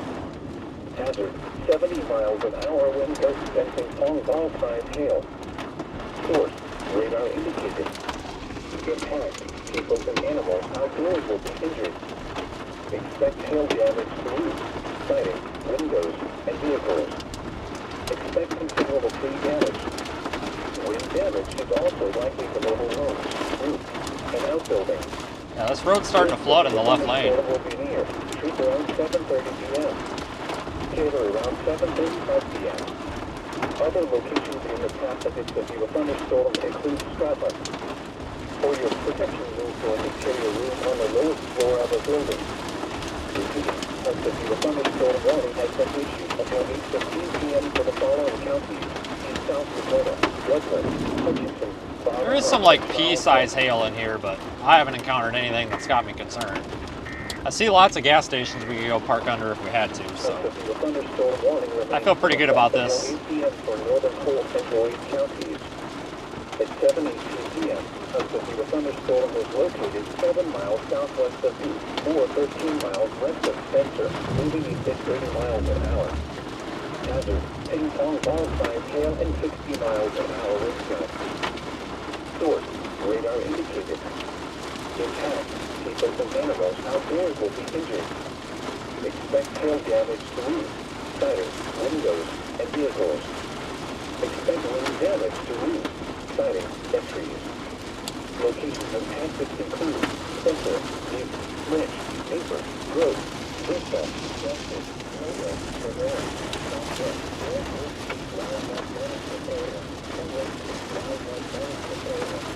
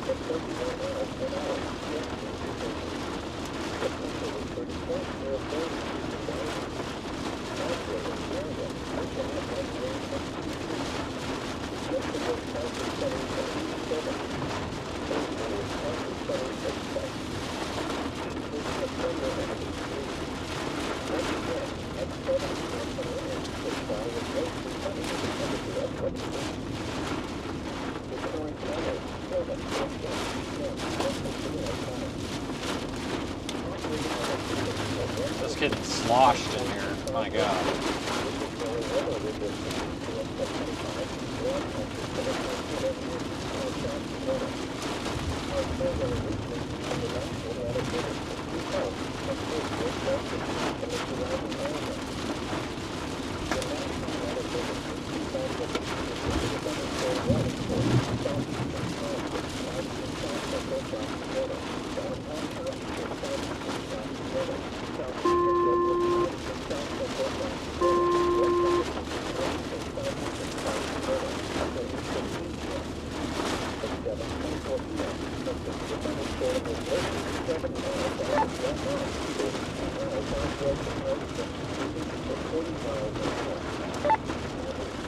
I was in a pretty bad spot there. I didn't have a signal. Anybody have a VIL scan that's more recent than 7:15? I'm just trying to see if I got through this hail door or not.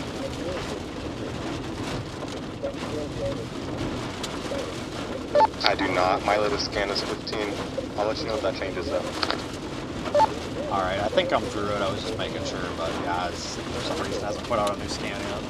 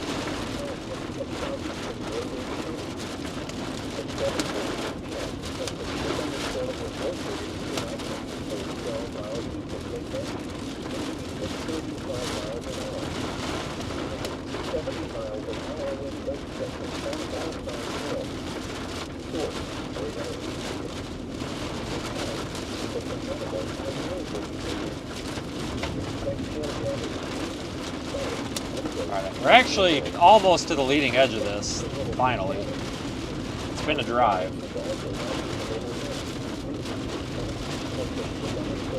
See a little bit of clear air to my south, that's a good sign.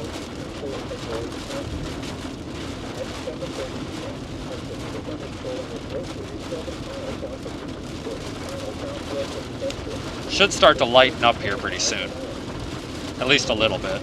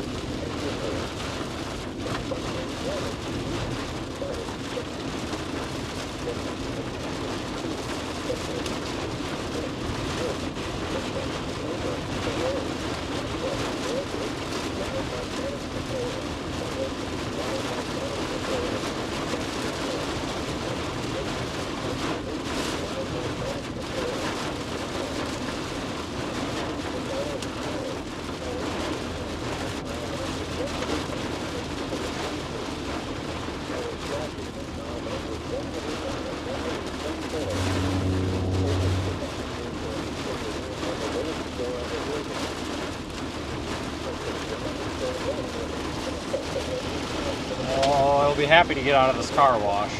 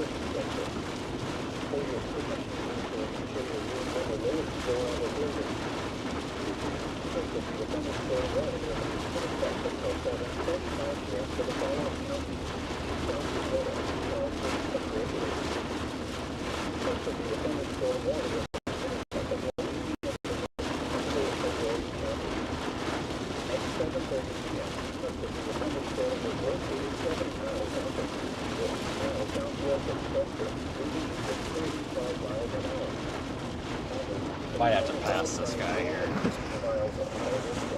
Depends if there's anybody coming, I guess. I don't think so. I'll be sure here in a second. We need to keep moving or we're going to get caught up in this. This storm is kind of moving quicker now. It's about 40. We should be able to do like 45, 50, I think, so. We'll get around him here. No big deal. Go a little, just a touch faster.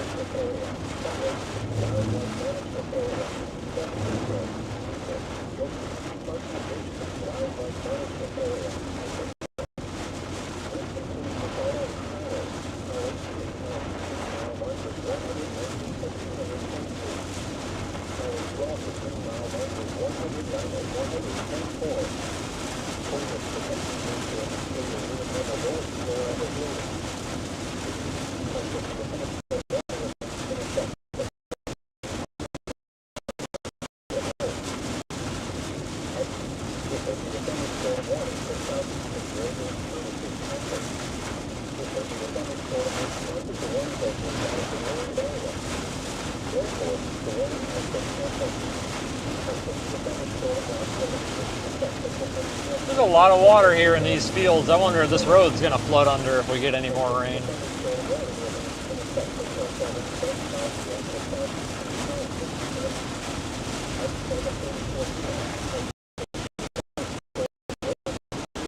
Quite a bit of rain out of this, but no flash flood warning.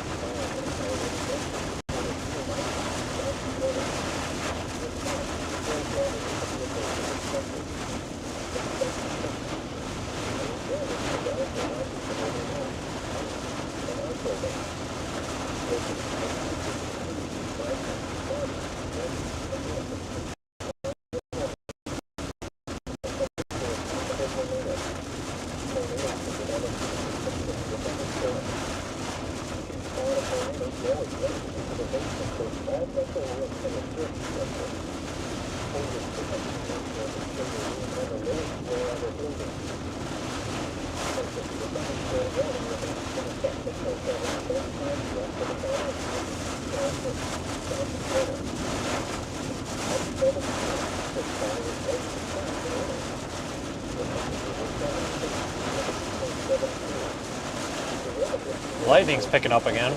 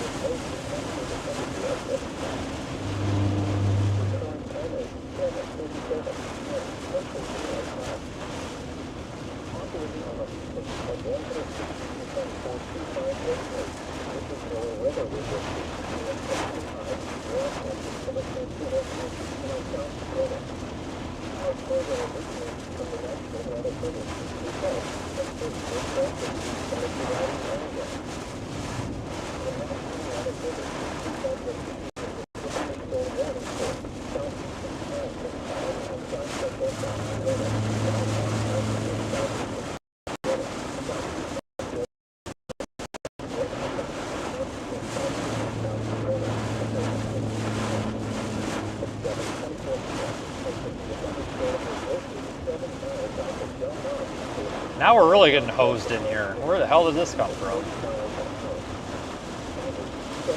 This could be our little Derecho thing trying to form, honestly. Might be right on the front line of it here, just in time.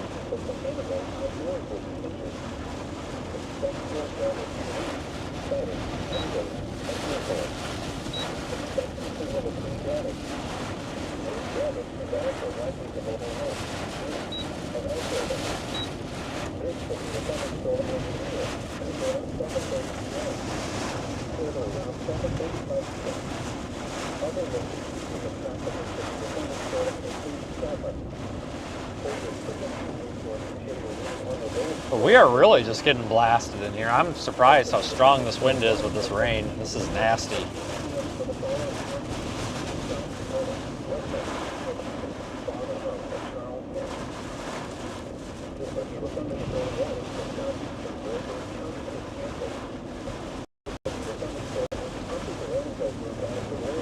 It's really nasty.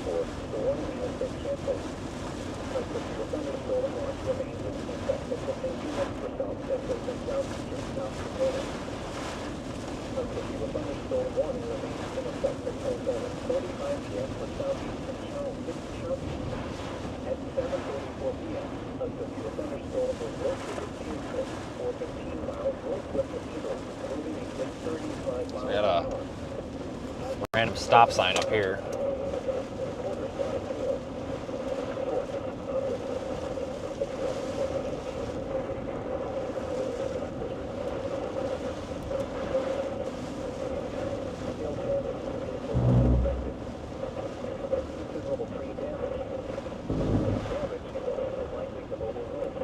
We'll keep going straight, guys. Get a little bit out ahead of this thing.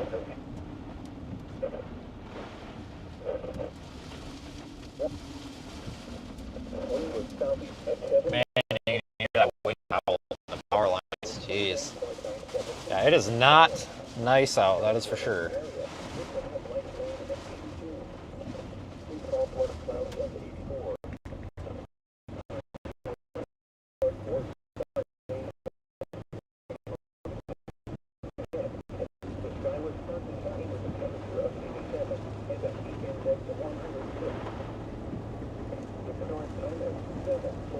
All right, folks, we're almost out ahead of it. I can see some clear air. I can see the underneath of what's probably a shelf cloud to the right of the road there. So we about made it. See what this thing looks like from the other side now.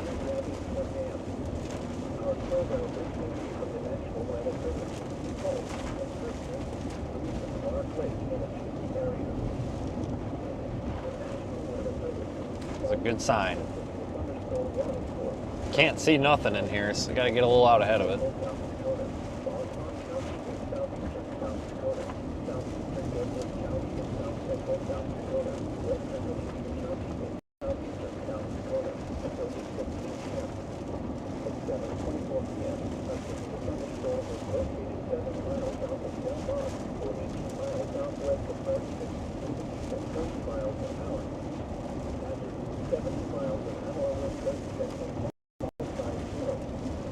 Yeah, what a wild day.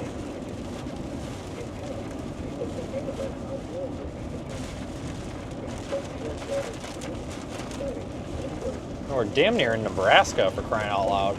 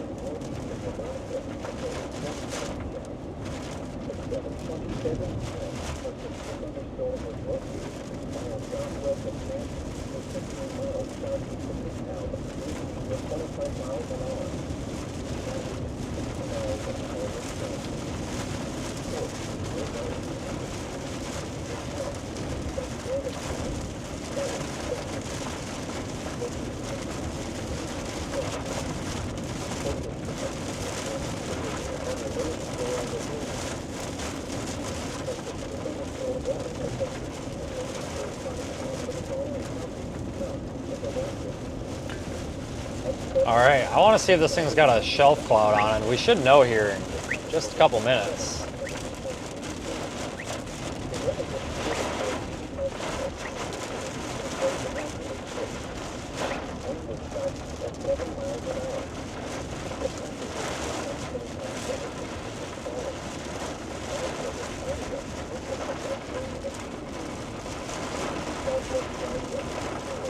It's either gonna have a really nice shelf cloud or a really crappy one. I have a feeling it's gonna be not, you know, nothing in between, one or the other.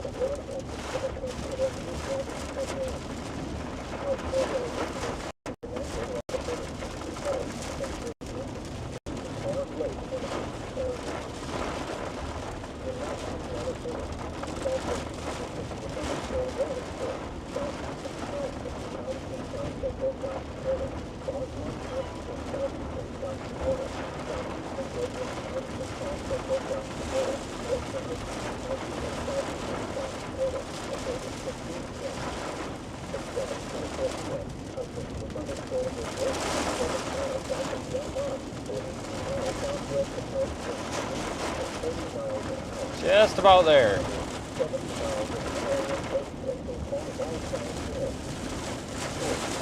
This thing is warned for 70 mile an hour winds, and I believe it based on what we were finding in there.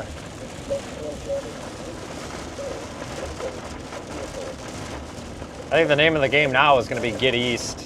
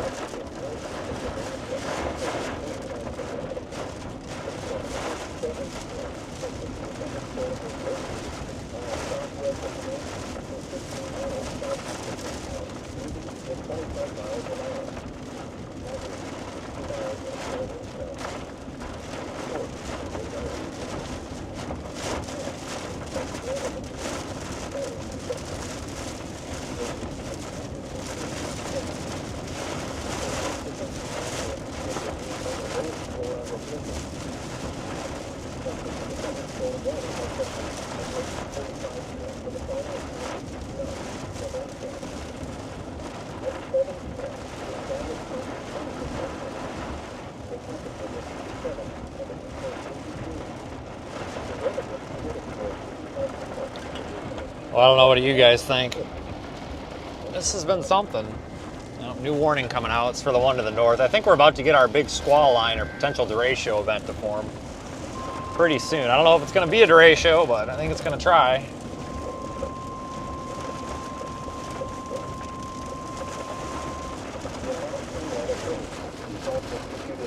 Thunderstorm warning for central Davidson County in southeastern South Dakota, southern Liquid County in southeastern South Dakota, Hanson County in southeastern South Dakota, northwestern Turner County in southeastern South Dakota, northeastern Hutchinson County in southeastern South Dakota until 8:30 p.m. At 7:46 p.m., a severe thunderstorm was located over Fulton, miles east of Mitchell, moving southeast at 45 miles an hour. Hazard, 60 miles an hour wind gusts and nickel-sized hail. Source, radar indicated. Impact, expect damage to roofs, siding, and trees. This severe thunderstorm will be near Alexandria and Farmer around 7:50 p.m. Emory around 7:55 p.m. Bridgewater and Clayton around 8:05 p.m. Other locations in the path of this severe thunderstorm include Milton. For your protection, move to an interior room on the lowest floor of a building. Repeating, a severe thunderstorm warning has been issued until 8:30 p.m. for the following counties in South Dakota: McCook, Turner, Davidson, Hanson, and Hutchinson.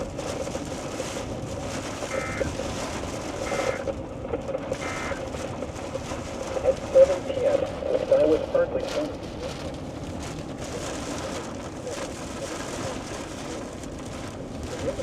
Alright, well once we get out ahead of this, we might have a really pretty shelf cloud with the sun behind it, so cross your fingers on this one.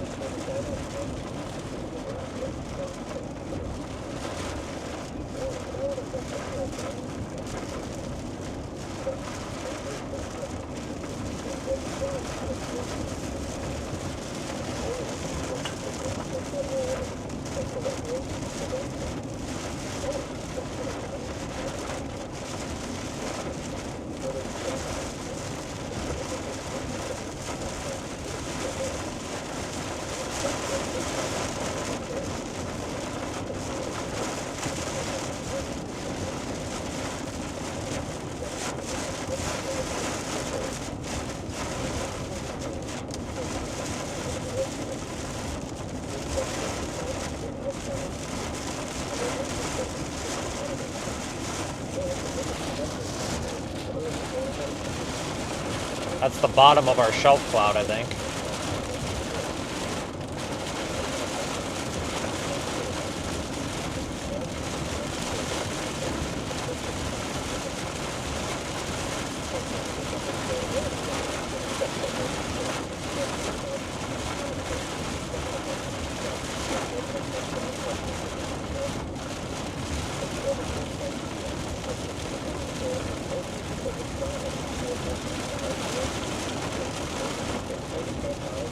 Yeah, that took forever to get through.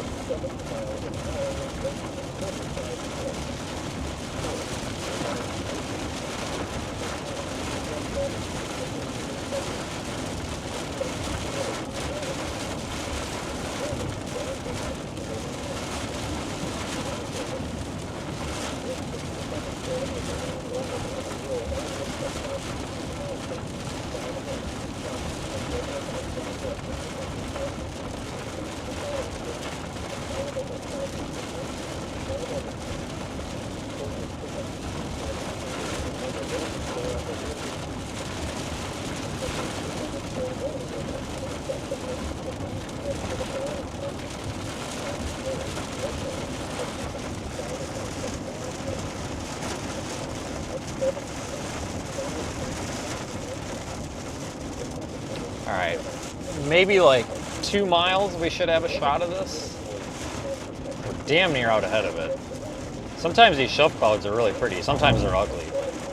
I'm hoping for a pretty one here, that would be awesome. Yeah, let's not go to Yankton. I agree. Never again. Actually, almost due, yeah. Guys, if you go due south on this road and then take a left, there's an S-curve. That's where that stupid broad rear-ended us and caused like a 7-car accident because she doesn't know what brake lights or on turn signal was. So yeah, we're in the area.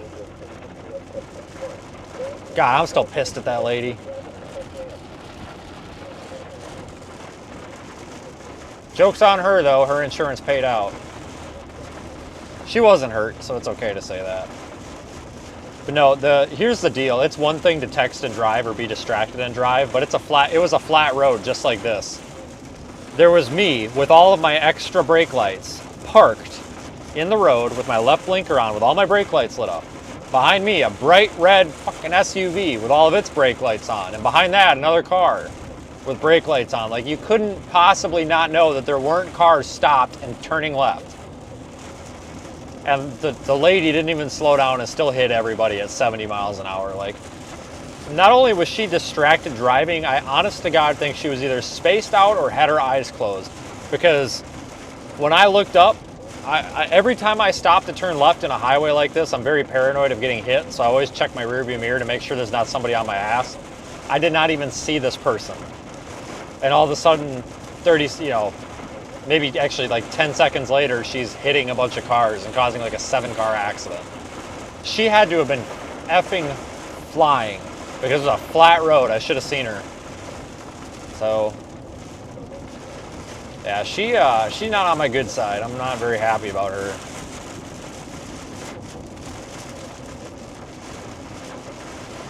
And I'm not happy with that Yankton cop. That guy was a dipshit. Because on the accident report, he really screwed me with my insurance. It took forever to get it figured out because he put down that I was driving a 2009 a 2009 blue Yamaha Tahoe. Can somebody please tell me what a Yamaha Tahoe is? And it wasn't blue, and it wasn't a 2009. So the insurance company's like, we don't have a 2020 Tahoe on here. I'm like, yeah, I know. It's because the idiot put down 2009 blue Yamaha Tahoe, and the insurance company was like, what the hell is that? Storm behind you just got warned for 70 mile per hour winds for a mile out. I don't know. It looks like it's bellowing out, so I think this is the start of the MCS here. Yep, I see it. And yeah, that was a nightmare. I was not impressed with that sheriff's deputy. He was crooked. Also, I'm trying to figure out what the target tomorrow is going to be. Zuzi model will be loading probably the next 30 minutes. Based on what I saw in 18Z, it's not much of anything, but I guess we'll see. Yeah. I'm going to take a look, though. I was kind of liking, like, south central Nebraska, but we'll see if that changes. But, yeah, I'm just going to start suggesting, like, thermodynamic environments now, because we got the tornado today, pretty much just from thermos. I'm not even going to give a shit about, like, wind shear anymore. I'm just going to forecast, like, so you can get a supercell over, like, 7,000 Cape, and that's probably guaranteed tornado right there. I got a new warning coming out. I think this is that extension on that other warning. Yeah, they're extending this warning with a new one here. They bumped it down to 60 just now. That's interesting. So they're actually lowering the wind on it now. Ouch. Take a look over there. Oh, that's the wrong way. Try again.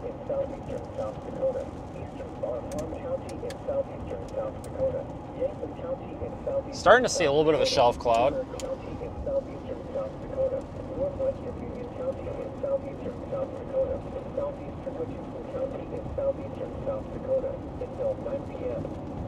At 7:55 p.m., a severe thunderstorm was located near Scotland, or 17 miles northeast of Chittle, moving east at 45 miles an hour. Hazard, 60 miles an hour wind gusts at quarter side hill. Source, radar indicated. Impact, tail damage to vehicles is expected. Expect wind damage to roofs, siding, and trees. This severe thunderstorm will be near, then around 8 p.m. Other locations in the path of this severe thunderstorm include Vyburg, Curly, Davis, Centerville, Lennox, and Worthing. For your protection, move to an interior. I'm probably going to get fuel here soon. Repeating, a severe thunderstorm warning has been issued until 9 p.m. for the following counties in South Dakota: Lincoln, Turner, Union, Hutchinson, Bottom, Clay, and Hampton. Fogging up now. It must have just crossed that little cold front this thing's putting out ahead of it. The National Weather Service has issued a severe thunderstorm warning for central Davis County in southeastern South Dakota and southern Dakota. Yeah, we're really fogging up now. Turn the air back on. And the county in southeastern South Dakota. Crossed the little gust front, apparently. It's acting like a little cold front. Back into that warm, humid air now. Alright, I would not rate this shelf cloud very high on my list, but Maybe once we get out ahead of it, it'll look a little better. Or 10 miles to Central, moving southeast at 45 miles an hour. Hazard, 60 miles an hour, wind gusts and nickel-sized hail. Source, radar indicated. Impact, expect damage to roof. Open the windows a bit, get that fog out of here. This will be the thunderstorm will be near. Alexandria at around 7:50 p.m. Emory around 7:55 p.m. Bridgewater at Clayton around 8:05 p.m. Other locations in the path of this will be the thunderstorm include Milford. For your protection, move to an interior room on the lowest floor of the building. Repeating, the thunderstorm warning has been issued until 8:30 p.m. for the following counties in South Dakota: LaCroix, Turner, Davidson, Benson, and Hutchinson. The National Weather Service also issued a severe thunderstorm warning for. A severe thunderstorm warning remains in effect until 8:30 p.m. for southern LaCroix, Benson, northwestern Turner, and northeastern Hutchinson counties. At 7:58 p.m., a severe thunderstorm was located over Alexandria for 15 miles. Get a little bit out of this rain up here, and then we can stop. 40 miles an hour. Hazard, 60 miles an hour, wind gusts and nickel-sized hail. Source, radar indicated. Try to get that water drop off the lens here.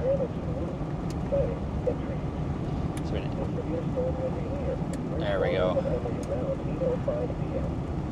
Other locations in the path of this will be the thunderstorm include Milford. For your protection, move to an interior room on the lowest floor of the building. Repeating, the thunderstorm warning remains in effect until 8:30 p.m. for the following counties in South Dakota: LaCroix, Turner, Benson, and Hutchinson. The National Weather Service also issued a severe thunderstorm warning for some counties in southeastern South Dakota, southwestern Lincoln County in southeastern South Dakota, eastern Barnwell County in southeastern South Dakota, Benson County in southeastern South Dakota, Turner County in southeastern South Dakota, northwestern Union County in southeastern South Dakota, southeastern Hutchinson County in southeastern. Give me a nice slow pan around to this thing. Look at that.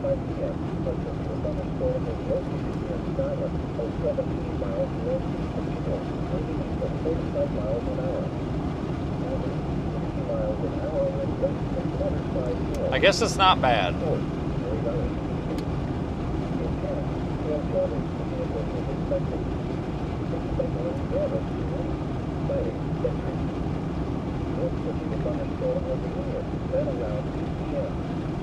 Other locations in the path of this will be the thunderstorm include Freiburg, Turley, Davis, Festival, Lennox, and Morrison.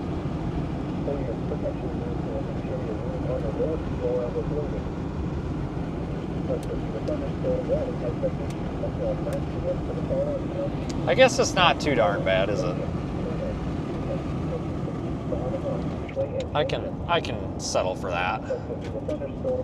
See, this is what I expected to see today, not tornadoes.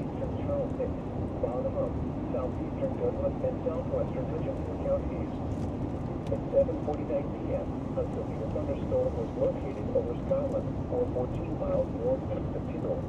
If we get up on another hill or something, I'll stop. Hazard, 70 miles an hour wind gusts. I want to get a little bit out of this rain.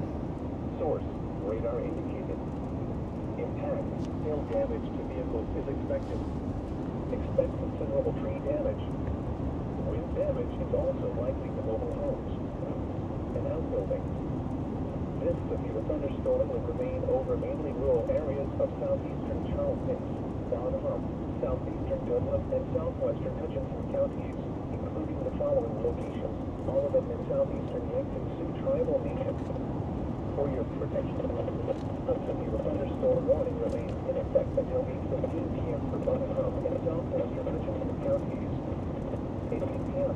A severe thunderstorm was located over Minnow, or 20 This might be our spot. moving east at 40 miles. Even got a little road here. Hazard, 60 miles an hour wind gusts and quarter-sized hail. Source, public. At 7:53 p.m., a 60 miles an hour wind gust was reported 6 miles southwest of Scotland, South Dakota. Impact, hail damage to vehicles is expected. Expect wind damage to roofs, siding, and trees. Locations impacted include Tyndall, Springfield, Scotland, A second, guys. Avon,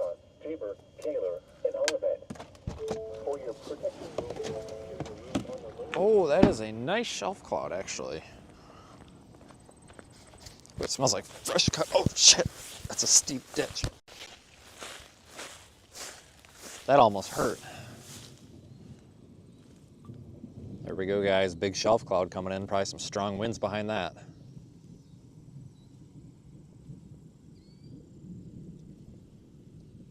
Look at that.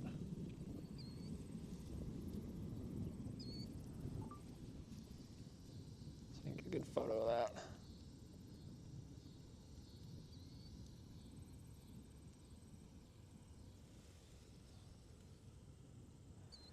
We can get a vertical pano here.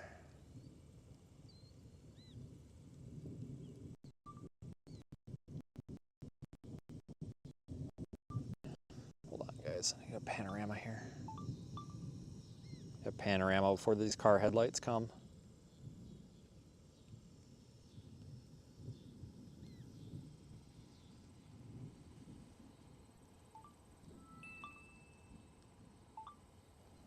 Damn lightning is effing up my panorama.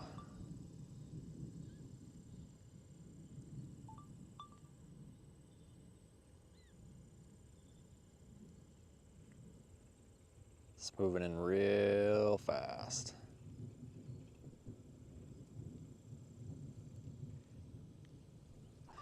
I can't even get a shot of a damn panorama photo of this thing.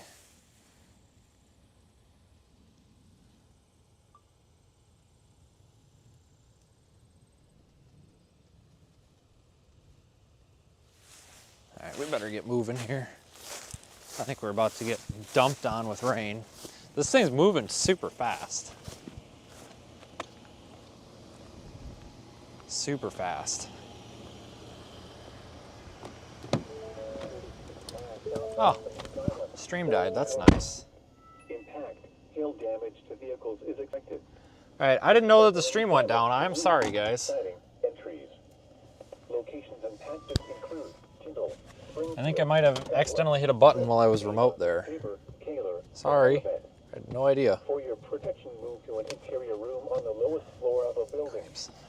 Repeating, a severe thunderstorm warning remains in effect until 8:15 p.m. for the following counties. All right, well, let's peace out of here because we're about to get nailed Yeah, I was by about to tell you about that. It was only off for like 10, 20 seconds. Okay, I must have pushed something. Or 22 miles southeast of Spencer, moving east at 40 miles an hour. Hazard, golf ball size hail and 70 miles. Source, radar indicated. Impact, people and animals outdoors will be injured. Yeah, let me get the camera pointed the right way again. Number 552 remains in effect until 10 p.m. for the following. That's not a bad shelf cloud. All right, well, we're not doing too bad here today. Tornadoes, shelf cloud, rain, lightning.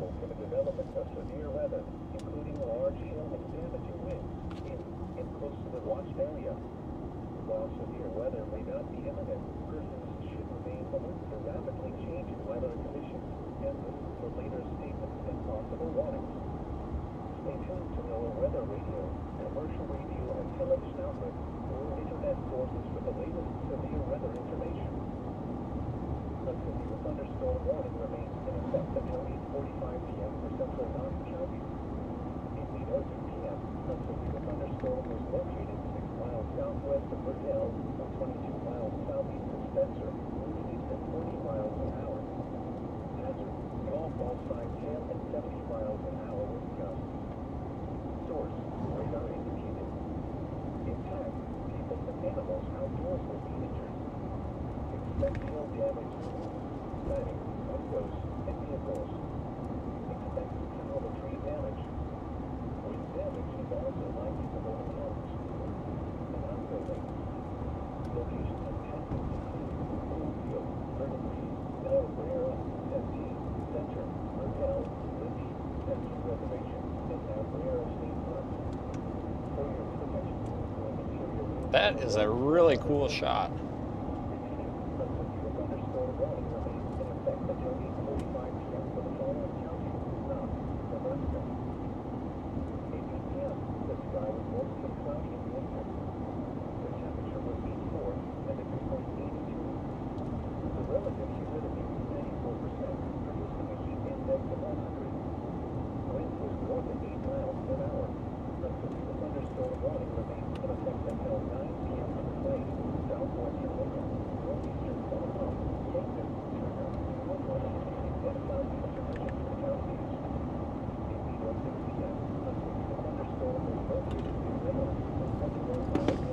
Alright, this is what I was actually hoping for today.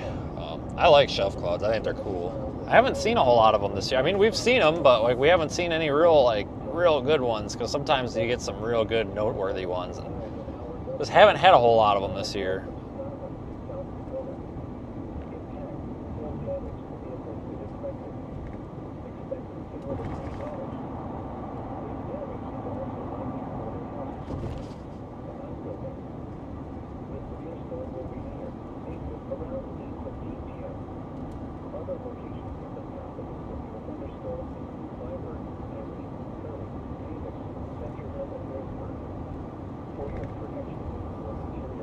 Get out ahead of this thing again, see what she looks like.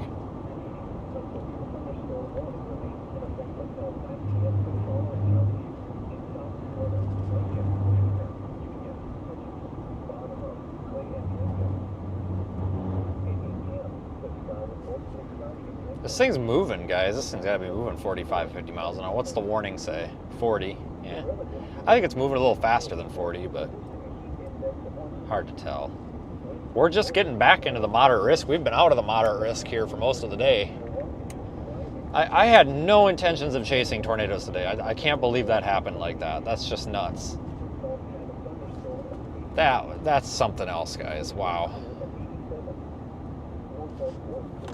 Looks like we're starting to pick up on this Boeing segment again. I'm seeing 70 miles per hour scanning on the radar. Probably not going to mix down to the surface quite all that, but I could see it start to intensify here as it moves east. Yeah, the shelf cloud's looking a lot more organized than it was.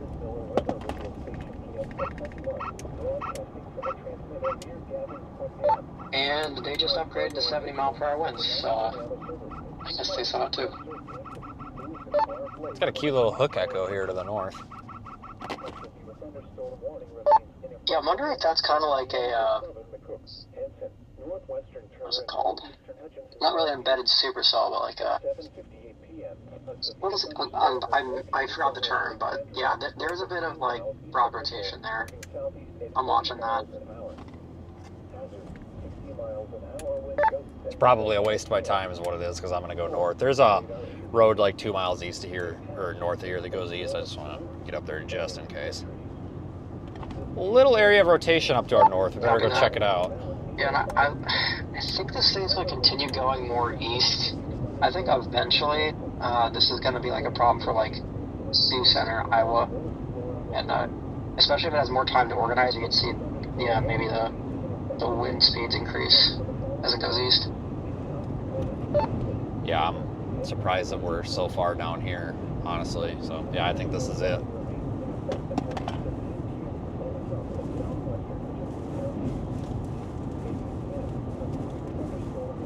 It's definitely the best looking Boeing segment so far. Go up here to 587 and go east. Get some eyeballs on this thing. Almost there.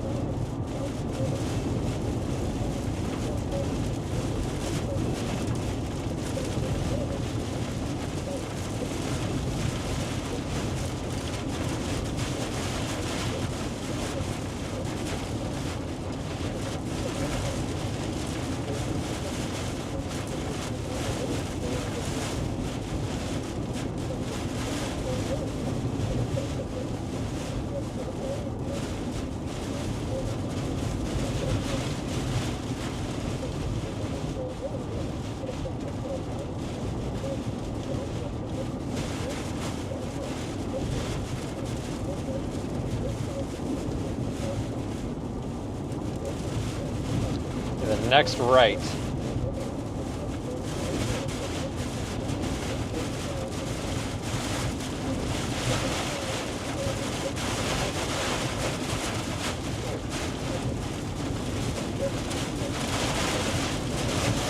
Wow.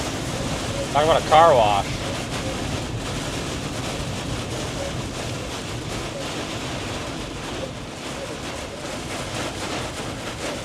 Well, this is one way to see what's going on. Good Lord.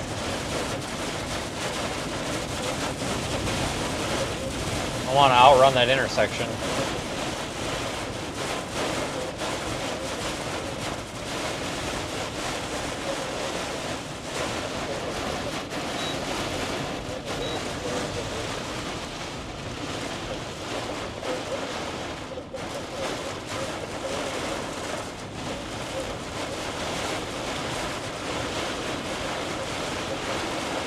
Any second now. There it is.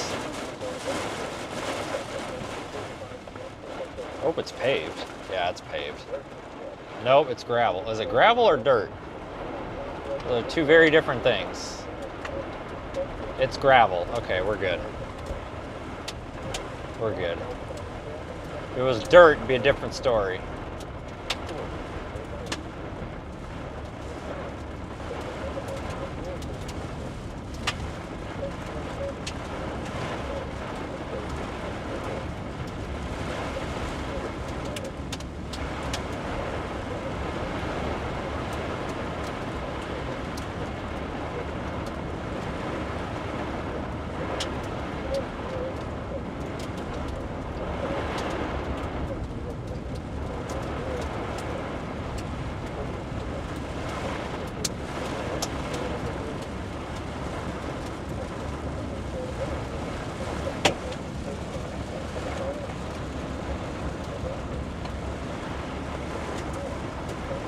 We'll be out ahead of this thing in a second here.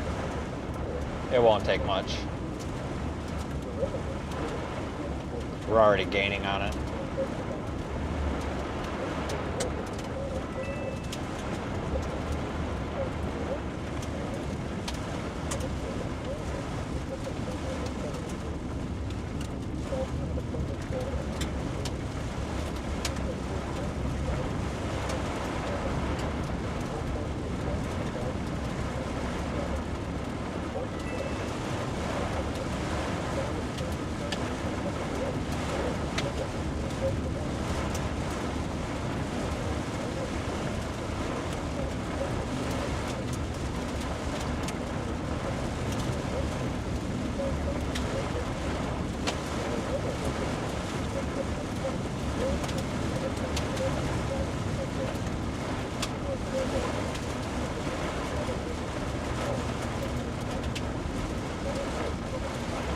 Alright, I see rain curtains moving quite a bit in front of me here, so I think we're right about to the edge of this.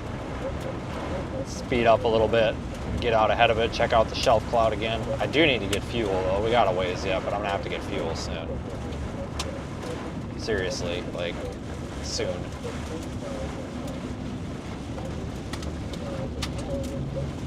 So we gotta end this skill discussion. Greatest potential for wind damage, gusts above 75 miles per hour when possible.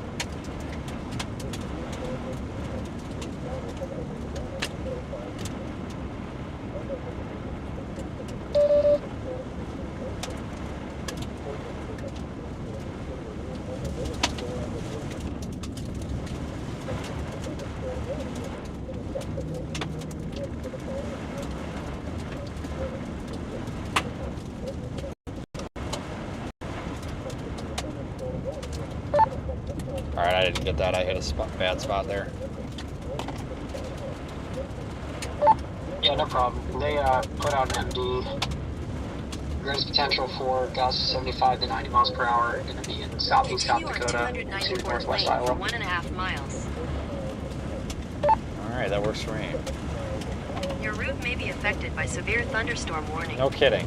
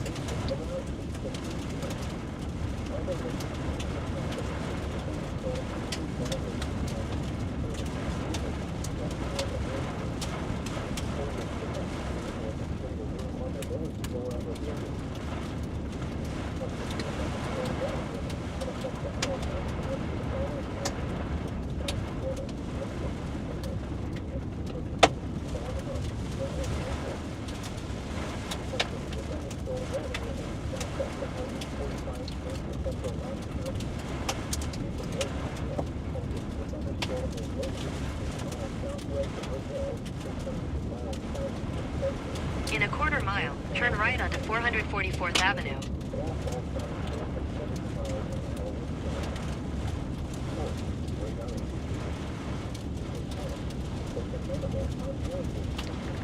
I'm gonna go past the stop sign, go up one more road, and then go south. Because we're kind of outrunning this, so I just want to get a little bit ahead of this damn heavy rain before we start going south right of the highway. 444th Avenue.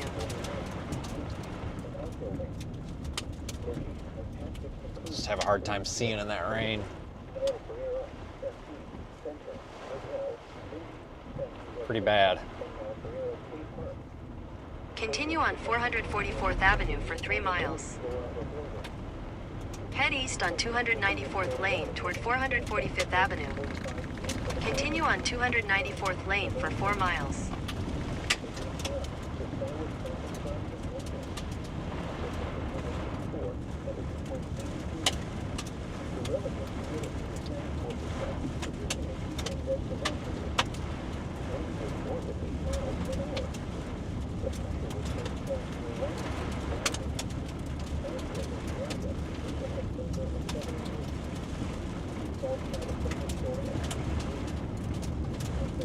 Definitely a change of pace compared to earlier.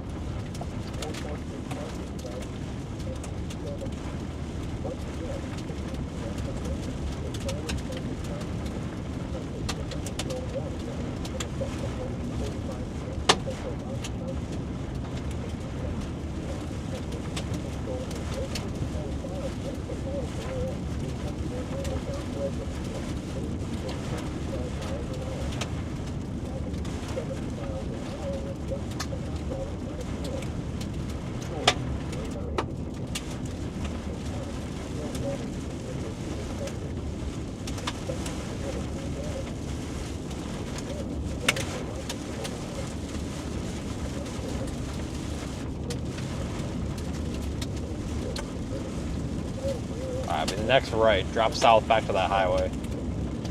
Still have that little area of rotation back off to our northwest, but I don't think it's going to produce a tornado. Sometimes you can get those little embedded QLCS circulations that produce tornadoes in these line segments, but I don't think that's the case here. But it was worth coming up here just in case, because if it would have, I mean, we would have been right here for it, so.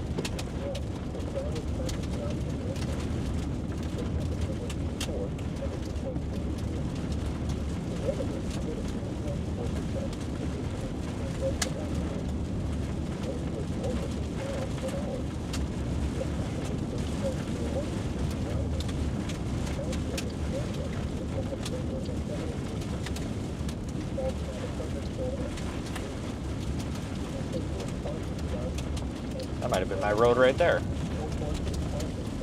What the hell, Google? Piece of junk. Didn't even tell me. Flip around.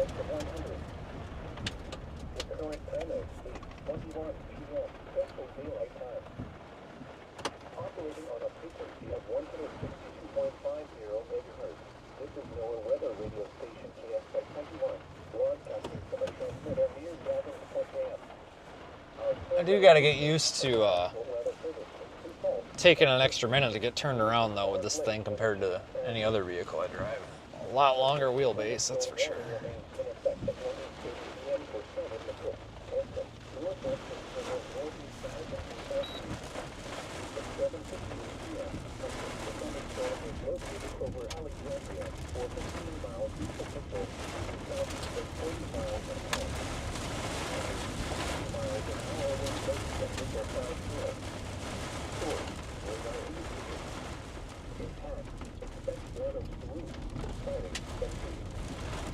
Head south on 446th Avenue toward 295th Street. Continue on 446th Avenue for 3 miles.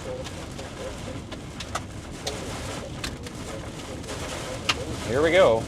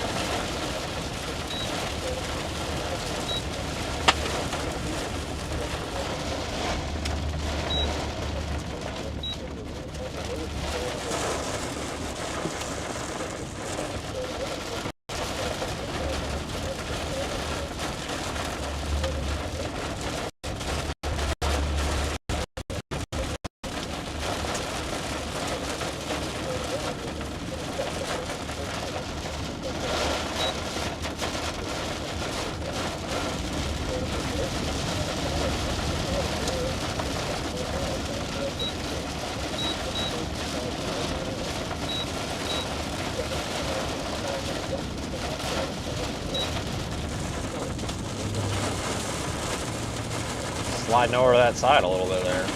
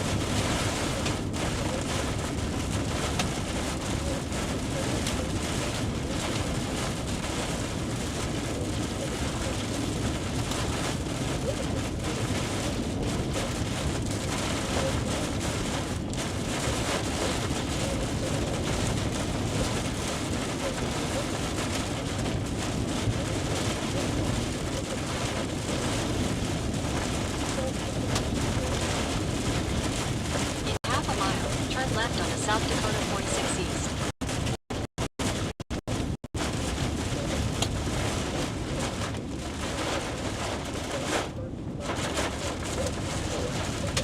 Alright, here's our road, finally. We'll get out ahead of this pretty quick. Yeah, it won't take Turn much. left on the South Dakota 46 East.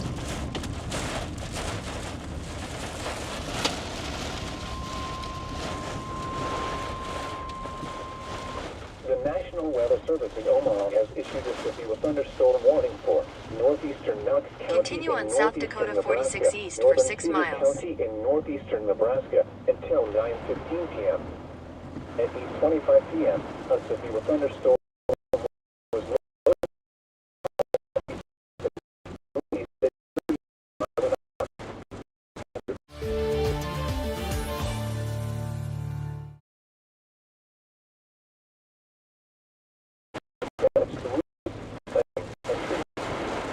This severe thunderstorm will be near St. Helena around 8:30 p.m. For your protection, move to an interior room on the lowest floor of a building. Repeating, a severe thunderstorm warning has been issued until 9:15 p.m. for the following counties in Nebraska: Cedar and Knox.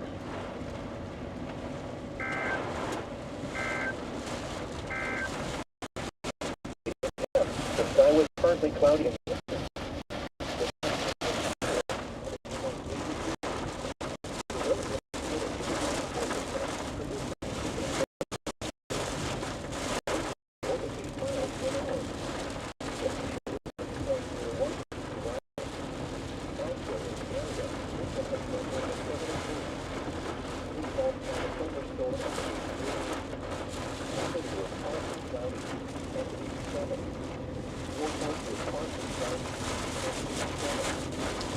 Not the best for signal through here, though, that is for sure.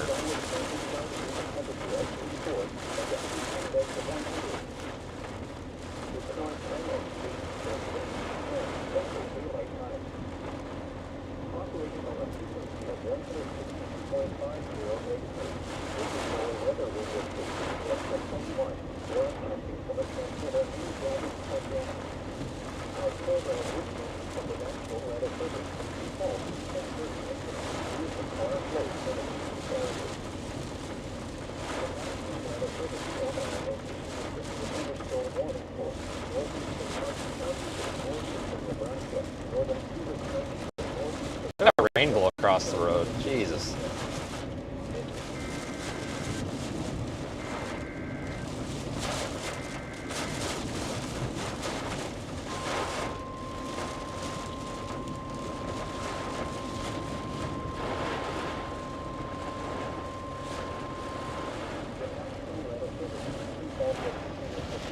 Storm warning for western Minnehaha County in southeastern South Dakota, northwestern Lincoln County in southeastern South Dakota, Berkshire County in southeastern South Dakota, southeastern Hanson County in southeastern South Dakota, northern Turner County in southeastern South Dakota, northeastern Hutchinson County in southeastern South Dakota until 9:15 p.m.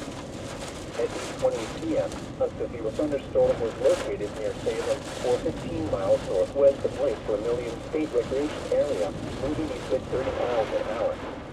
Hazard, 60 miles an hour wind gusts and penny-sized hail. Source, radar indicated.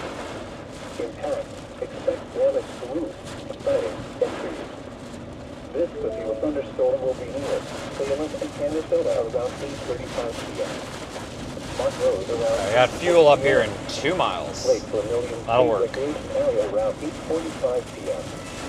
Other locations in the path of this severe thunderstorm include Idaho.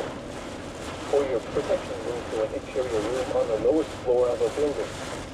Repeating, a severe thunderstorm warning has been issued until 9:15 p.m. for the following counties: in South Dakota, Lincoln, McCook, Minnehaha, Turner, Henson, and Hutchinson.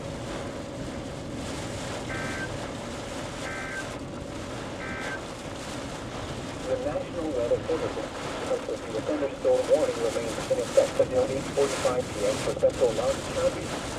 At 8:30 p.m., a severe thunderstorm was located near Niobrara for 17 miles south of Kimball, moving at 35 miles an hour. Hazard, 60 miles an hour wind gusts and quarter-size hail. Source, radar indicated. Impact, hail damage to vehicles is expected. Expect wind damage to roofs, siding, and trees. Locations impacted include Bloomfield, Vertebree, Niobrara, Santee, Center, Lindy, Santee Reservation, and Niobrara State Park. For your protection, move to an interior room. Gotta get to these gas stations where the power goes out. Your destination will be on the right. A thunderstorm warning remains in effect until 8:45 p.m. for the following counties: Knox, Nebraska. The National Weather Service in Omaha has issued a severe thunderstorm warning for northeastern Mountain County and northeastern Nebraska, northern Cedar County and northeastern Nebraska until 9:15 p.m. At 8:25 p.m., a severe thunderstorm was located 4 miles southeast of Yankton, moving at 35 Oh, boy. miles an hour. Well, I just got hit by a frickin' tree. Source, radar indicated. Okay, we're not stopping. There is debris flying all over the road. Siding, and trees. This severe thunderstorm will be near St. Helena around 8:30 p.m. Holy Moses. Whoa, there's a dumpster!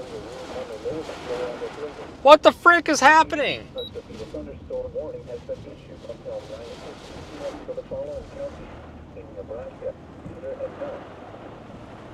A severe thunderstorm warning remains in effect until 9 p.m. for southwestern Michigan,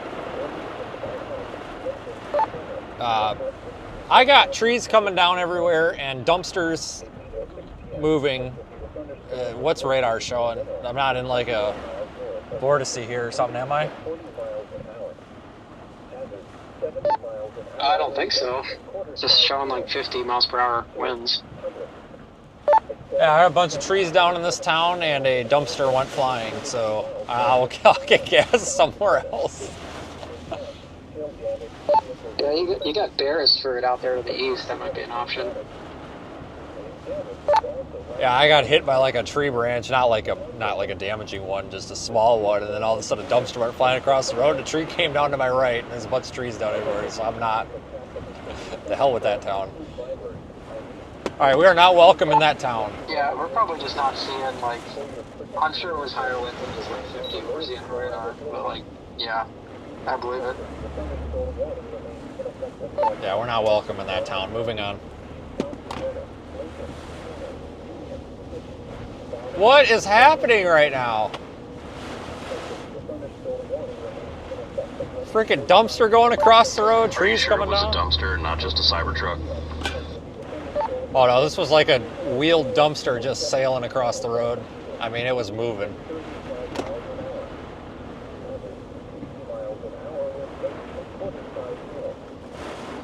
Yeah, we'll have to get gas in the next town. It's we got 17 miles. We'll make it.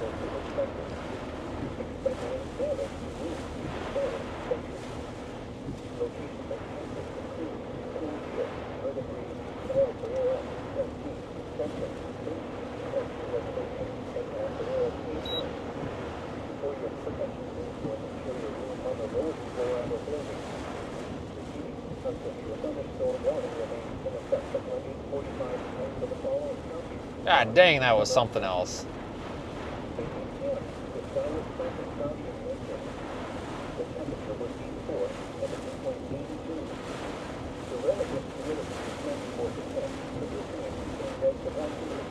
There's some strong wind in that thing, I think. Good lord.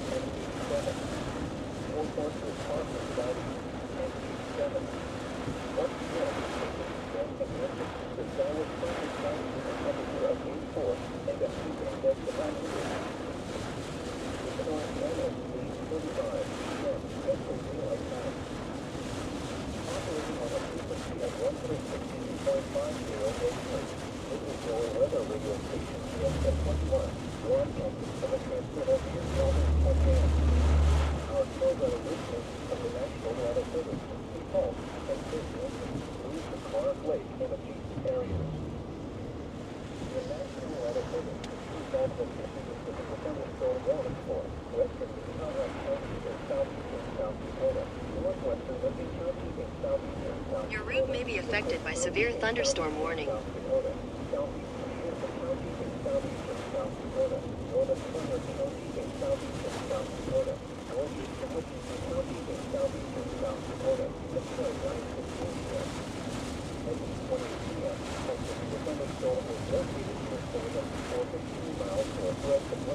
Well, let's see what else we can find today.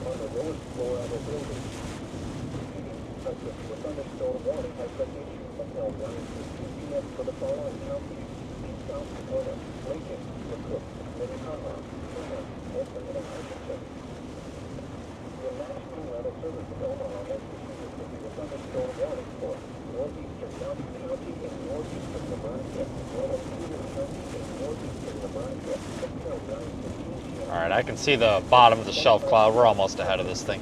The goal is to get to this next fuel station before whatever the hell happened back there happens up here. I don't want to get hit by a tree, and I don't want to get hit by a dumpster.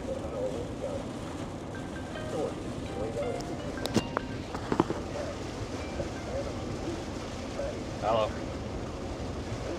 Hi, what are you doing?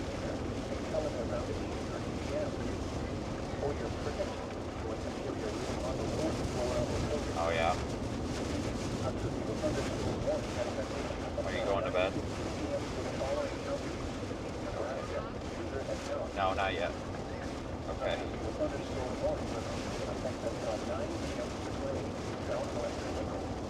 Alright, well, I hope you have a good... Alright, well, okay, well tell the cats hi. Okay, make sure you go pet all the cats. Alright, bye, love you. Okay. Okay, bye.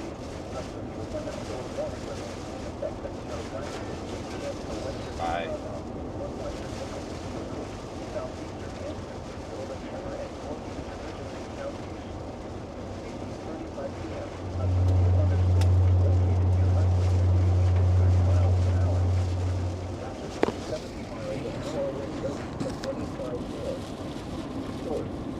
Yeah, today's been pretty exciting, that's for sure.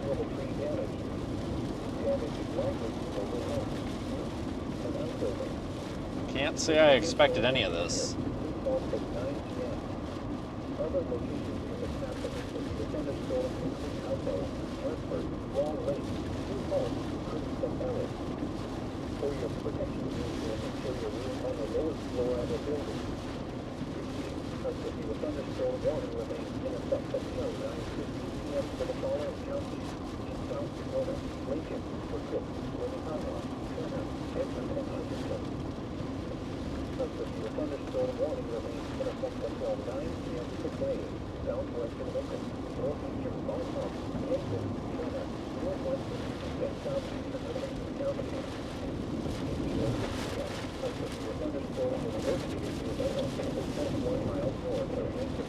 Alright, Any day now, we'll be ahead of this. 70 miles an hour wind gusts and quarter-side hail. North, Public.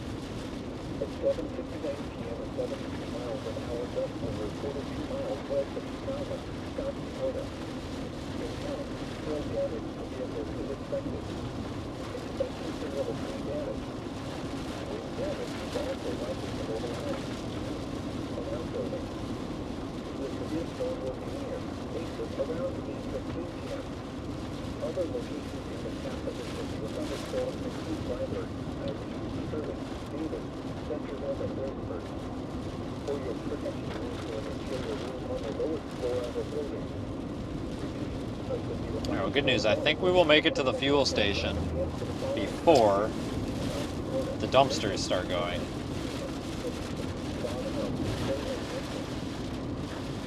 I think. Cross your fingers. Because that really needs to happen. I'm not doing that again.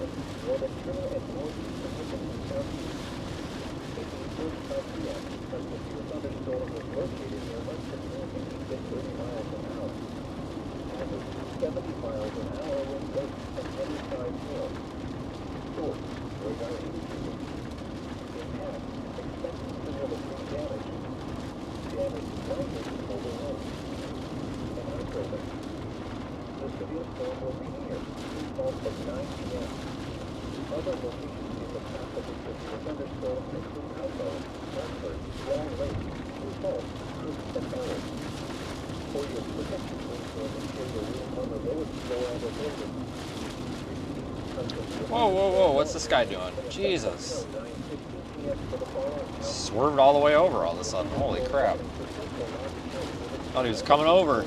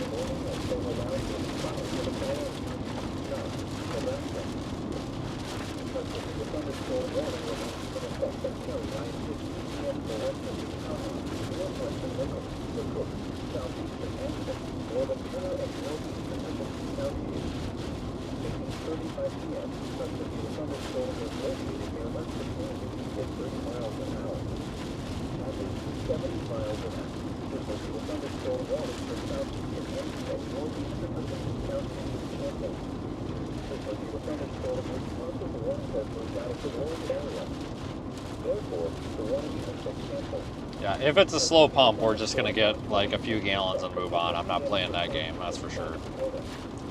Not today.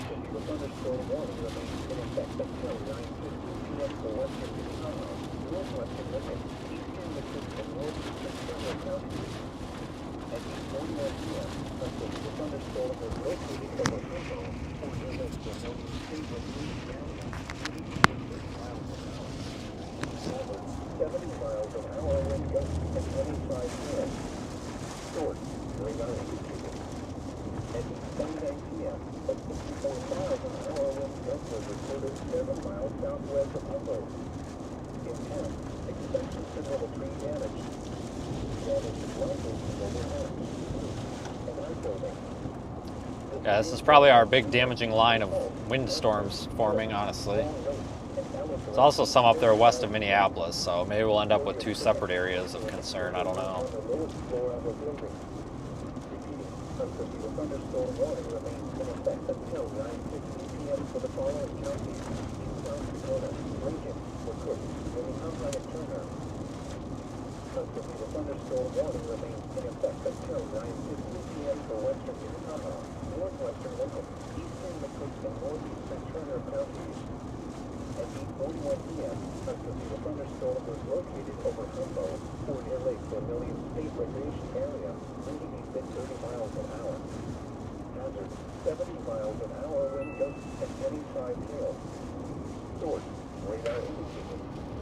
At 8:29 p.m., a 64 miles an hour wind gust was reported 7 miles southwest of Hustle. Impact, expect considerable tree damage. Damage is likely to mobile homes, roofs, and outbuildings. The severe storm will be near Sioux Falls, Hartford, Crook, Long Lake, and Alice around 8:45 p.m. For your protection, move to an interior room on the lowest floor of a building. Beresford, I guess, is where I'm stopping. The warning remains in effect until 9:15 p.m. for the following counties: in South Dakota, Lincoln, McCook, Minnehaha, and Turner. This severe thunderstorm warning for central Knox County will expire at 8:45 p.m. The storm which prompted the warning has reached below severe limits and no longer poses an immediate threat to life or property. Therefore, the warning will be allowed to expire. A severe thunderstorm watch remains in effect until 1 a.m. for northeastern Nebraska. To report severe weather, contact your nearest law enforcement agency. You will relay your report to the National Weather Service, Omaha. Repeating, this severe thunderstorm warning has been allowed to expire for the following counties: Knox, Nebraska. At 8 p.m., the sky was partly cloudy in the eastern. Alright, lightning's picking up behind us too, so it's not over yet, guys. I have a feeling we're going to be dealing with this for a while. Once we get gas, we'll have to blast out ahead of this thing. Shouldn't be too hard to do, though. Elsewhere in the area, Mitchell had silver at 73. Sioux Falls had a thunderstorm at 83. Sioux City was partly cloudy and 87. Warport was partly cloudy and 87. Once again, at 8 p.m. in Lincoln, the sky was partly...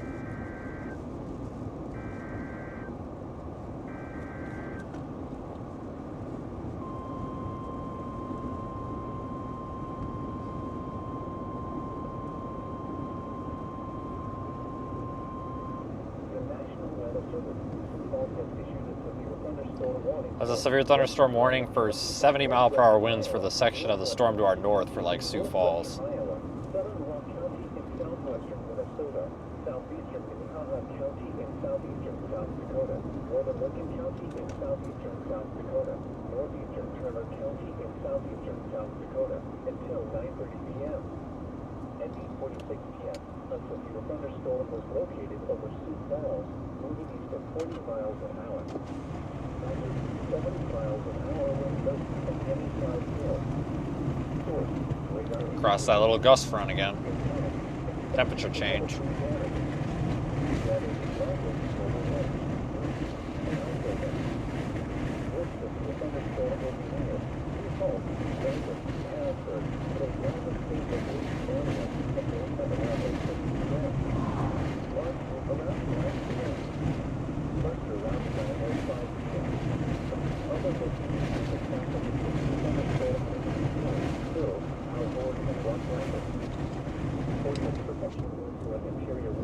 Alright, that's our gas station up ahead. Repeating, a severe thunderstorm warning has been issued until 9:30 p.m. for the following counties: in Iowa, Wyoming, and Rock, Minnesota, and the following counties: South Dakota, Lincoln, Minnehaha, and Turner.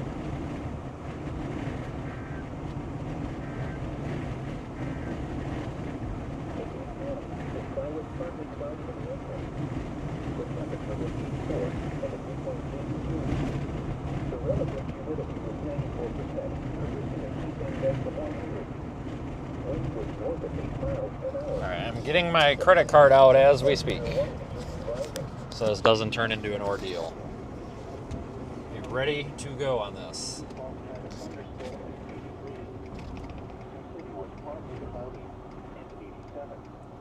Warport was partly cloudy and 87. Once again,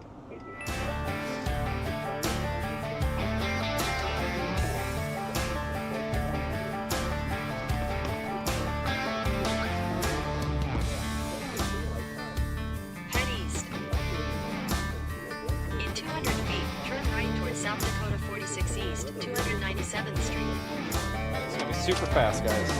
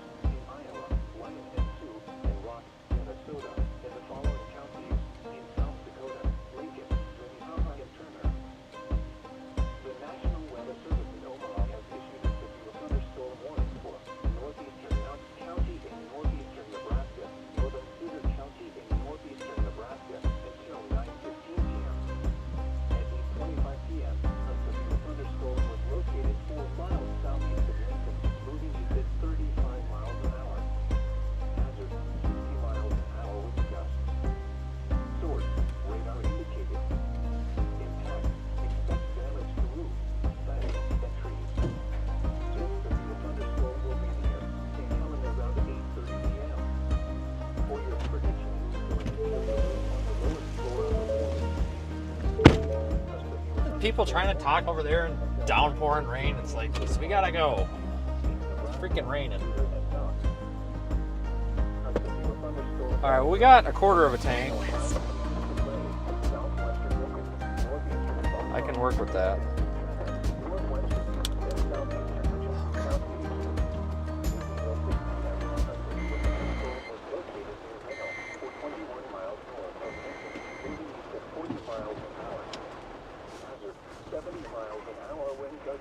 Head east. Trying, turn right guys. towards South Dakota 46 East, 297th Street, then turn left onto South Dakota 46 East. Come on, Google. Piece of shit.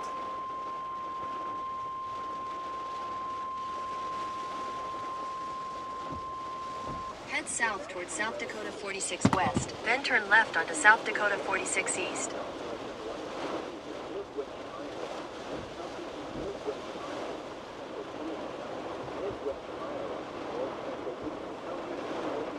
Your route may be affected by severe thunderstorm warning.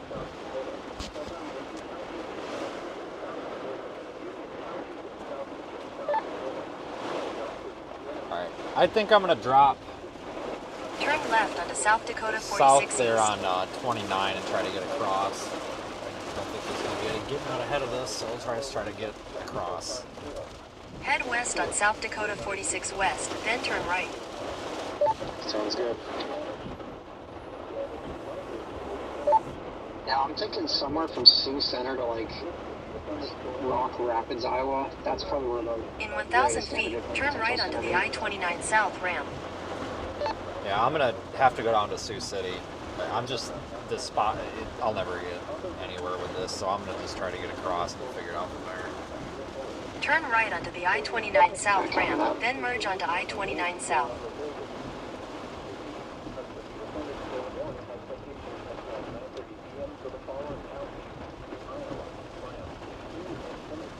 Maybe go across there on Highway 3. Might be a good option.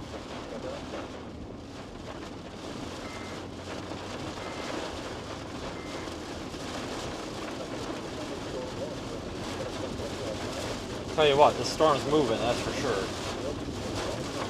Continue on I-29 South for 54 miles.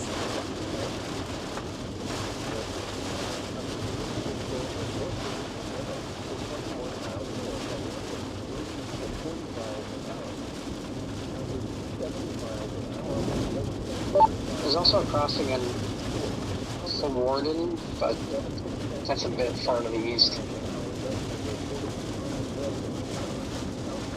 Yeah, I can't get in front of the storm is the problem, so I'm gonna have to go south and go across on like 3 or something. Okay, copy that.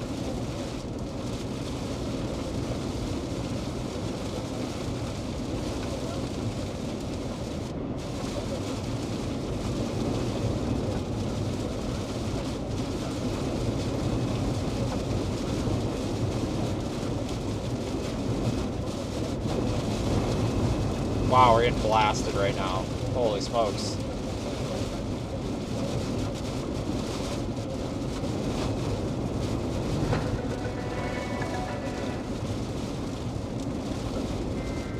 We just got a tornado warning.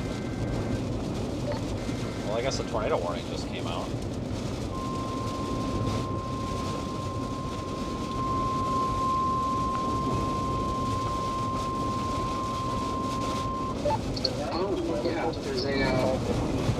There's a little circulation there on the gust front, moving southeast. It looks okay. Keep watching that in case that touches down. I don't think it will. At 8:55 p.m., the thunderstorm capable of producing both tornadoes and extensive straight line damage were located near Davis, or 12 miles north. Yeah, if I have to, I mean, I can flip around. It's not a huge deal. It would probably be the end of it, but if it actually comes down and you warn it. Radar indicated location. Flying will be dangerous to those caught without shelter. Mobile homes will be damaged or destroyed. Damage to roofs, windows, and buildings will occur. Tree damage is likely. These dangerous storms will be near. Here's for the round 9 p.m. Safe flight around. around 9:05 p.m. Change of plans, given the tornado warning on the short cross of that bar, or whatever it is, H-Town. Yeah, copy that. I was about to say, like, I don't think the warning, the tornado warning is anything special, but we really started to see the winds increase here, especially with that tornado warning segment. I mean, that looks really robust, and that's heading southeast, so I think somewhere Florida and through Sioux Center is probably getting rocked. Yeah, we're changing plans. We're going to cross the river right up here. We're going to cross the highway whatever this is, toward Hawarden, or however you say it. Horden, Hort, whatever, I don't know. I'm not from here.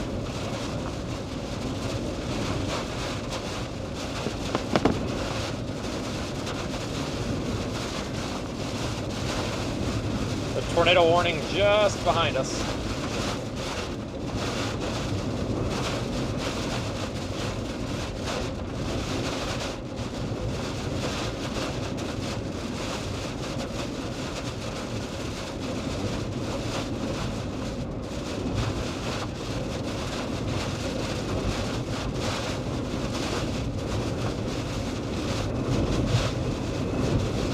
Holy moly.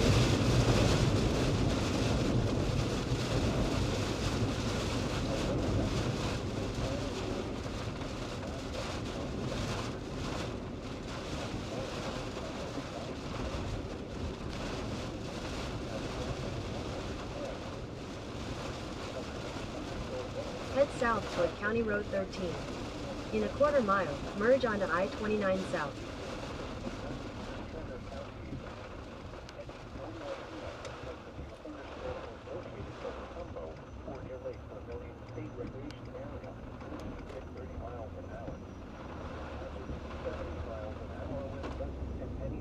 Continue on County Road 13 for half a mile.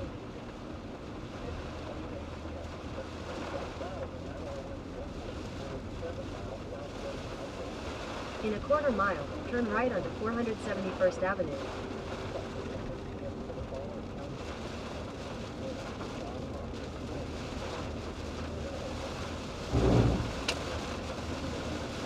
Turn right onto 471st Avenue. Alright, Google's really going to get upset here, so we're going to ignore her completely for a few minutes here.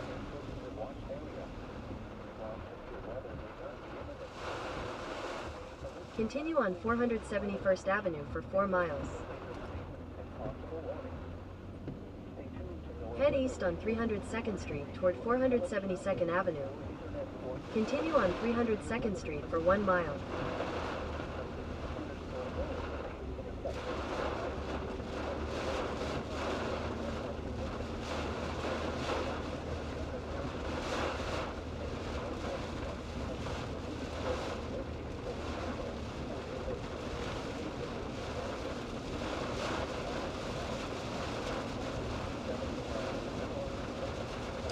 I don't think in half a mile, turn right onto 472nd Avenue. I don't really think this tornado warning is going to produce a tornado, but kind of need to be prepared just in case. It's off to our northwest. It's a little ways away, but we're almost in the actual tornado warning area now.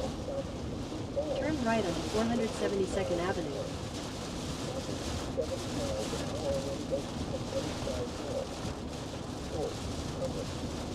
Continue on 472nd Avenue. Continue on 302nd Street for 3/4 of a mile.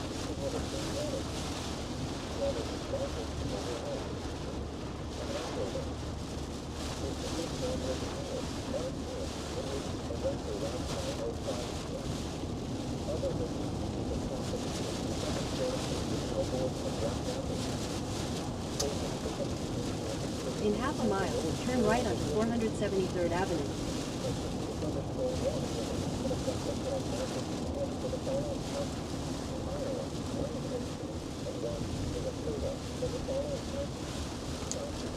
Yeah, we can just keep going east. Eventually, we end up in Iowa. That's kind of what we want at this point. 473rd Avenue.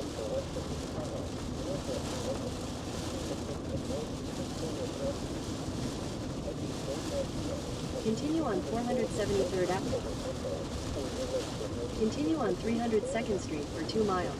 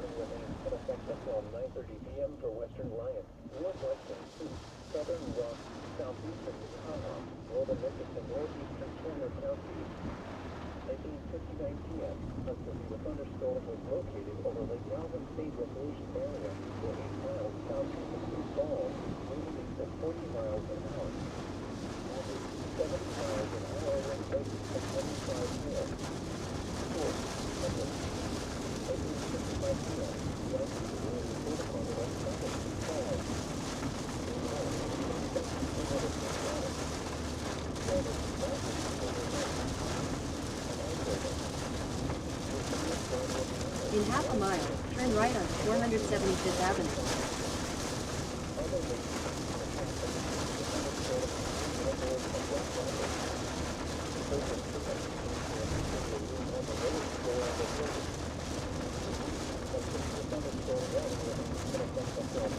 Turn right on 475th Avenue.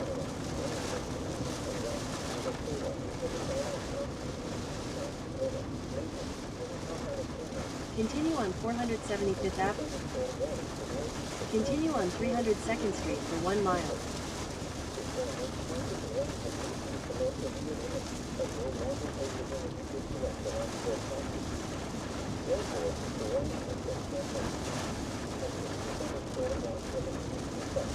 Eventually Google's going to catch on.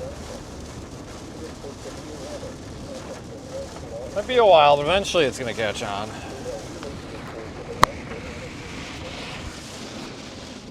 In half a mile, turn right on 476th Avenue.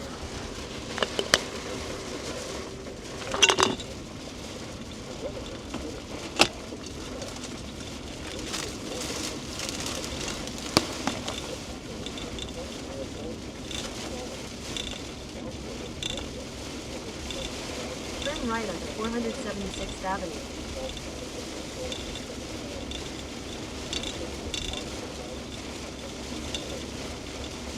Continue on 476th Avenue for 1 mile. Continue on 302nd Street for 3 miles.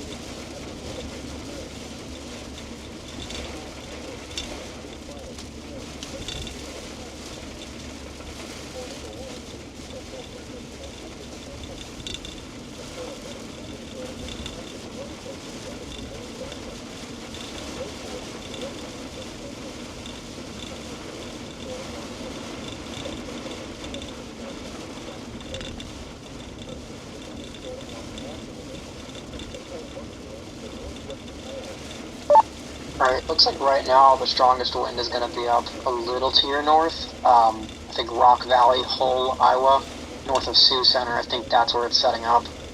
But yeah, this line has been steadily increasing in strength, and the wind has been getting a little higher in velocity every time I look.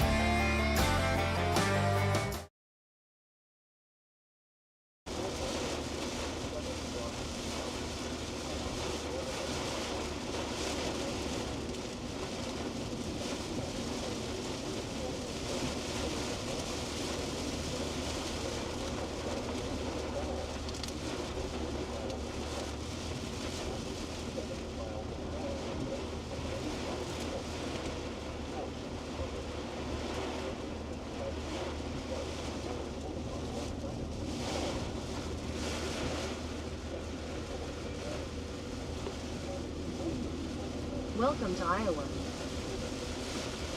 Kind of a secondary problem we might be looking at tonight is flooding in some areas even. With all this freaking rain, it's nuts. It's a ton of rain coming down.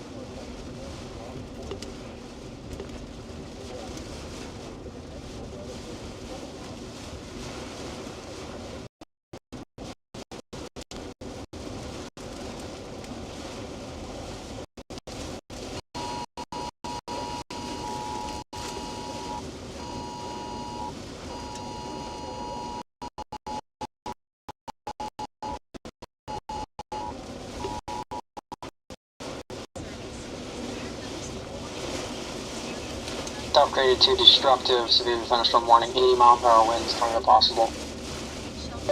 Alright, I believe it.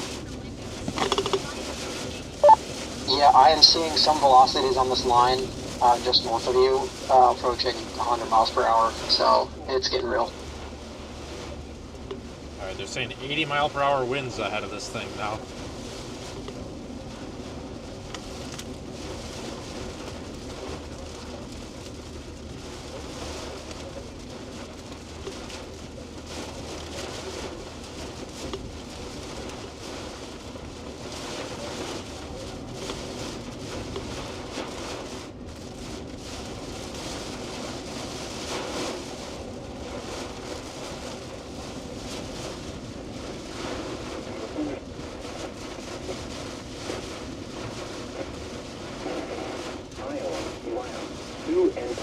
And the following counties in South Dakota: Lincoln, Union Enclave, and Dixon.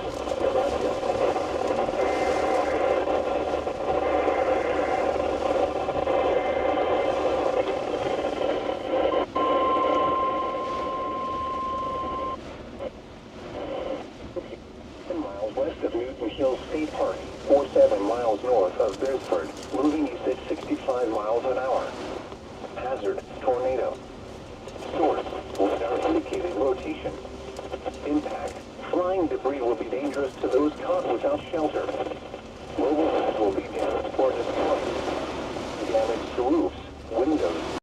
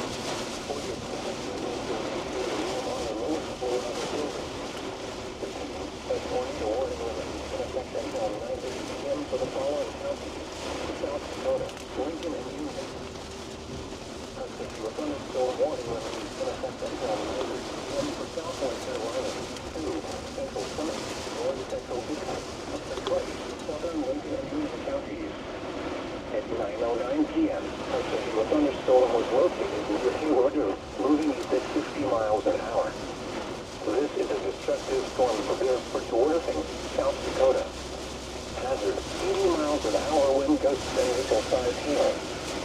Source: Republic. At 8:52 p.m., a gust of 87 miles an hour was reported in Irene, South Dakota.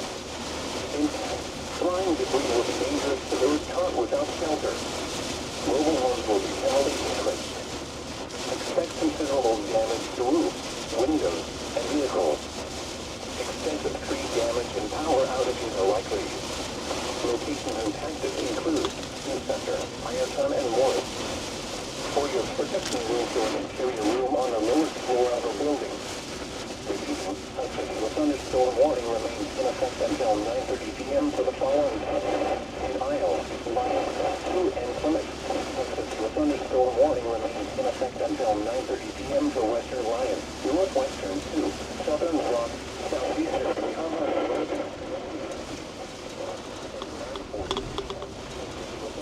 Alright, so there's a possibility of 80 mile per hour winds in these. We'll get through this little town and then we're gonna...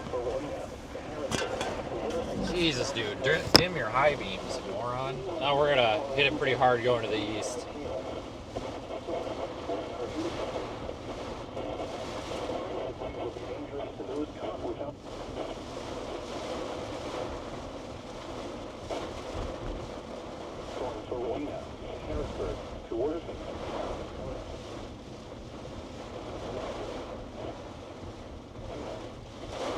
One thing I tell you is I don't want to be in town here if 80 mile an hour winds come through. I'm going to be out in the open.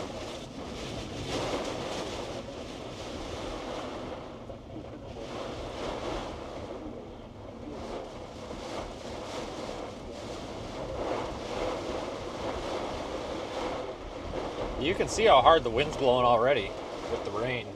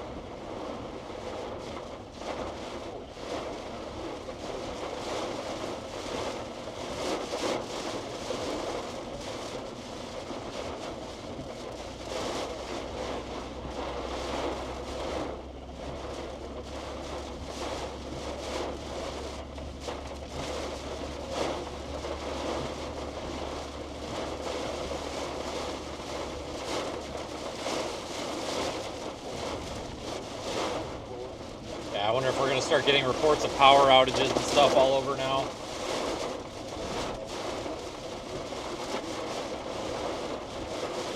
Oh, there's a tree down. Right there on the left.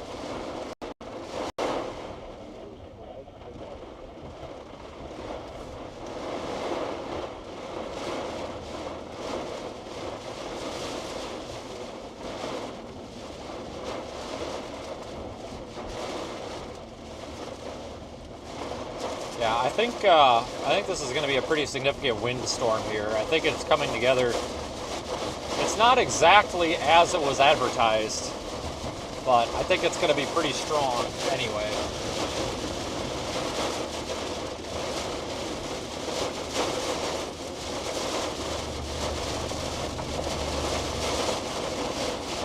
It's just crossing into Iowa.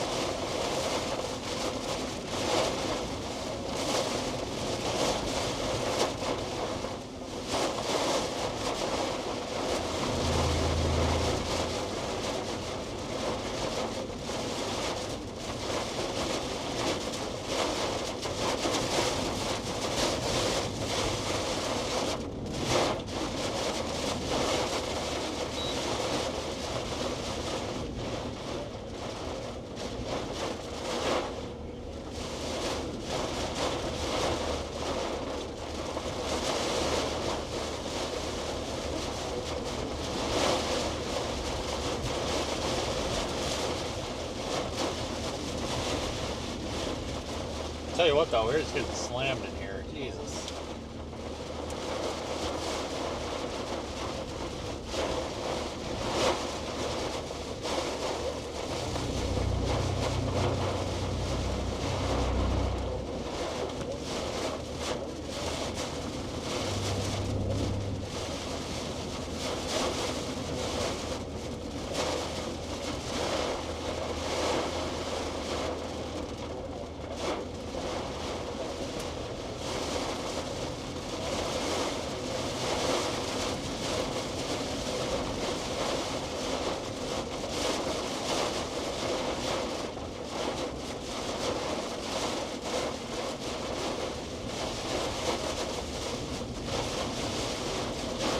Really ought to be watching for like trees down and stuff. I think we can get out ahead of this as long as we're able to keep moving here.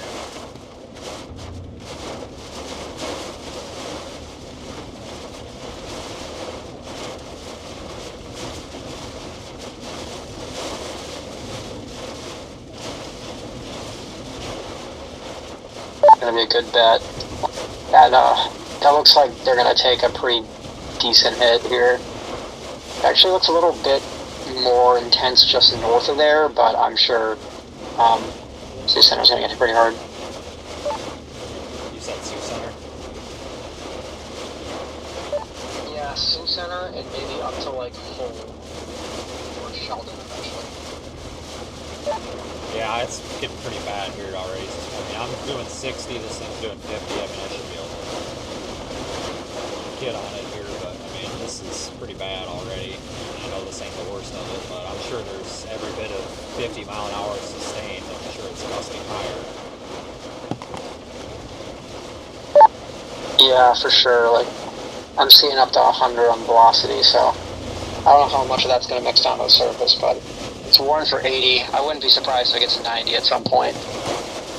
Just where, I'm not super sure. I think Sheldon would be a pretty decent bet, but that's quite a bit away.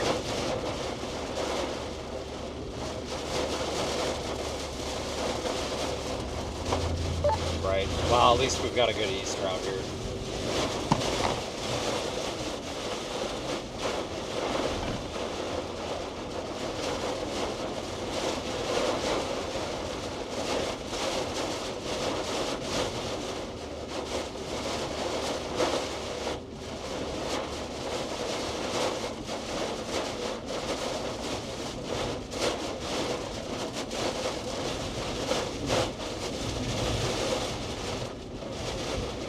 Every time we can speed up a bit, we gotta slow down because it gets windier. Nasty out, let me tell you.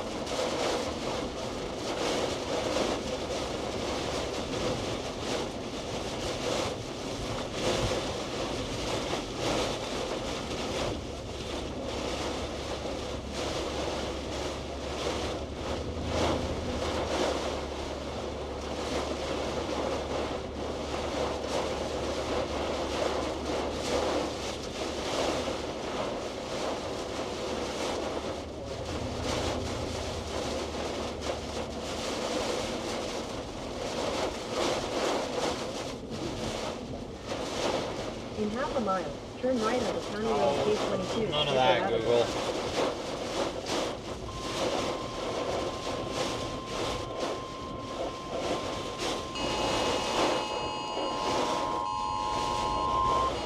National Weather Service in Sioux Falls has issued a severe thunderstorm warning for Cherokee County in northwestern Iowa, Lyon County in northwestern Iowa, Osceola County in northwestern Iowa, Sioux County in northwestern Iowa, northern Tennessee, northwestern Iowa, Lyon County. 30 miles, County Road K22, River Avenue. At 9:22 p.m., severe thunderstorms were located along a line extending from hills to near Hudson to near Continue on Sioux, to County near Road Creek, 9 K22, miles 30 northwest of Merrill, moving east at 65 miles an hour. Continue on State Highway These are 10 the east for suspects 10 from miles. Celeste to Center, to Lemars, Iowa.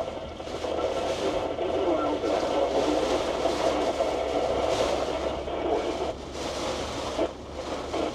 Flying debris will be dangerous to those caught without shelter.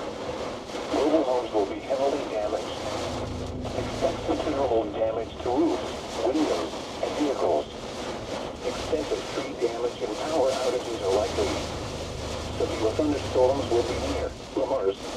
Center, Orange City, Rock Rapids, Rock Valley, Dune, Lester, Morris, Alvord, and Craig around 9:25 p.m. Hull and Alton around 9:30 p.m. Remsen, George, Boyden, Hospers, and Granville around 9:35 p.m. Sheldon, Marcus, Little Rock, and Matlock around 9:40 p.m. Other locations in the path of these severe thunderstorms include Sibley, Palmina, Ashton, Cleghorn, Archer, Sanborn, Cedar, Cherokee, Sutherland, Ocean, Bellin, and Larrabee. For your protection, move to an interior room on the lowest floor of the building. These are dangerous storms. Prepare immediately for large destructive hail capable of producing significant damage. Keep outside the strong buildings. Stay away from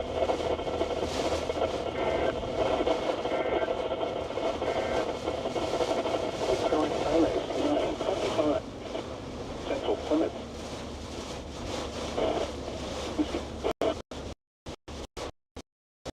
Dakota. Yankton County in southeastern South Dakota. Southeastern Turner County in southeastern South Dakota until 10 p.m. At 9:11. Alright, 80 mile an hour winds expected with these. Sorry about the signal. It is a monsoon out here. Hazard 60 miles an hour wind gusts and penny-sized hail. Source radar indicated.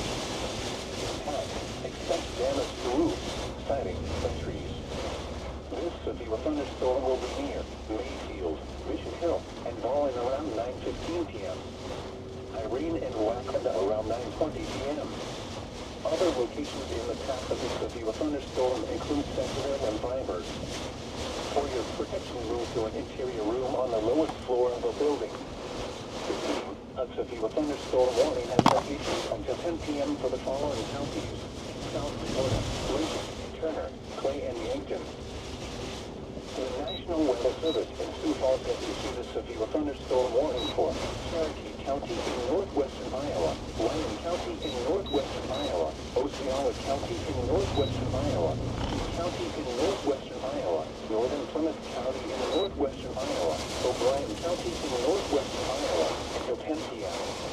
At 9:26 p.m., severe thunderstorms were located along a line extending from Hills to the Hudson to the Center to their Craig 9 miles northwest of Merrill, moving east at 65 miles an hour. These are destructive storms to Lester, to Sioux Center, to Lemars, Iowa. Hazard 80 miles an hour wind gusts and Alright, I feel like the wind is getting a little less intense, so that means I think we're starting to finally get a little bit ahead of it here.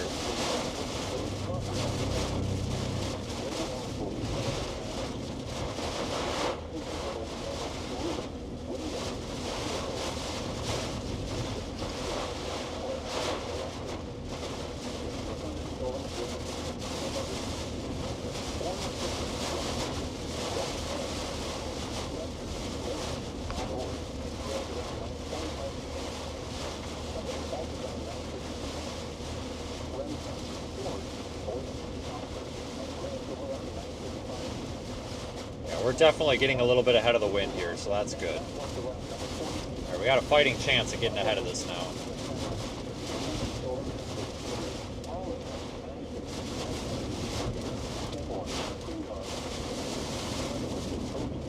It's gonna be a hell of a drive, I can tell you that.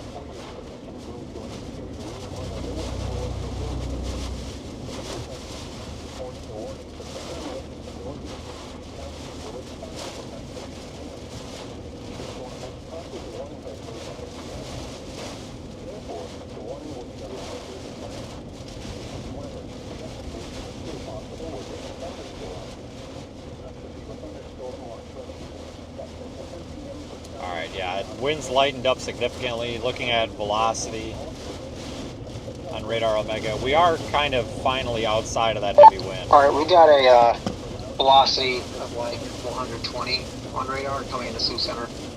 So, see what happens.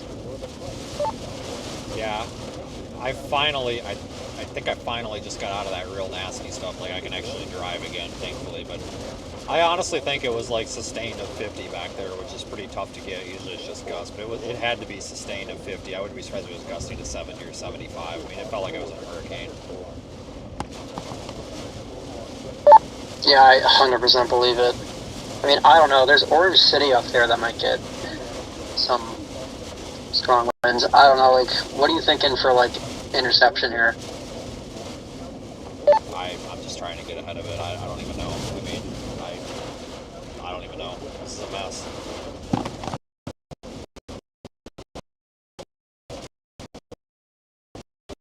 100% agree.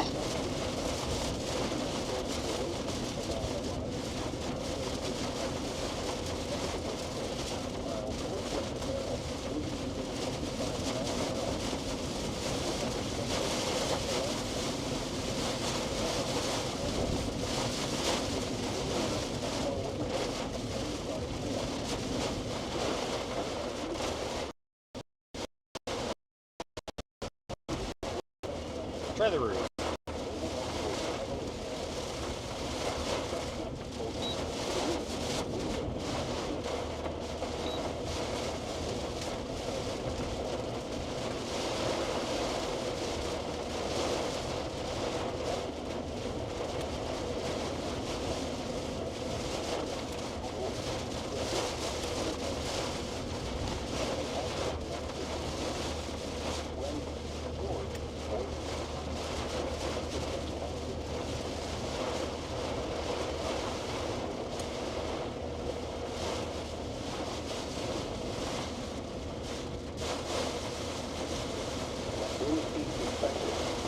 Mobile homes and high-profile vehicles are especially susceptible to winds of this magnitude and may be overturned.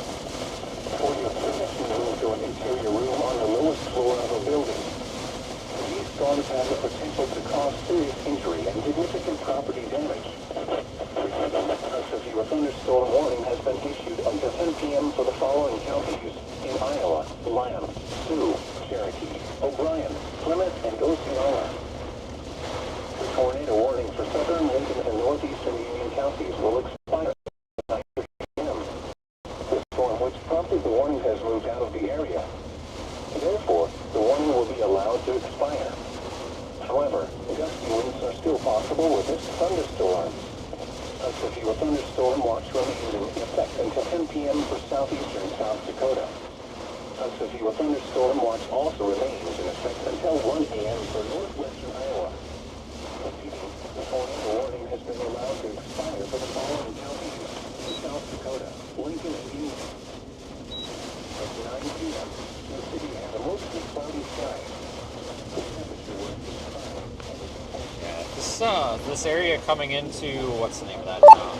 Alright, I think the strongest winds are moving southeast towards Orange City. They're just over Sioux Center right now. I think you're probably going to start feeling them soon, especially as you get closer to Orange City.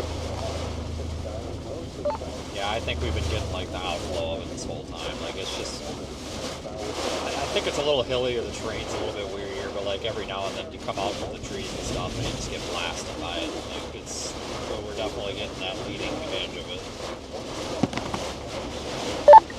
Yeah, I think it just passed like right over Sioux Center. At least the velocities I'm seeing on radar, I'm seeing like 128 now. That's probably not at the surface, but that's probably the strongest I've seen it so far. And it's moving southeast towards like Orange City, Alton next. So I'm going to be looking out for reports from Sioux Center.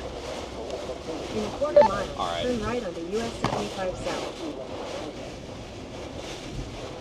Yeah, we might be about in the strongest winds here, if not already.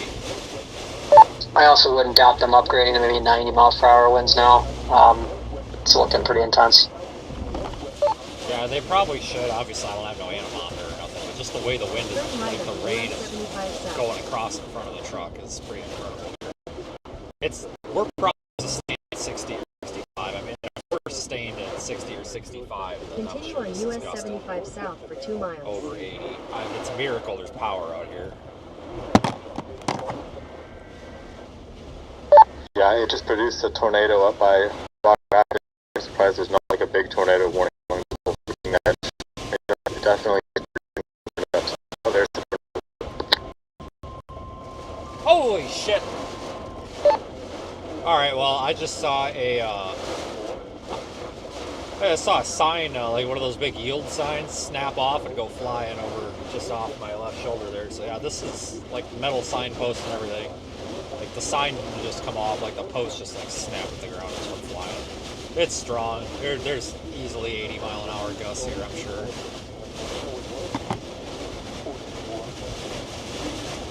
Yeah, Orange City and Alton are about to get slammed.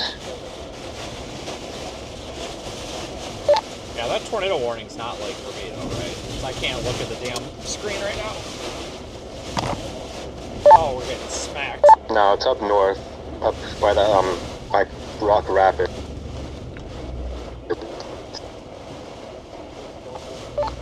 Okay.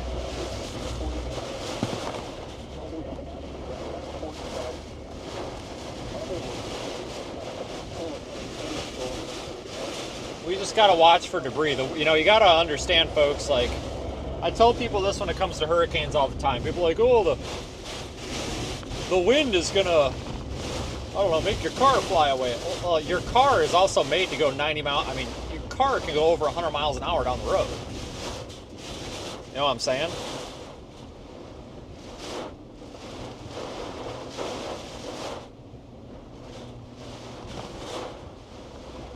And, you know, your car can go 100 miles an hour down the road. It don't just magically fly away. It's the debris that you got to watch for, you know. And I've got my flood lighting here on the side, so I've got really bright lights facing out to the sides. So I've got all my lights on so I can see shit flying toward me out the side windows. Super important. I deleted the comment, but somebody was like, you're blinding other people. You know, I really don't care at this point because I want to make sure I don't have a tree branch going to come peg me in the side of the head. I really don't care if somebody's got to squint a little bit. They're side facing anyway, you know.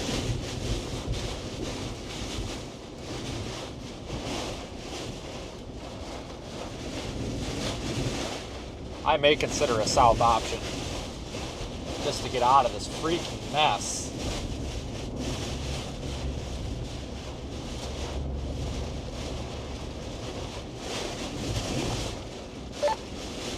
I'm just getting absolutely smacked in here, so I may drop a little bit south just to get a little bit out of the worst wind.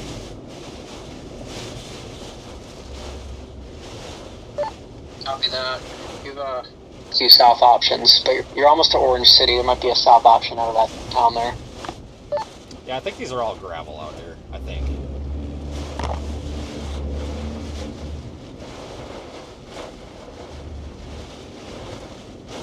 A freaking mosquito in here somewhere. Oh, power line on fire. They're arcing up there on the top left. Might have a power line down.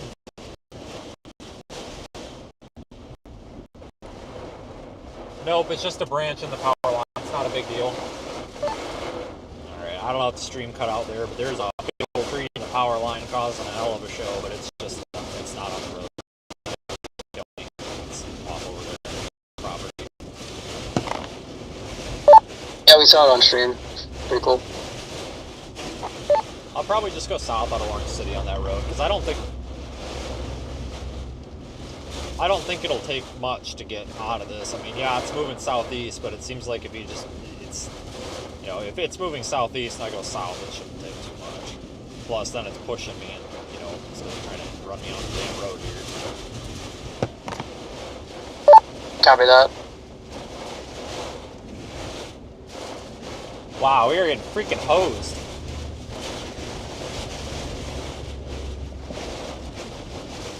Like I said, the biggest concern is just watching for debris.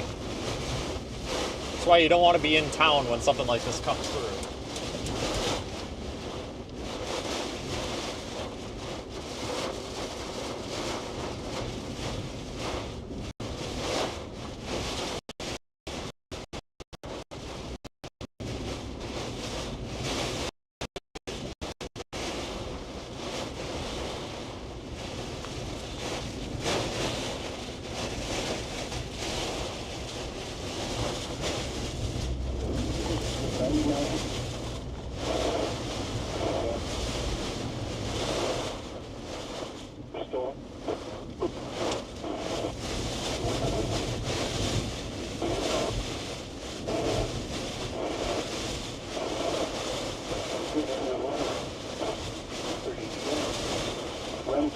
George, Boyden, Hopkers, and Granville around 9:35 p.m. Sheldon, Marcus, Little Rock, and Matlock around 9:40 p.m. Other locations in the path of these severe thunderstorms include Sidley, Pauline, Ashton, Cleghorn, Archer, Sanborn, Fremont, Sharon, Sutherland, Ocean, Melvin, and Larrabee. For your protection, move to an interior room on the lowest floor of a building. A severe thunderstorm warning is in effect until 10 p.m. for Terry, Lamb, Osceola, Sioux, Washington, and O'Brien counties. At 9:32 p.m. Guy turning around in the middle of the road. Good lord. Extending from near Ellsworth to near Norton to near Hopkers to near Alton to near Remsen, moving to 60 miles an hour. These are destructive storms for Rock Rapids, Hopkers to Remsen, Iowa. Hazard 80 miles an hour wind gusts from heavy side hail. Source, public. At 9:30 p.m. at 65 miles an hour gust in Hayward, Iowa. Okay, well there is power in this town somehow. Alright, I'm coming into Orange City. It's calming down a little bit. There is power here. I don't know how.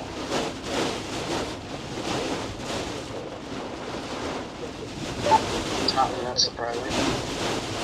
Wow, I can't believe there's power here. This is incredible. Wow. I had a feeling one of these street lights is going to come down, though. I really don't want to be too close to one. Must have a bunch of underground power out here.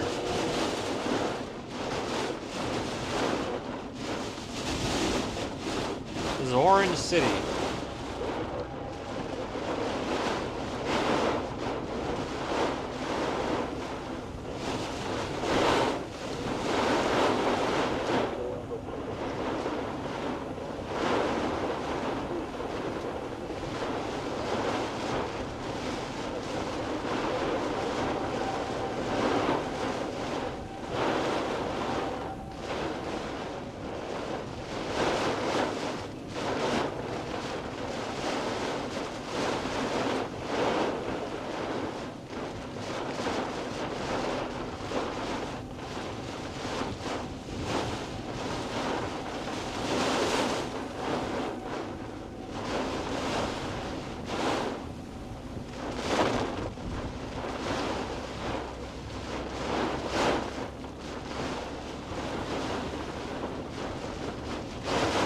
Don't particularly want to be in town for any of this. Because in town you've got debris. We're out in the middle of nowhere, you don't.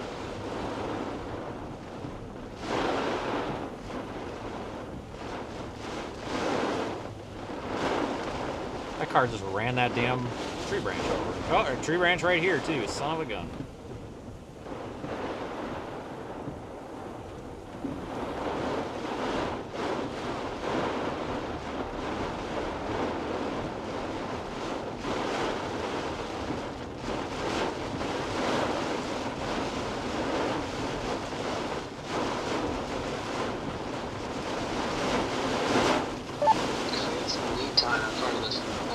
Derecho, I would have tried to find you a car wash or something to get into town somewhere, but I don't think we really have time for that.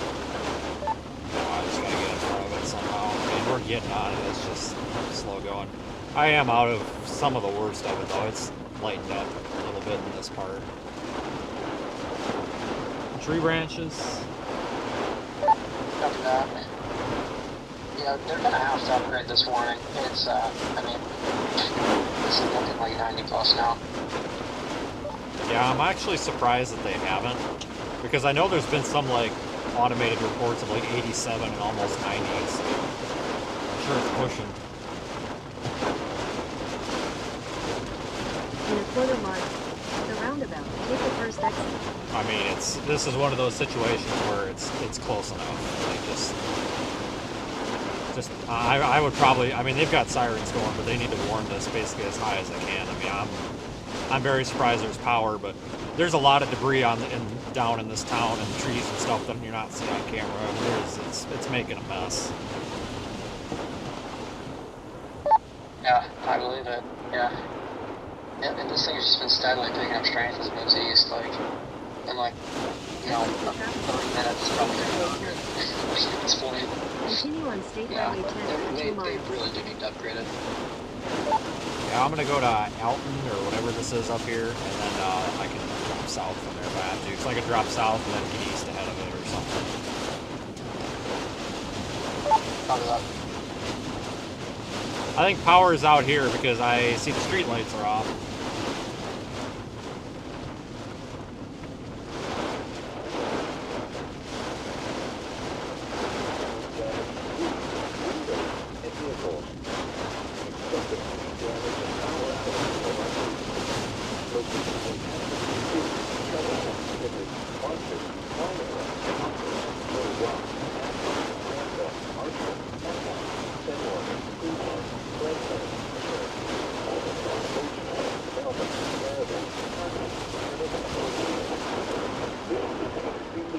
Tree there.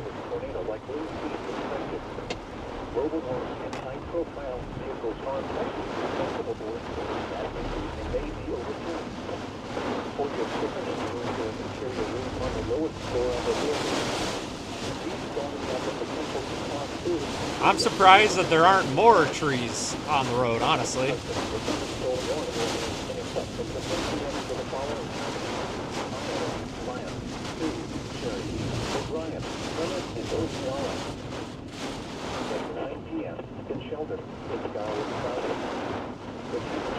What the hell you got going on here?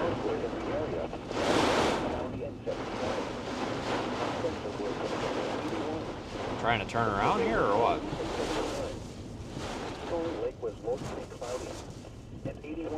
I think they're just parked.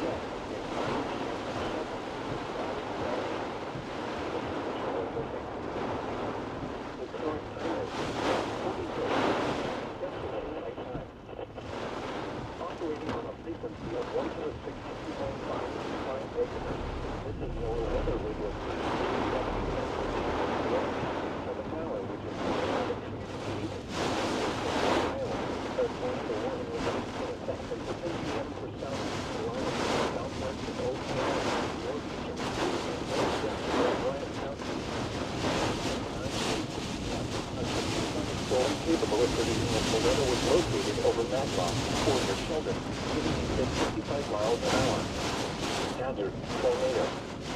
Source, radar indicated rotation. Impact, flying debris will be dangerous to those caught without shelter. In a quarter mile, turn right on destroyed. State Highway 10 east. Damage to roof, windows, and vehicles will occur. Tree damage is likely. This dangerous storm will be near Sheldon, Senborn, and Ashton around 9:50 p.m. Other locations in the path of this tornadic thunderstorm include Archer. Take cover now. Move to a basement for an interior room on the lowest floor of a sturdy building. Avoid windows. If you are outdoors, in a mobile home, or in a vehicle, move to the closest substantial shelter and protect yourself from flying debris. Continue on State Highway 10 east for 3 miles. Until 10 p.m. for the following counties: Iowa, Lamb, Sioux, O'Brien, and Osceola. The thunderstorm watch number 55 will remain in effect until 1 a.m.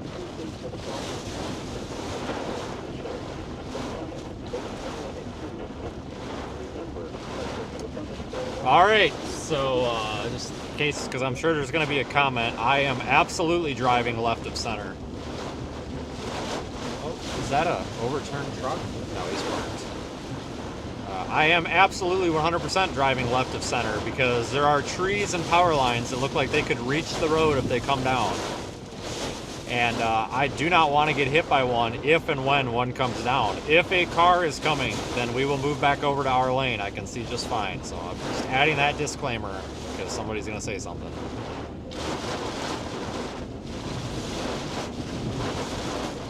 Where's the fucking road? Jesus. This is a nightmare to drive in. Holy hell. Barely see the damn center line.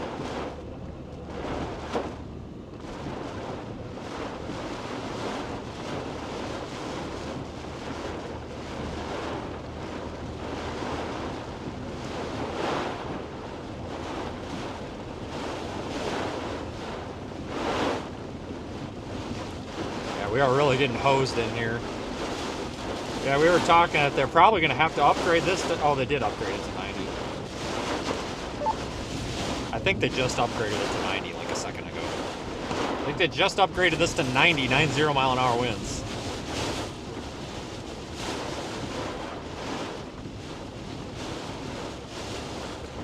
Yep, can confirm. They upgraded to 90.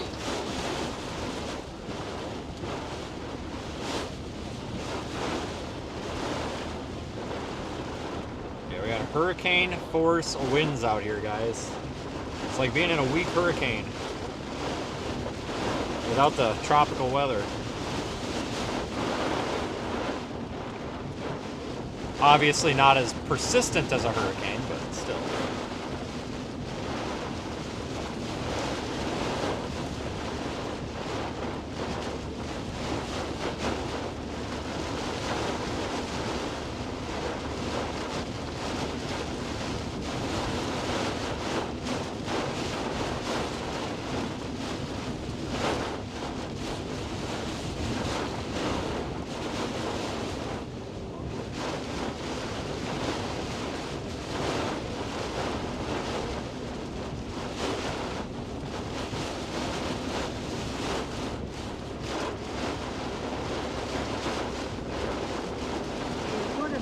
Turn right onto Kiwi Avenue.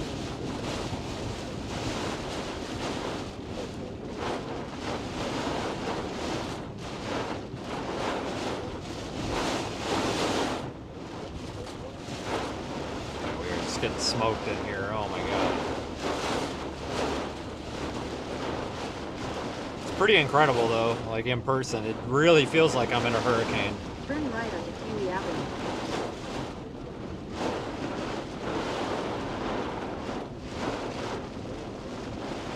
Continue for 27 miles.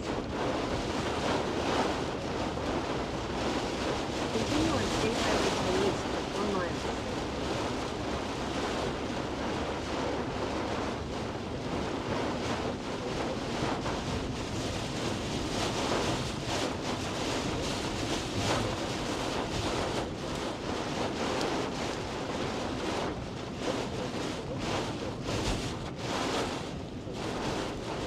We're gonna have to extend this severe thunderstorm watch farther to the east. God dang.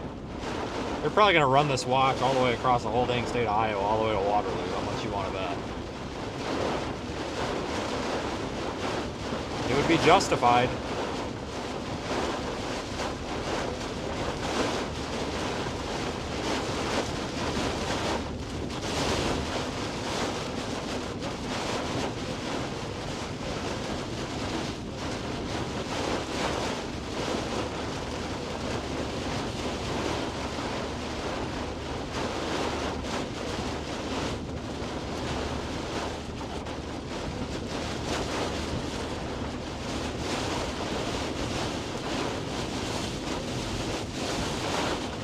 And 90-mile-an-hour winds are no joke, folks. I mean, it is intense in here, let me tell you. Just the camera doesn't even attempt to get it close. But I am just surprised, like I see lots of yard lights on, so there's power out here. I don't know how, but there's power.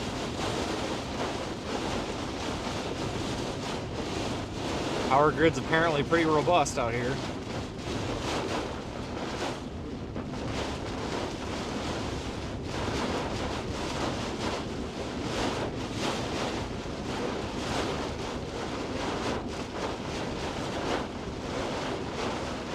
Holy smokes.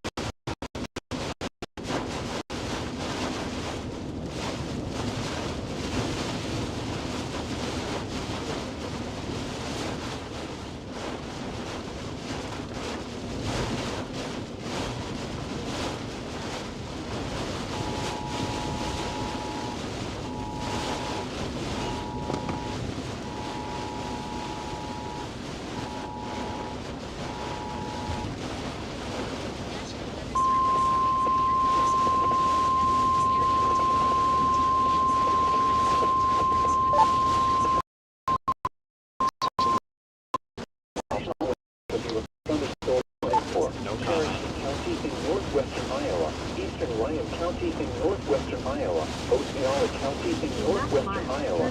Dickinson County in northwestern Iowa. Eastern Sioux County in northwestern Iowa. Eastern Plymouth County in northwestern Iowa. Chula Vista County in northwestern Iowa. Clay County in northwestern Iowa. O'Brien County in northwestern Iowa until 11:15 p.m. At 9:54 p.m., the fuel thunderstorms were located along the line extending from near Little Rock to Ashton to near Archer to near Marcus to 7 miles north of Kinsley, moving east at 60 miles an hour. These are destructive storms for Sidley to Paulina to Cherokee, Iowa. Hazard 80 miles an hour wind gusts and penny-sized hail. Source, radar indicated. Impact, flying debris will be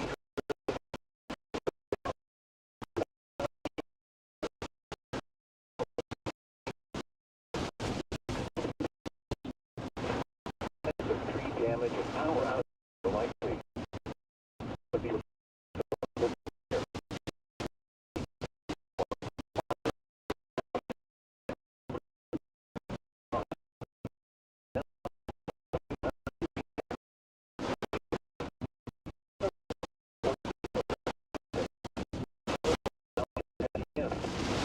other locations the Thunder Park, Aurelia, Royal, Lake Road, Center in Clay County, Spirit Lake, Milford, Arnold Park, West Avonia, New Rapids, Wapagan, West Coast Avonia, South Storm, Greenville, Canada.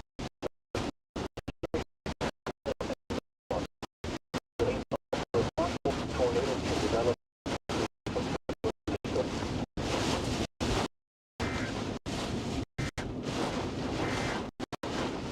At 9 p.m. in Shelburne, the sky was cloudy.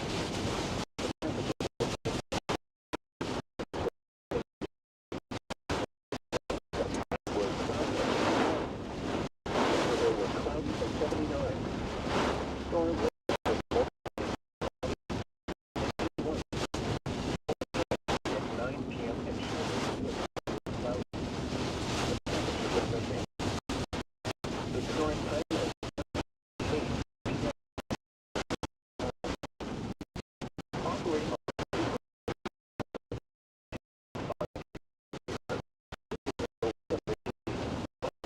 Oh, tree down.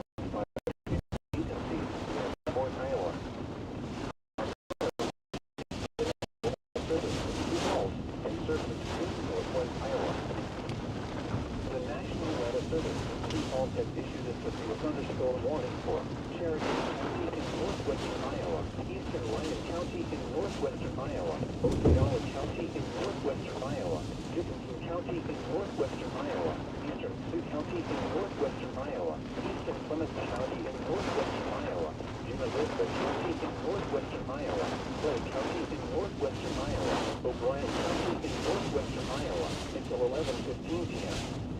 9:54 p.m. The fuel thunderstorms were located along a line extending from near Little Rock. Hold on a second, I'll show you guys what it looks like out the side window. It's pretty crazy.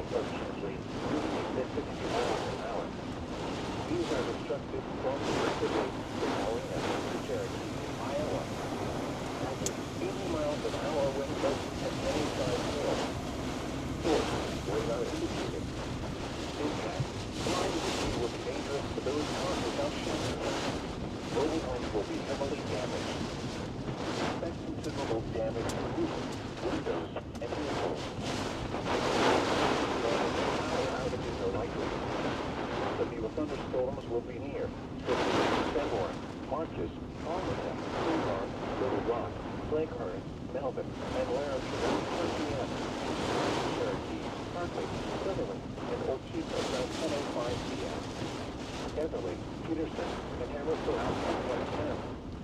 Other locations in the Pacific with the thunderstorms include Lake Hunt, Aurelia, Royal, Lake Road, Center, Clay County, Spirit Lake, Milford, Arnold Park, West Avonia, New Rapids, Wapagan, West Coast Avonia, South Florida, Greenville, Orland, Canada, West, Detroit, Greenville, and Mariposa. Remain alert for a possible tornado. Tornadoes can develop quickly from severe thunderstorms. Spawn a tornado grow at 1 to into the basement or small central room in a certain structure. For your protection rooms or interior room on the lowest floor of a building. This is an extremely dangerous situation with tornado like wind speeds of sections. Mobile homes and high-profile vehicles are especially susceptible to winds of this magnitude and may be overturned. For your protection rooms or interior room on the lowest floor of a building. These storms have the potential to cause serious injury and significant property damage.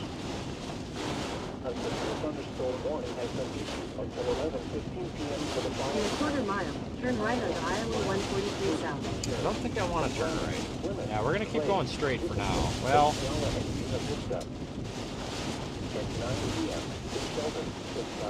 yeah, I'm going to keep going straight. Try to get a little bit out ahead of these dang winds, which we're starting to.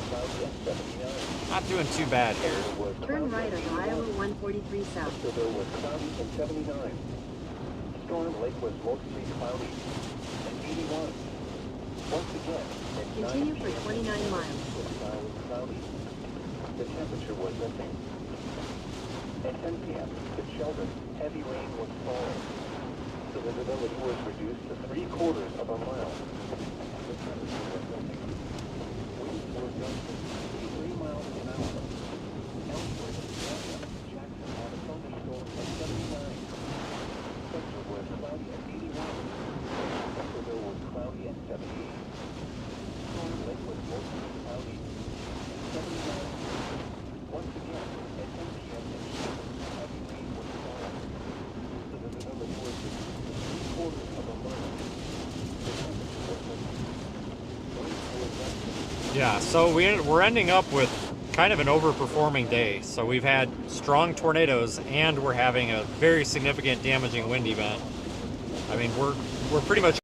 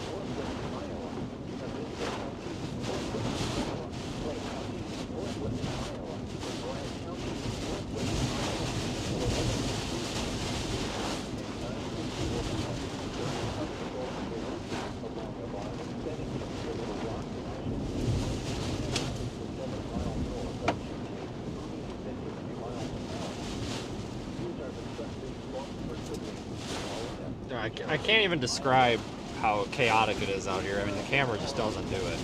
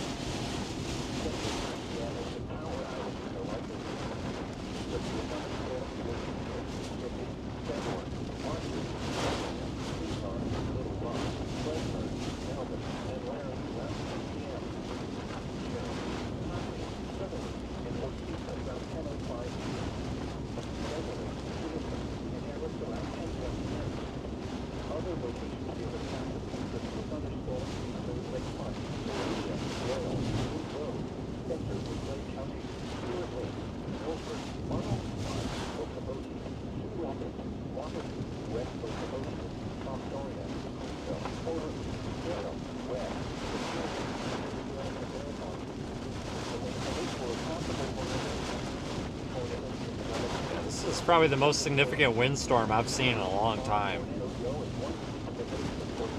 Good God.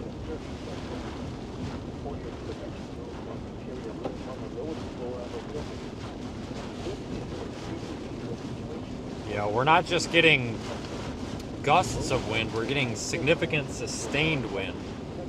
Like the wind just doesn't let up, it blows and blows, and it's not just one area, it's a huge area that's getting this wind.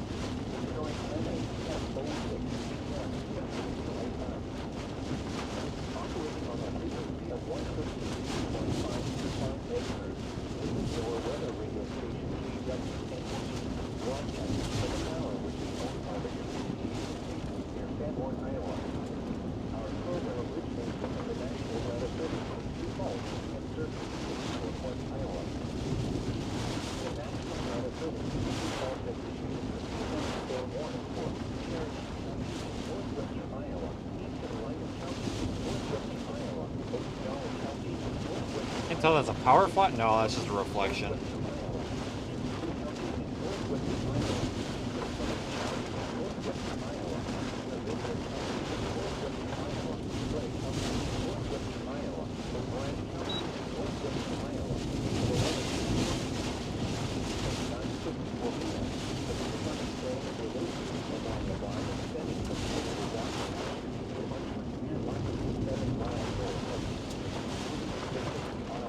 Coming through, what is this?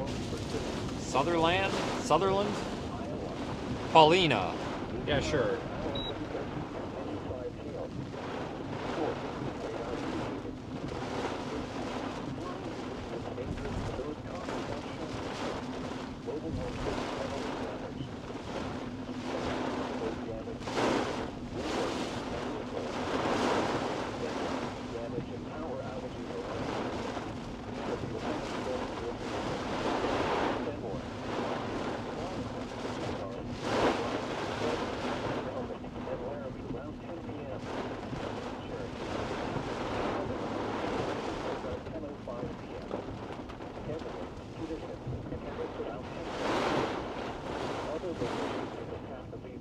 You guys stopping or what are you doing? I don't think they know what they're doing.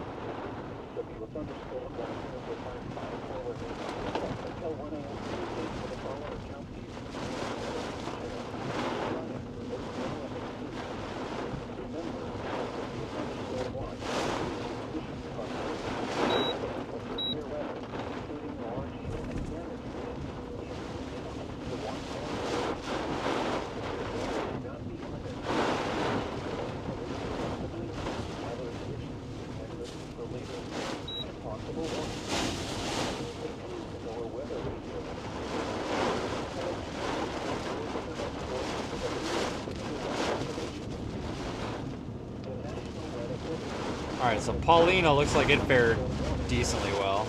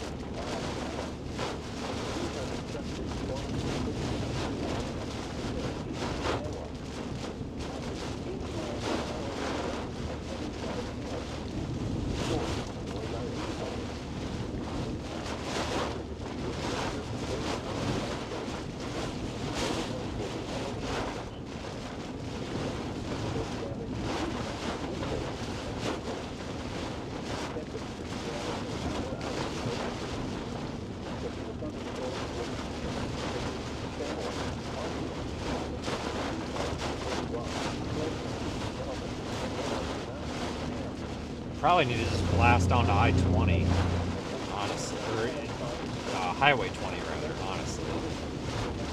Big severe thunderstorm warning for this entire complex. 80-mile-an-hour winds could be anywhere in here.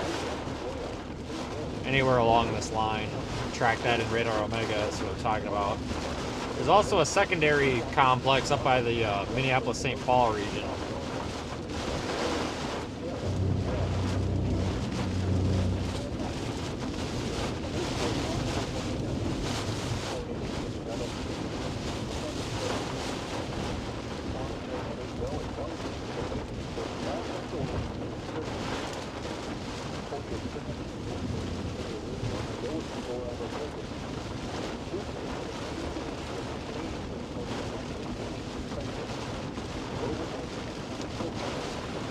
In half a mile, turn right onto US 59 South.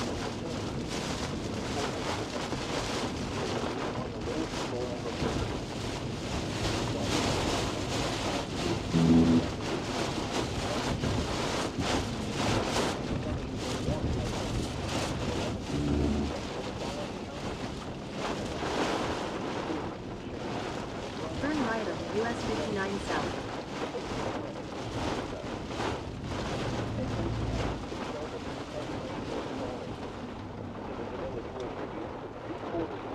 Continue on US 59 South for 5 miles. Winds were gusting to 53 miles an hour.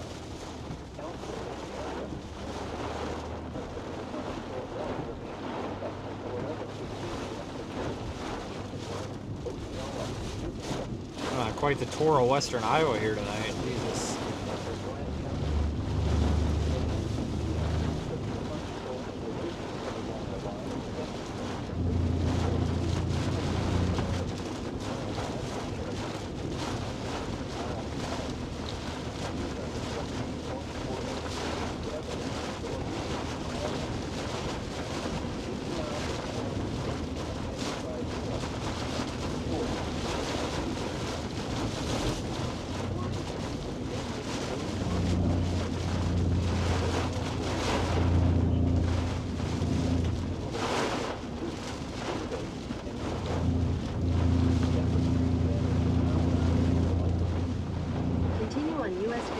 South for 4 miles.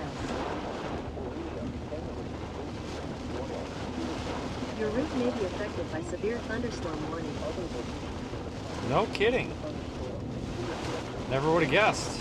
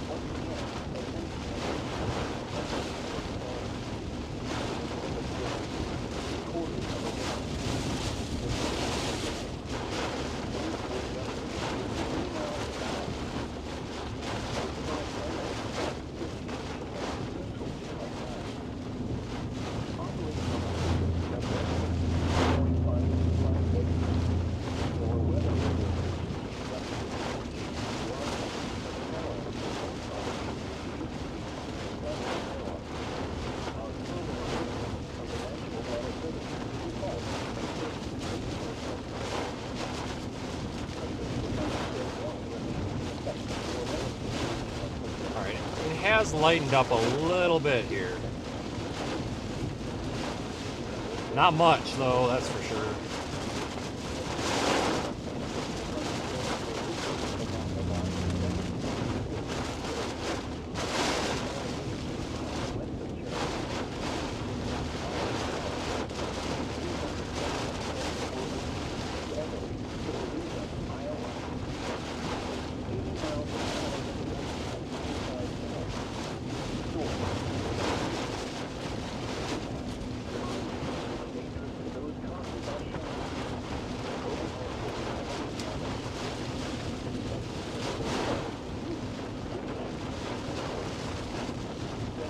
Half a mile, continue straight on State Highway 10 East.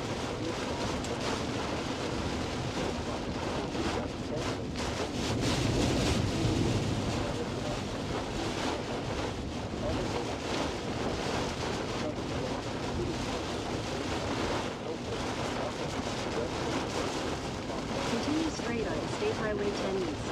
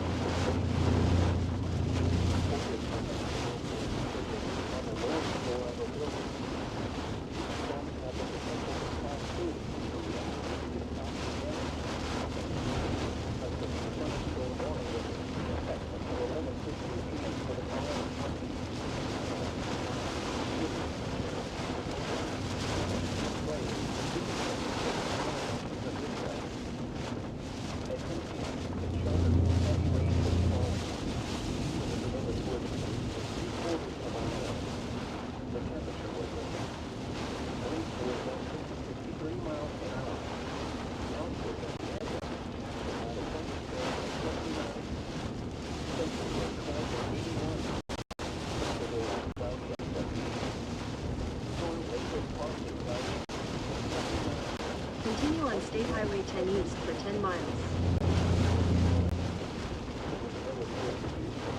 Your route may be affected by severe thunderstorm warning.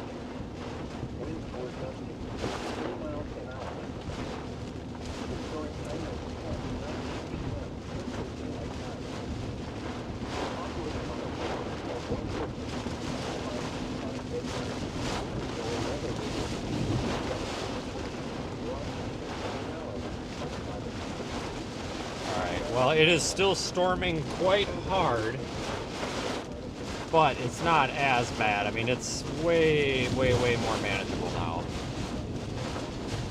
Alright, so power's out here in Sutherland. Not really surprised.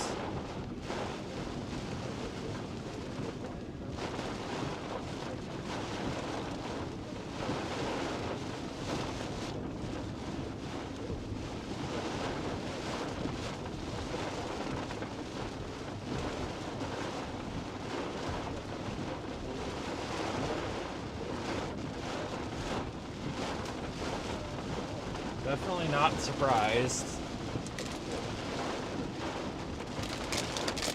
Surprised there's not more trees down, honestly.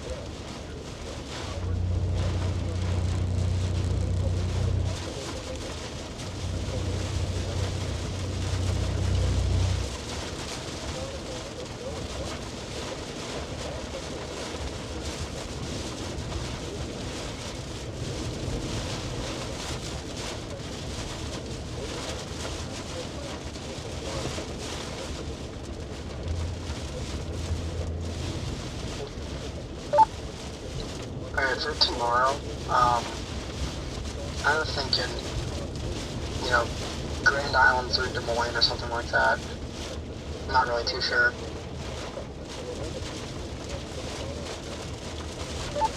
Yeah, I probably won't be out this rate. Yeah, I do honestly probably not missing much. It looks pretty bad.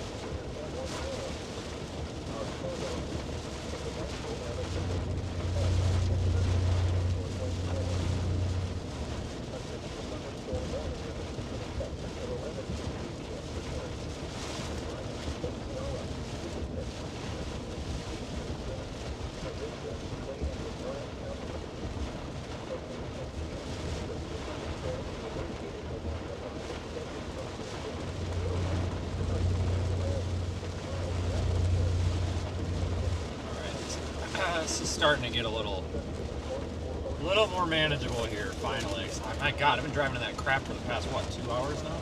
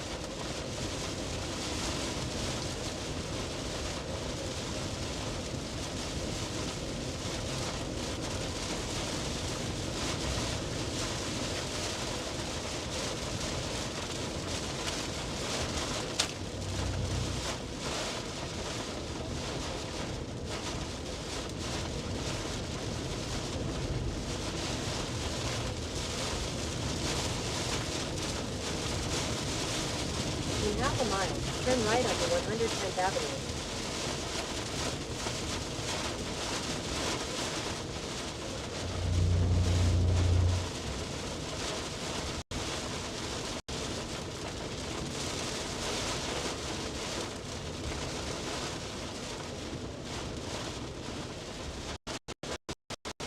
Turn right onto 110th Avenue.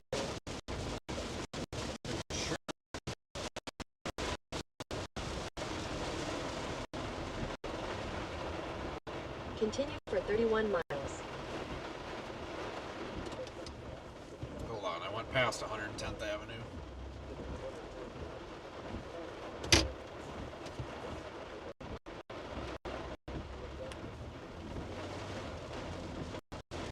Continue for 31 miles.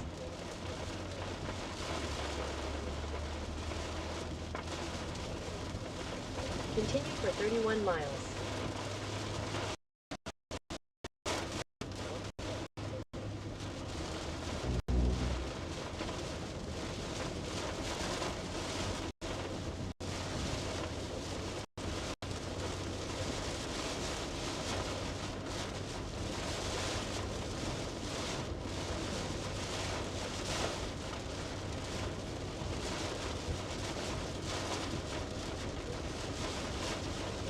Continue for 31 miles.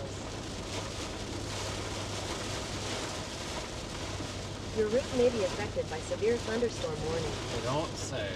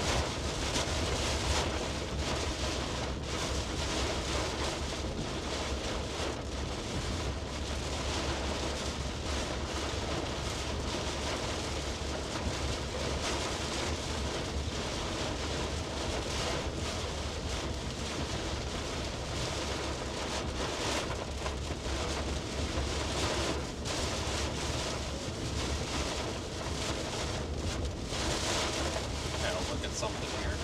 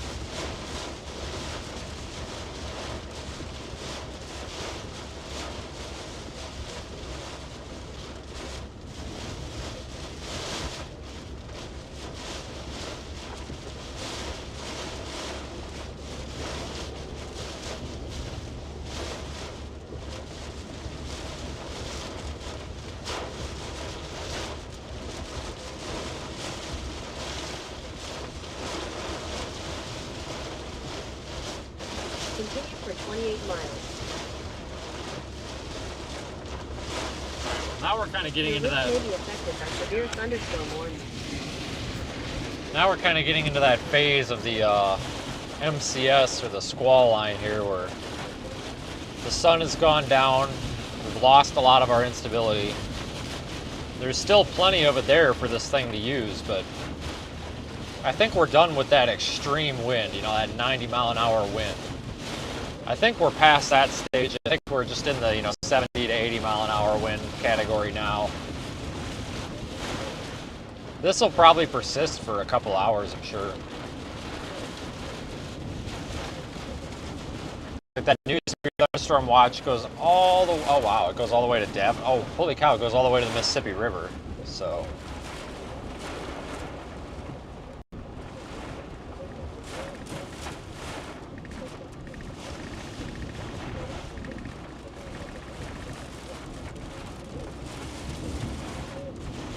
I'm just working on getting down to Highway 20 here.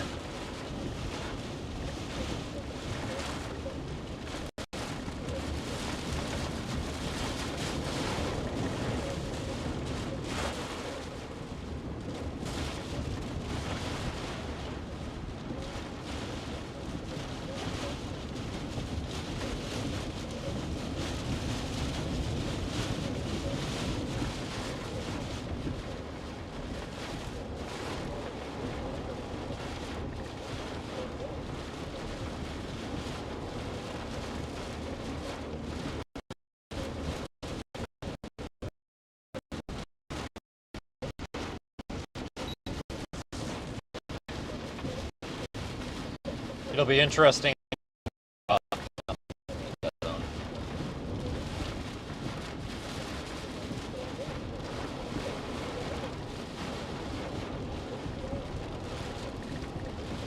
It'll be interesting in the morning to see what we had for wind reports and wind damage. Yeah, we've probably driven by a lot of damage that we haven't been able to see just because it's dark out.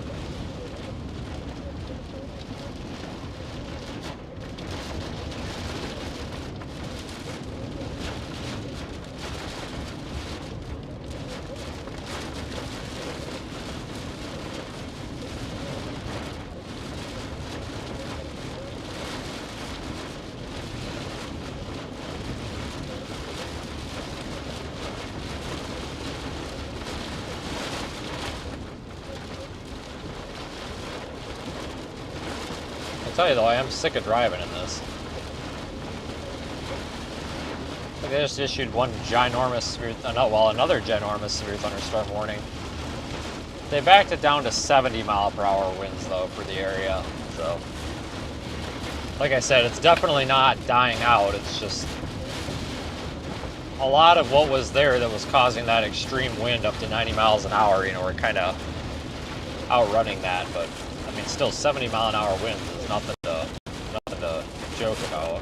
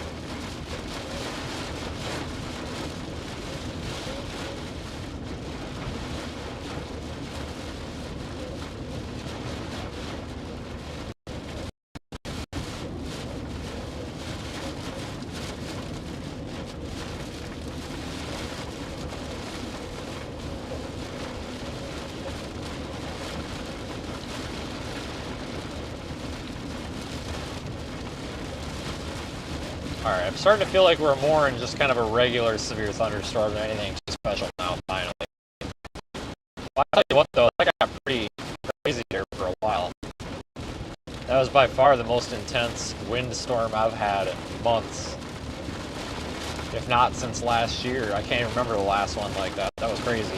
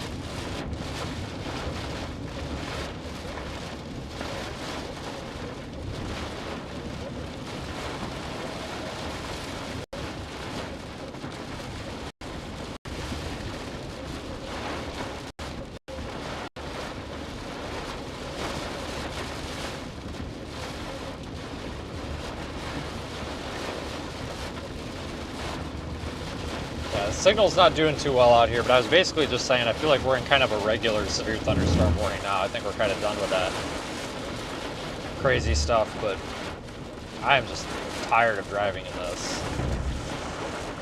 I think in the morning we're going to see lots and lots of wind damage reports and pictures and stuff on social media.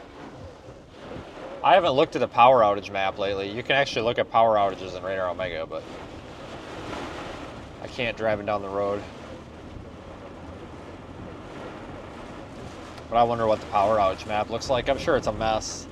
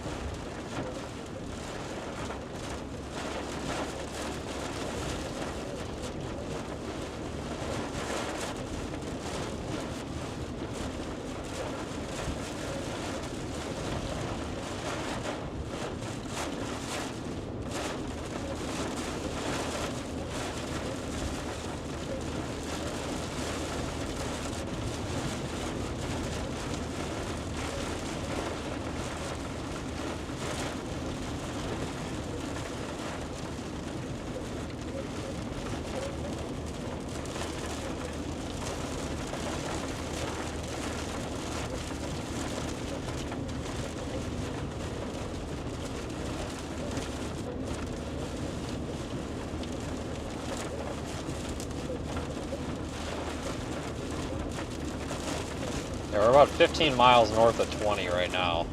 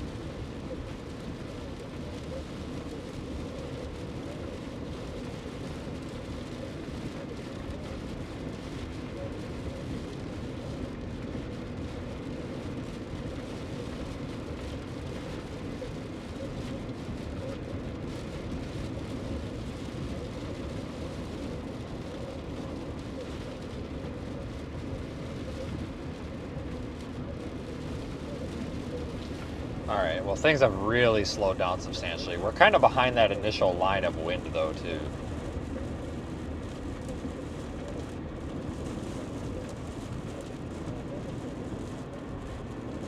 But I'm also not really seeing the tree pieces all over the road anymore either.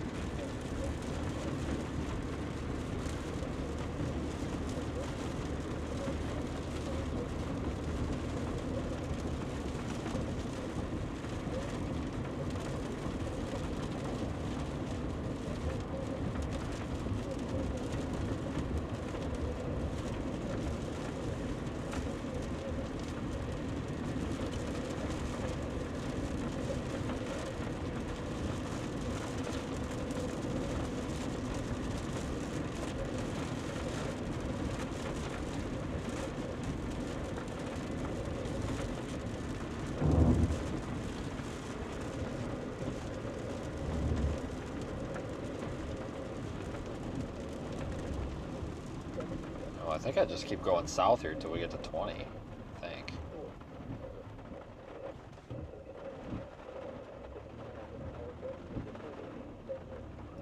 Yeah, I'm not seeing the reports pop up anymore, but there's a lot of 70 and 80 mile an hour wind reports there in like southeast South Dakota from a few hours ago.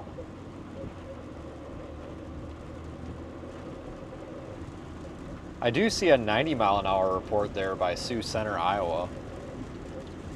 It's where we were like an hour ago. Yeah, 99 mile an hour wind gust measured.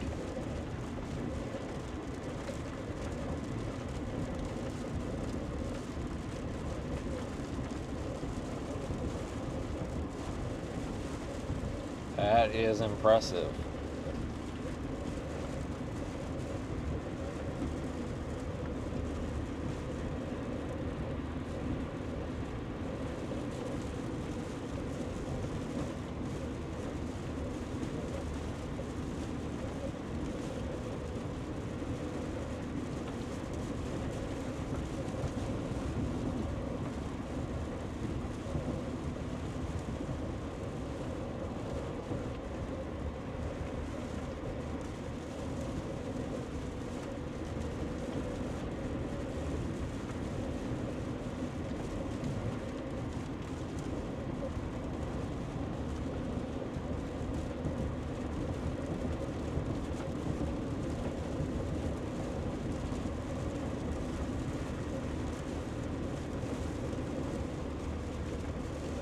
Put out another big severe thunderstorm warning, but only for 60 mile an hour wind. That's down here. Includes like Carroll, Iowa, Rockwell City, Lake City.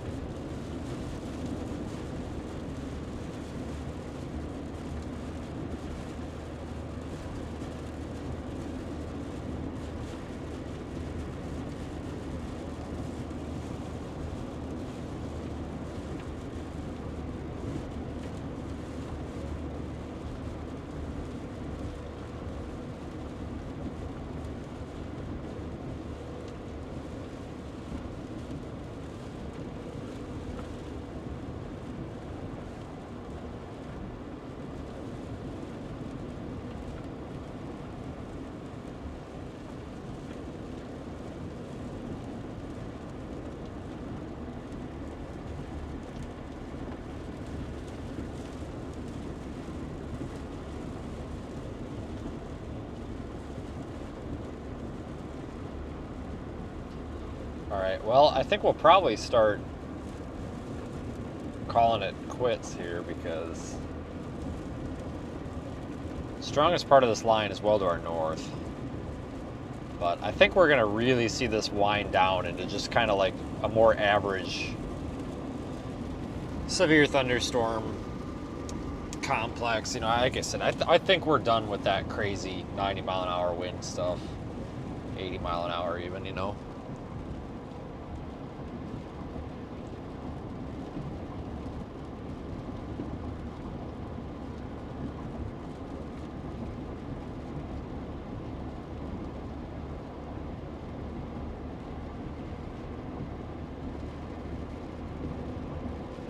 Yeah, I started in, was it like Albert Lee, Minnesota this morning? It's been a day. I think I left the hotel at, I think it was 10 o'clock. 9 or 10 o'clock, 9:30. Yeah, maybe it was like 9:30. I don't know. 9:30 or 10, probably 10, something like that.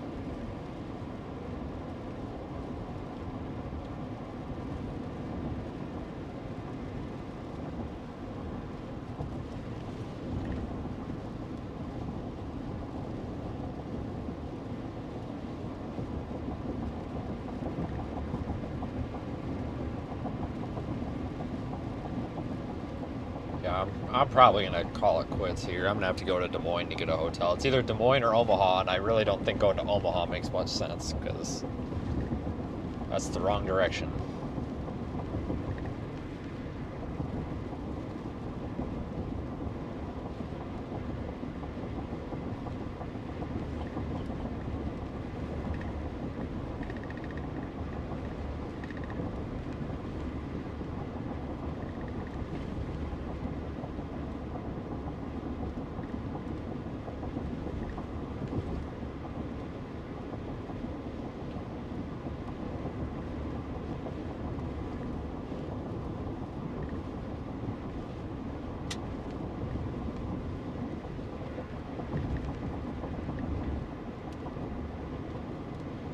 Yeah, there's really nothing out here for hotels except weird places. So, kind of in the middle of nowhere right here in northwest Iowa right now. Or kind of, I guess I could have went back to, what is it? Is it Sioux? Yeah, I could have went back to Sioux City, but you run into that problem of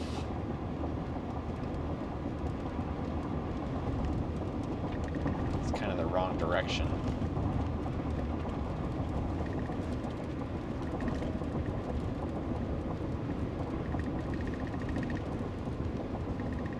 I don't know, today was a hell of a day, that's for sure.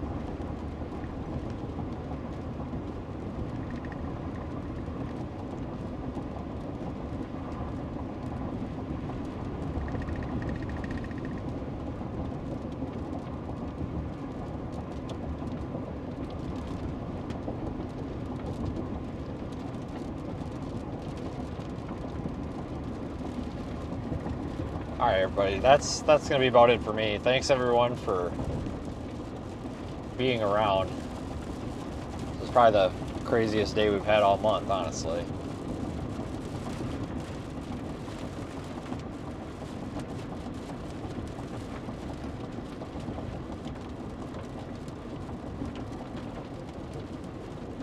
I think it's going to be kind of quiet for us the next few days. It does look like on Wednesday, I think it's Wednesday. Wednesday, maybe something in like central or eastern Iowa, maybe. I don't know. Other than that, I think it's going to be kind of quiet, but it's going to get active, folks. Like, I know this time of the year there's a lot of stuff on the internet where it's like, oh, the season's over, blah, blah, blah. Well, just trust me. Like, speaking from experience, it's not over. We just don't get these big, crazy outbreak days, but there's going to be plenty of storm chasing and stuff. I should have been out yesterday. I just could not get everything done and turned around on time. Otherwise, that would have been 2 days of tornadoes in a row. But that's all right. We got a really pretty tornado today.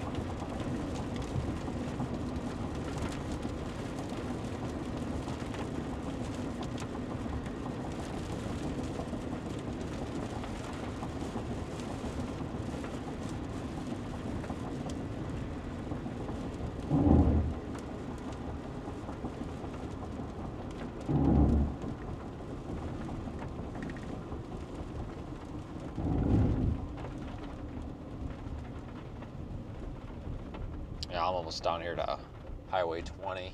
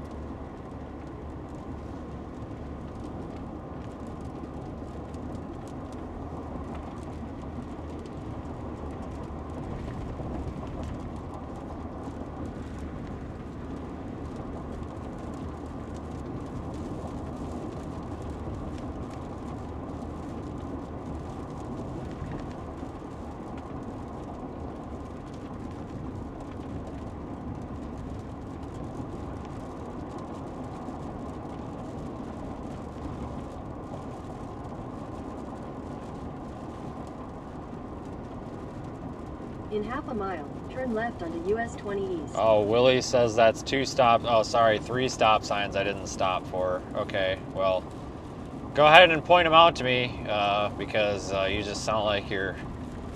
Well, let's just put it this way. I hope your mom's got a sump pump in her basement for all those tears you're crying down there. If she don't, you better call a plumber. Turn left onto US 20 East. And have them install a sump pump down there because you're crying an awful lot from your mom's basement. At least I think that's a problem for a plumber, right? Sump pump would be a plumber's problem. Continue on US 20 East for 92 miles. I'm assuming. I don't know. I've never installed a sump pump before. I'm not your guy. I don't know if we got any experts about sump pumps in here that can go help this Willie guy out. Yeah, clearly does not get it.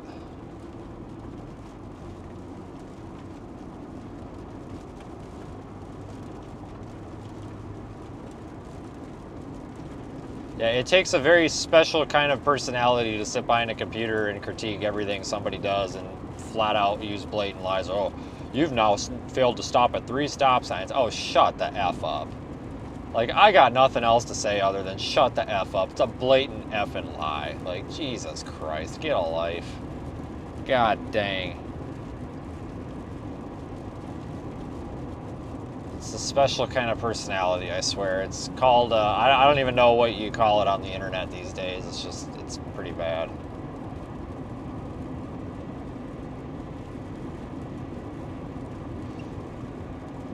You coasted through that stop sign at 1.25 miles per hour, and it's a 4-way stop in the middle of nowhere at midnight. How dare you? Christ, give me a break.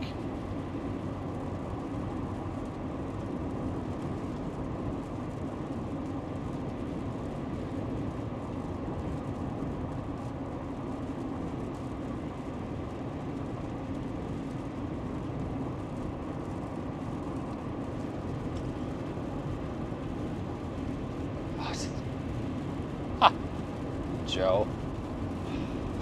I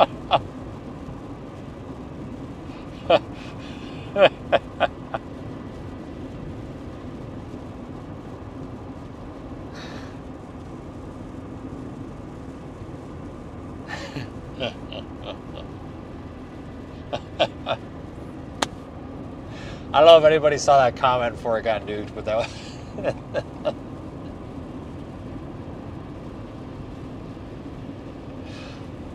oh, Jesus.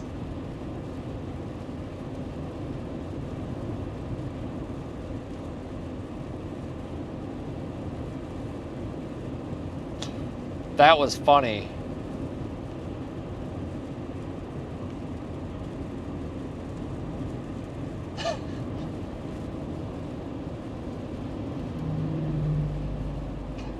That was actually pretty funny, I'm not gonna lie. Okay, Willie, I would like to know what fire department you're with, because you have a seriously nasty and disgusting attitude and don't belong in the fire service, if that's what you're gonna say. So Willie says, I don't get it, I'm a first responder, I have to save your ass when you wreck. Dude, I used to manage an ambulance service and you have pissed me off, and I'm gonna let you have it. That attitude does not belong in the fire service, and you need to take that attitude and stick it so far up your butt it comes out your mouth. That attitude needs to get out of the fire service. We are all sick and tired of you people that join the damn fire department for a stupid ass t-shirt and to say things like, we come save your ass when you wreck it. Don't make me get out of bed because you can't. Just shut up. Shut up. You do not belong in public safety if you're gonna have that mentality. Period. You don't, that's not how this works. You don't, here's the deal. The public safety service is supposed to be a respected industry, and this was a big thing. There are people much older and much more experienced than me that I share the same value and opinion here. This whole, oh, we're at the top of the totem pole, we're first responders attitude is bullshit. And you have no place with that garbage attitude in public safety. If you're gonna come in here and say, you drive like shit, don't make me come pick you up after a wreck or something. Shut up, you entitled snot. You do not belong in public safety. It's terrifying to think that that attitude still exists in public safety. That is the attitude that is synonymous with the same folks that are like, oh, grandma called 911 at 2 o'clock in the morning again. Now I got to go pick her up off the floor. Yeah, shut up. Grandma called 911 at 2 o'clock in the morning because she's got nobody else to call. It's a synonymous attitude, and it plagues the fire service and EMS and law enforcement. It plagues public safety with this, I am holier than thou. I am a first responder. Bow down to what I say. Stop. Stop. Like, first of all, since you're some big tough first responder, why don't you properly educate us instead of coming in here and typing out like a fucking moron? Why don't you tell me what I've done wrong so bad? Because I haven't done anything wrong. And I would like to know where that mentality comes from. Why are people getting into public safety to have this I am holier than thou attitude? Oh, I got a fire department t-shirt. Cool, good for you. Good for you. And you know what? So do a lot of us, but we don't have to sit there and beat our wieners off on the damn table every time that somebody brings it up. I'm so sick of that. Like, my God, like that plagues the area where I'm from so bad that we literally have a Berlin Wall down the middle of, you've got your actual people who are in the fire service and public safety because they like helping out, they don't have a nasty attitude, and they're humble about it. Unlike you, you're not humble about it. And then you've got your people on the other side of the Berlin Wall who are a bunch of little teenage snot bags that are in it for a t-shirt, and they sit there and, you know, grandma calls 911 at 2 o'clock in the morning because she stubbed her toe, and the first thing they do is go and complain to their friends. Oh, I had to get out of bed tonight. Can you believe it? I got out of bed for a stubbed toe. You're damn right you got out of bed for a stubbed toe, because it's the effing job you signed up for. Now go do some customer service and fix the stubbed toe.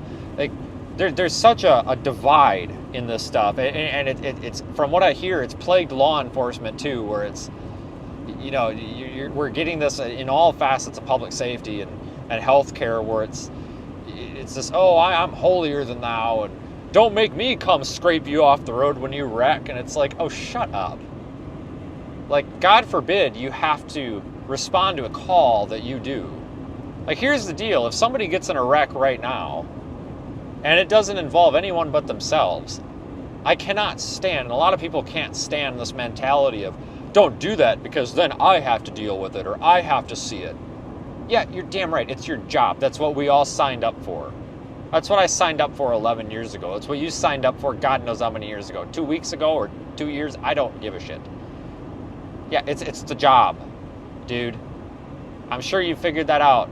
But usually people that have to sit there and repeatedly say, I'm a first responder, congratulations. I'm glad. I'm really proud of you for doing that. Good job. So is probably 40% of the audience on this YouTube channel. I'm not even joking. Congratulations. You've found like-minded people, except the people that have stuck around are not that mentality. So I just really wanted to throw that out there, because if anybody who's watched this channel for a while knows it really pisses me off and pisses off a lot of our viewers that are in public safety or healthcare or paramilitary, anything like that, is that God attitude of, I'm a firefighter and you didn't stop at that stop sign properly, or don't throw your cigarette butt out the window, I'm a firefighter and I told you not to. Just shut up. Just shut up. Being a part of public safety means you're supposed to be humble, at least when doing your job. If you want to be a jerk off every other moment of the day, that's fine. But when you're doing your job, you're supposed, or representing yourself in that job, you're supposed to be kind of an example, so to speak.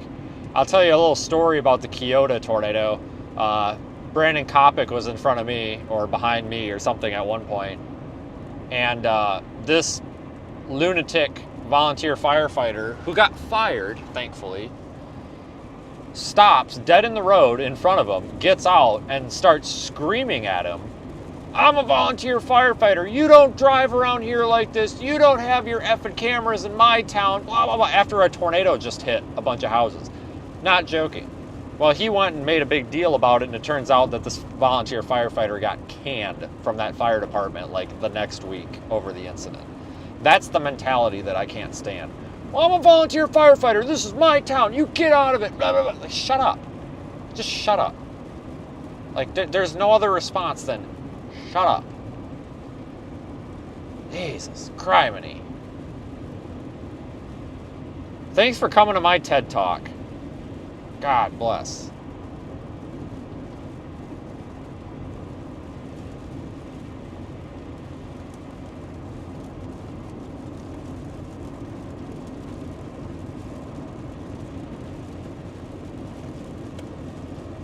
Jesus. So yeah, this is US 20. No, this is not I-20. I-20 is in... That couldn't possibly be an actual question. Okay, maybe it was. Sorry. Well, I apologize for the sarcasm, but no, I-20 is in like the southern states. This is Iowa. US 20. I know I've said I-20 like 15 times today, but it's the same. It's the same thing. The I stands for Iowa.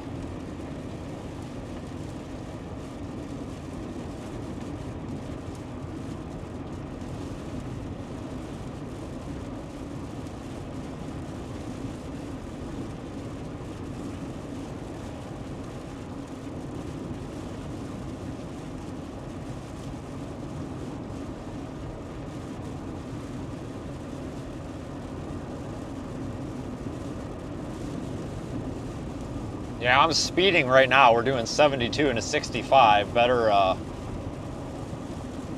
log that too. Crying out loud. I thought we were gonna go the whole day without that one guy, and then we got that one guy. God dang. Thought we had a record. Yeah, I'm pretty much done, guys. I mean, this part of the line is kind of trash. It's trash. So, I don't know, it could, God, well, the wind's really blowing me around, though. It could, I wouldn't be surprised, though, if this gains a little bit of strength later on, though. I mean, we've seen these things sometimes pulse up and down, so just because these warnings are for like 60-mile-an-hour winds in this area doesn't mean it's not going to pulse up.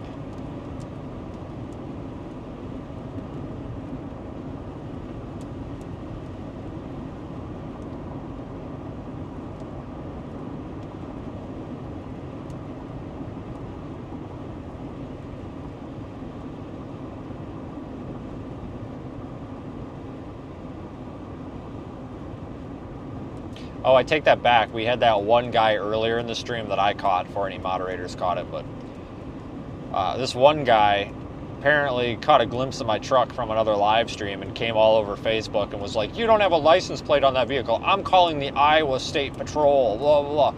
We were in South Dakota. I'm not even joking. Or no, not Iowa, Nebraska. I'm sorry. We were close to Nebraska, though. This guy was all up and they're like, you don't have license plates on that truck. No shit, I don't have license plates on this truck. I bought it 7 days ago. It hasn't shown up in the mail yet. For crying out loud, I don't need a license plate on this truck. Jesus, dude, chill out. My God, dang. I have a piece of paper that specifically states I do not need a license plate for this truck because it is in the mail. You can go ahead and call the Nebraska Highway Patrol or whatever, and I will gladly show them my piece of paper from the Wisconsin Department of Motor Vehicles. It states that the license plate's in the mail, registration's been paid, and it is legal to operate on the roadways in all 50 states. Grapes. But we weren't in Nebraska. I don't even think we got into Nebraska at all today. I actually thought we were going to end up in Nebraska for a while there.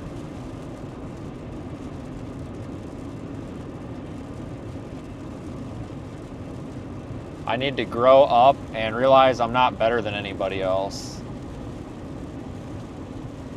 Well, D. Smith, I know what the D stands for. I believe it stands for douchebag. So I love how you guys sit with your crappy little burner accounts as if you think that I actually give a damn, but I don't. And I think part of the problem with some of the you burner account losers is what I find interesting is you guys come out here, whether you're dogging on Reed or, because I've seen the D Smith account all over, whether you dog on Reed or it's Ryan Hall or some other chaser, whoever you're dogging on for that moment, you guys all accuse these people of just being the worst people ever, blah, blah, blah. But what you're doing is literally spending your entire free time to write out these paragraphs, these long drawn out paragraphs, and these essays and these cancel culture posts, just to bitch about somebody on that's a content creator. And you put so much effort into it, which is commendable that you can focus on something for that long, because I sure can. But why? Because here's the deal. I've asked this, and the response has been, well, that's what you guys do. Yeah, guess what? We get paid. We get paid to do this. People pay us to hear our opinion. How do you think I drive around all day? We create content. And that content is quite literally just talking. People don't care if there's a tornado in the stream or not. They're going to watch anyway. We all have our audiences. We're basically getting paid to share our opinions. That's the difference between us and you crybaby internet trolls, is we're actually getting paid. This is our job. So that's awesome that you think you're kind of on that same level there, but you guys aren't, and you put so much work into this that you just sit there and you try to bring everybody down. And I get it, I can't stand half of these people out here. And you know what? There's probably some people that we can't stand together. But what's interesting is you guys will sit there and, like, it wasn't the D Smith account, it was somebody else that, was trying to start stuff a couple of streams ago, like, oh, it must be nice to have all this money to drive around and waste gas and blah, blah, blah, blah, blah. It's like, you know what? You might have a little bit of money too if you got off your ass and quit bitching on people's live streams, because this one goes around to everybody's live streams. I've seen this one on pretty much everybody's live streams that hasn't gotten around to banning them before. And this guy or kid or girl, whatever the hell it is just always complaining about that, how entitled everybody is. It's like, you know what? Maybe you could be a little more successful in life if you quit spending so much damn time trashing people in their damn YouTube comments where nobody actually cares. And here's what actually happens. So when a content creator decides, here's why I respond to some of this. Every now and then I get somebody that's like, oh, don't beat yourself up for it. You shouldn't even respond to that. Guys, I don't respond to 9 out of 10 of these troll comments. Every now and then there's one that we can make a talking point out of. And then, some people are like, oh, what the hell is that guy doing? People are like, oh, you're just complaining about it. You're no better than they are. Well, no, not really. I'm sharing my opinion on it. So here's the deal. When I choose to respond to one of those like that, it's because we can make a talking point out of it. And whether people want to admit it or not, the vast majority of our channel actually, watching our viewer retention, we've actually retained more viewers when talking about this stuff today. These past 30 minutes or so on my graph, we've actually retained more viewers than we have out of any part except the tornado today. We are not, and I say we because there's a lot of people out here with the same mentality of me. We are not just out here driving around videotaping tornadoes. We are sharing part of our lives. I probably need to take the storm chaser off of the part of my name on my channels. I really do. We're not just out here because one of the things that is so annoying, oh, just stick to the weather. No, the weather is boring. Whether there's a handful of people that want to admit it or not, you might think it's annoying to listen to people talk about this or you don't want to hear it. But the majority of all of our audiences want to hear what we all want to say. That's why they're here. And if not, they just watch it on mute. Who cares? Whatever. So because all of us, when we choose to respond to something like that, what I want you trolls to understand is you are literally allowing us to get paid. Right? I have literally made $1,000 on 3 occasions, on 3 YouTube shorts. I've got 3 YouTube shorts out there that were, well, actually one of them might be a TikTok, I don't know. where I literally just ripped apart really nasty comments. There was one, actually, you know what? One was on, I had a monetized TikTok account before. Long story short, I redid it, and it's gone, but it was out there. But one of them was some D-bag saying some pretty shitty things about Nikki, and I kind of let him have it. Basically said that he probably couldn't get laid ever in his life and whatever. But basically me absolutely ripping apart some crappy people. Each one of those pieces of content, the TikTok one generated $800. But the 2 YouTube ones, guys, over $1,000. By you making a nasty comment, you did the opposite of what you want to do. And you know what I did with that $1,000? I put gas in my damn vehicle to keep doing this. So I know you're probably thinking, oh, that's just some reverse psychology. You're just trying to get us to do it more. Well, no, but just so you know, if you're going to come onto our anybody's live stream channels and just dog on them, understand that you are absolutely 100% opening yourself up to, it's one thing to say something negative, fine, but if you're going to sit there and just rip on somebody, you're probably going to get it thrown right back at you. And honestly, it might become a viral YouTube short, so let's keep that in mind.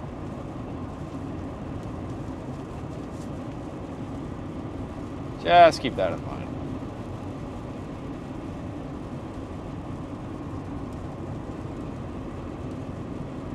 You know, there's this, and we'll get into this a little bit too, because like there's actually good discussion on some of the other platforms too that I'm seeing that it's not cross-linked.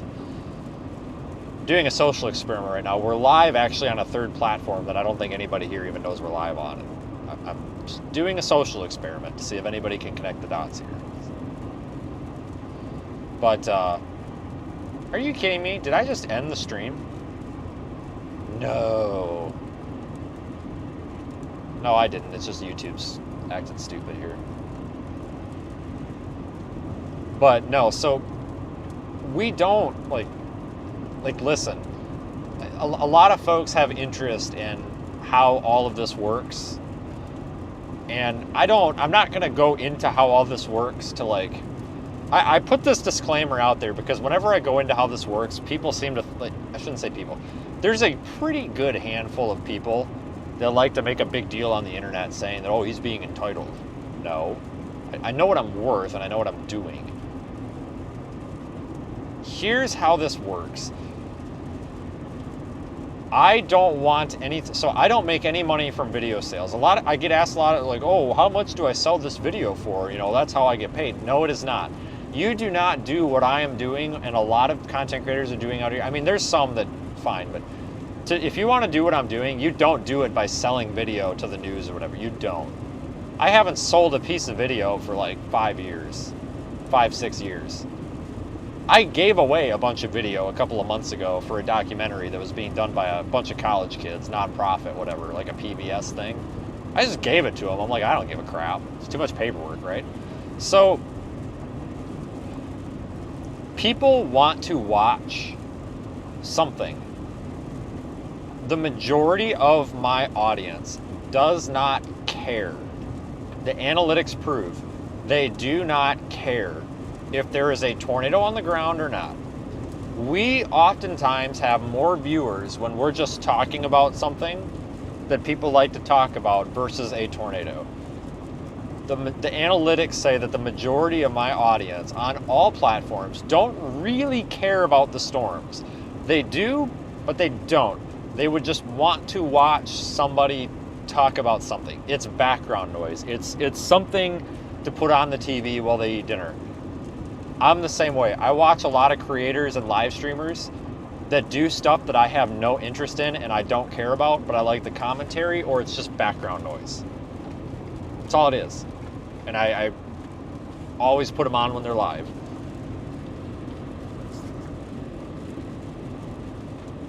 You get an audience. The only way to gain an audience, and it's not about views. If you want me to be just totally rude, I'm going to be very, very honest and straightforward with you guys, and somebody's going to take this out of context, and I know who the first one's going to be, but it's not about the views, it's actually about the money. Now, I know Michael Beard's out there, because he's always going after me, oh, he's all about the money. No. Listen, though. What pays the bills? Views or money? I can't pay the electric company in views. I can't pay the Love's Travel Stop in views when I get gas. I have to pay them in money. If you're getting into content creating, don't give a crap about the views. And here's why. You can have 100 people watching a live stream that care about what you're doing or religiously watch you, or whether that's they actually are interested in what you're doing, they support you, or they just support you because they just like the commentary and they just like having you on the background. Either way, that's 100 people, for example. That's 100 people that are like your actual fans, your audience. Those 100 people will become channel members. They will send you a super chat, whether that is 99 cents. And that adds up fast, guys. When you get 10, 15, 20 people sending you $1, that adds up fast. You're paying for a tank of gas before you know it. It adds up. Sometimes they'll send you $500. Sometimes they'll send you $1,500. Sometimes they'll send you $5,000. I'm not kidding. Sometimes there'll be somebody that's like, you know what, I like what you're doing. You know, your car broke down. Here's $5,000. I don't know, whatever. It happens. These are your core people those are the people that you want to create the content for. Or you can have 5,000 people watching that they're just views, they're viewers, they don't care. They're in their mom's basement and all they want to do is troll. They don't support you.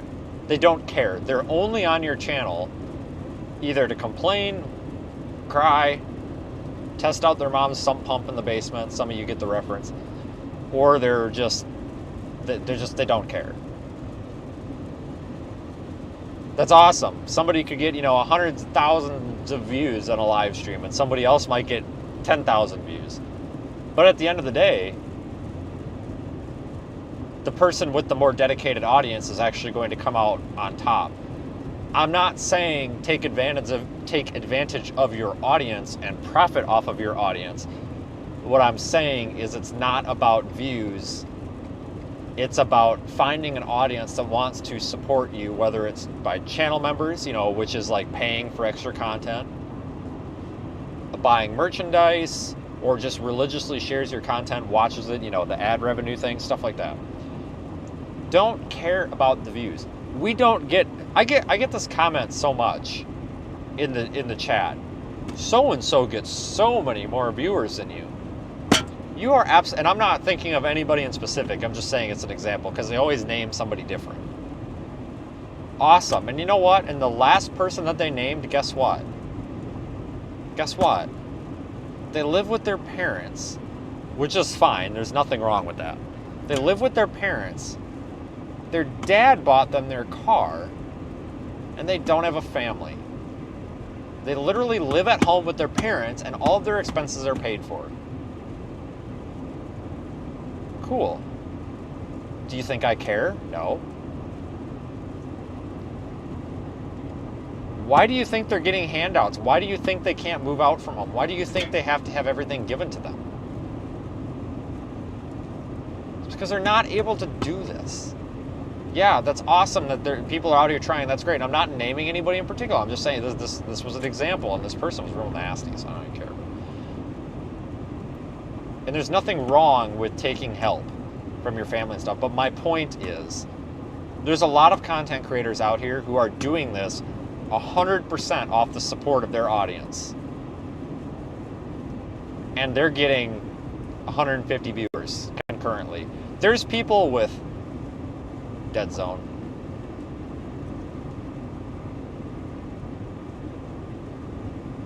There's live streamers out there that get 50 concurrent, which means at the same time. There's YouTube channels out there that have 50 viewers watching that are making more financial income than some of these channels with 1,000, 1,500, 2,000 watching. I know this because I listen to these people talk. And I run into them at gas stations. And I don't share, someone will be like, wow, I made $4,000 on YouTube last month. It's like, hey, good job with your 50 concurrent views and 30,000 subscribers. Good, that's a great number for a small channel. And then, you know, you'll get a bigger channel that'll be like, God damn, I only made $3,500. And I'm not going to be like, oh, so-and-so has less viewers and less subscribers and they made more than you. I'm not saying that, but in my mind, I'm like, oh, holy crap. Like, you know what I'm saying? So it's not about views. It's not about views. It's building a dedicated audience. Like on our channel, we have a lot of channel members. We've got like 1,300 channel members. You know, we have a lot of people that really like what we're doing. We've got a really good audience on Facebook. Really good audience on Facebook. And we've gone from 20,000 followers on Facebook toward the end of June, about 6 weeks ago. In 6 weeks, we've gone from 20,000 to 72,000 followers on Facebook. And yeah, there's some bad apples over there, but there's some really dedicated people over there that don't even do YouTube. They just like the content on Facebook. When you find these really dedicated audiences, those are the people that when something happens, a tree falls on your car, or some crazy lady in South Dakota rear ends you, causes a 7-car accident, you know, insurance don't cover the whole thing or whatever. Those are the people that are going to be like, you know what, let's all come together and let's figure out a way to make this work. Those are also the people that, I don't know, you break down and you're an hour away from their house. They're going to be the ones that come out there with a toolbox and help you. You know, there's people that watch our channel that have come out when I've had problems with vehicles. They've shown up to try to help fix the problem. You know, there was that incident, was that about a year ago, where I was, my jack broke. I was trying to work on the truck in a hotel parking lot. My jack broke, and I didn't have a jack, and we were live streaming. And somebody that was watching the live stream was like, oh, you're like 20 minutes away, I'll be right there. And sure as hell, they showed up with a jack. Like, those are the people that matter. The trolls, the bots, no offense, the kids in their mom's basement, that's not your core audience. You want to focus on your core audience. Like, you know, there was a lot of questions that came up in chat about, you know, well, how do you do this? Well, that's how you do this. You know, it's not about selling video or anything. It's about establishing a rapport with people. And people appreciate honesty. People want to watch somebody that they know is honest. They don't really care if they disagree with that person or agree with that person. They just want to know if somebody's genuine. Same with me. Like, when I come to like following other content creators, the second I think that they're kind of they're faking their personality online, I don't want anything to do with them. I lose all interest. But when you follow people that are honest, and you know, if they're going to call something out, they're going to call something out. If they're going to say they like something, then they like something. That's what people want. And you get the trolls that are like, oh, obviously not, because you don't get shit for views. Well, I actually beg to differ, because we are out here running a business.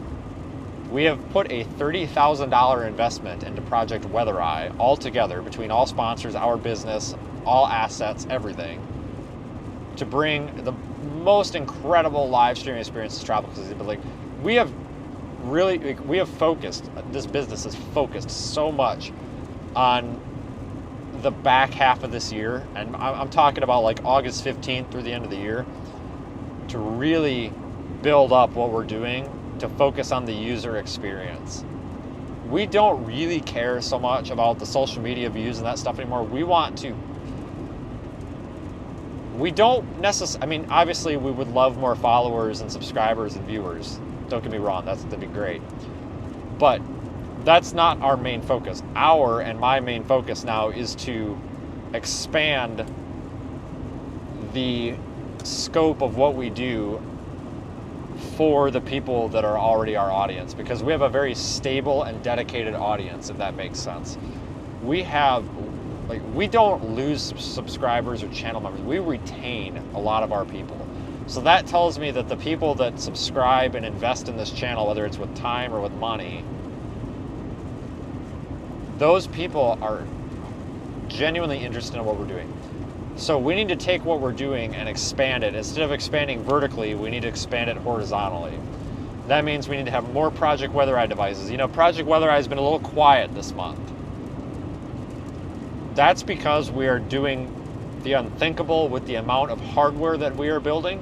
It has been a Chinese sweatshop in my front yard for the past 3 weeks building Project Weather Eye equipment in like 100-degree heat because we have nowhere else to do it. It has been awful. And it's not to expand the channel vertical. You know, vertically would be like, you know, let's go get a bunch of followers and let's go get a bunch of viewers and stuff. We want to go horizontal. I mean, yes, vertical growth would be good, but we want to go horizontal. Like, let's expand and let's give the people that are already invested with time and money into our channel, let's give them something more so that they feel like they are valued here. And that's going to be with what we, guys, I'm not going to let cats out of the bag, you know, but there's an alliance of content creators here, and I guess I'm not going to say too much, but in a few weeks, there's going to be a lot of things that have changed in the weather industry over the past few months, and a lot of things are going to make sense in the next short period of time. And it is all positive, but we have expanded. My portion of the business here in this realm is really expanded on that. We are launching I guess I can't say that either. It's going to ruin it. I'm trying to think of how I can say this without totally ruining the surprise, because the surprise is like 100% of the fun here. I've got a lot coming for tropical weather. Let's just put it that way. There's a lot coming. We've got people coming on the team that you've never met, you've never heard of. Some are storm chasers, some are not. We've got a different flavor of live streaming coming, if you want to call it that, that's going to run simultaneous to our regular live streaming. There's a lot coming, and I think it's really going to be awesome, and it's really going to be kind of debuted here for hurricane season, because we need major events to launch this. If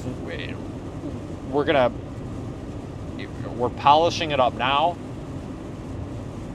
and it's going to be very well fit for tropical weather and hurricanes, and we're going to expand it to blizzards, you know, tornado outbreaks, stuff like that.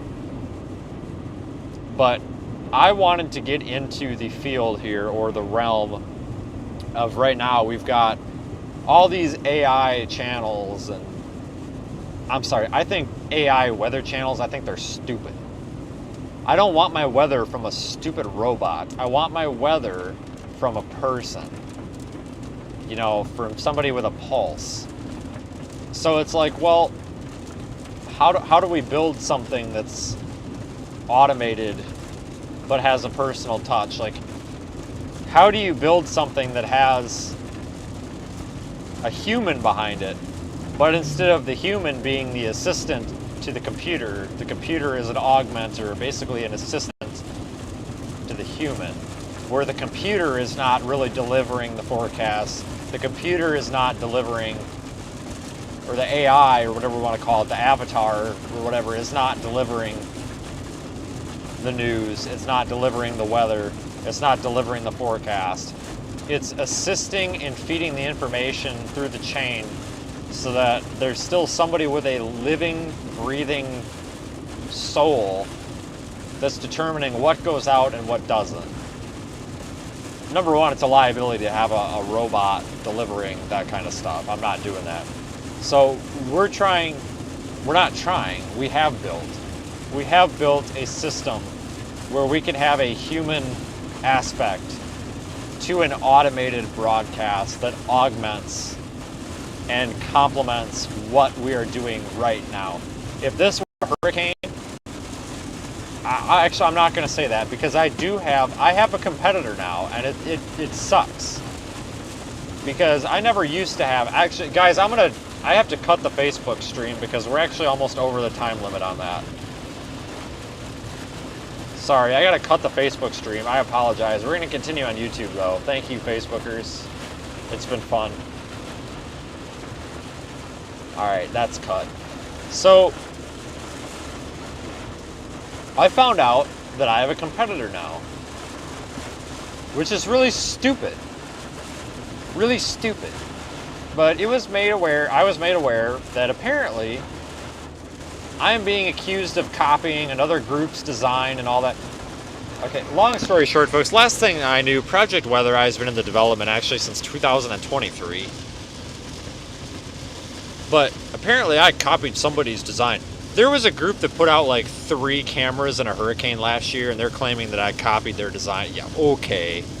Okay. You know, and Radar Omega and Project Mesovort's been doing this since like 2017, but you know, whatever. But I have to be careful what I release now, because I found out that there's somebody out there, a group of people, that are, I'm no joke, literally trying to cut my throat. That's what the group chat says. So keep in mind, these people are in a group chat. This business is in a group chat, and they had a mole, and they're literally the quote was, "Slit his throat." Like, okay, go ahead, slice my throat. Good luck with that. All right, go ahead. That is a shitty way to run a business, by the way. Whatever. Good luck, guys. Well, we're gonna come out with, if you want to do 5 cameras this year, I'm gonna have 10. If you want to do 1, I'm gonna have 2. The hell with you. And we're gonna do it better. Because I didn't know that I had to compete. That's just stupid. I hate that. Like, god dang. It's corporate greed is what it is. It's disgusting, honestly.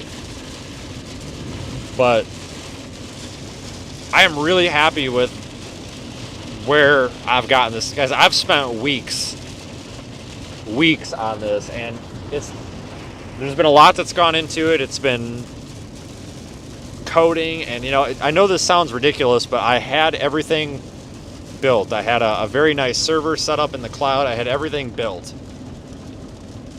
Everything was ready, and then I accidentally deleted the entire thing.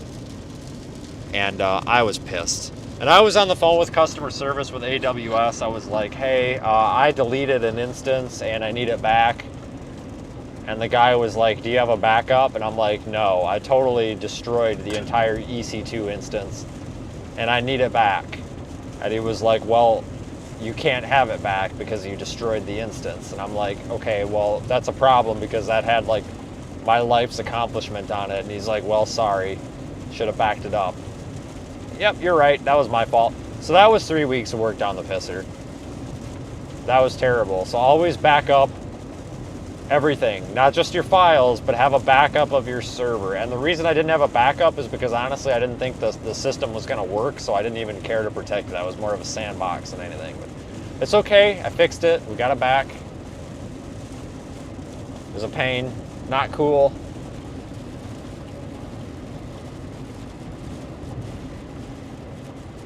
Always back your stuff up.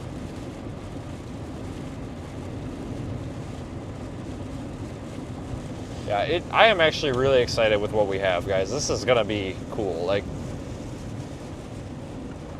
there's a lot. Apparently, I found out there's like a large group of people out there that like seem to think that me and sponsors and affiliates and friends are just out here to like take out other businesses. Like, that's not it. Like, I don't give a rat's ass what other streamers and their businesses want to do. Like, we're not doing this to take people out. I'm not building this to put others out of business. That's what other people are doing. That's not me. I'm not poaching live streamers like Hall did to Max and Evan and those guys. I'm not doing that. I'm out here, I want to build something because that's what I want to do. Like, this is what we want to do. This is what the team wants to do. We want to go do really cool stuff, and this is how we're going to do it. Like, I really don't give a rat's about anybody else. Like, we're just doing our thing here and trying to have fun doing it.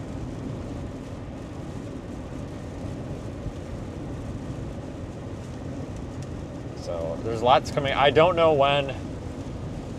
I'll be honest with you, I don't even think all of the hurricane features are going to be launched until we have a storm, because I really don't want to launch it beforehand because it's going to kind of ruin it. But we haven't had well, it's a good thing we haven't had a robust tropical storm or hurricane yet, because it really hasn't been ready until like a week or two ago. Thankfully, I think I got everything ready. We might need to do some minor adjustments, so. But I think for the most part, everything's ready. I'm pretty happy. Pretty happy. It's been a hell of a learning curve, though. It's kind of ridiculous. The problem is I really don't know what I'm doing when it comes to... Oh, Jesus Christ. Sorry.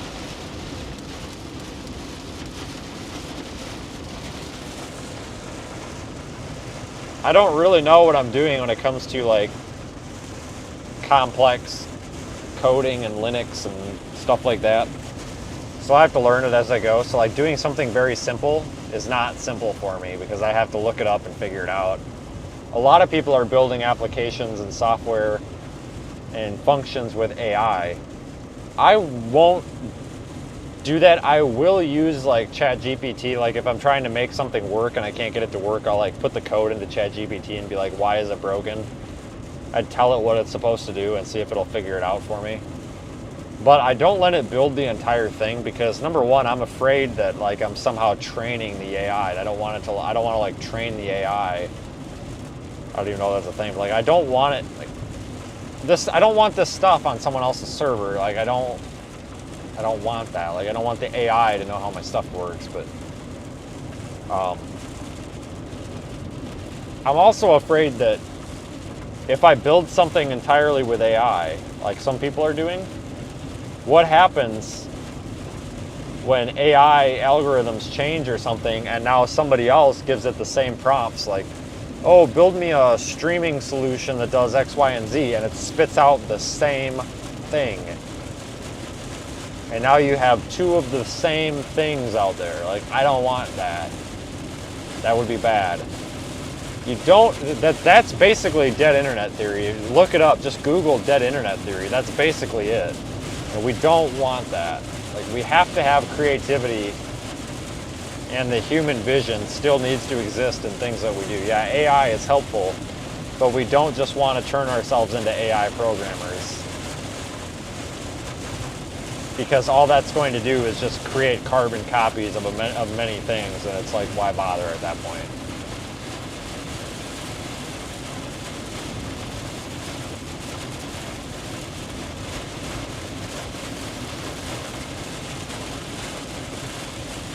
God, it is just dumping out here.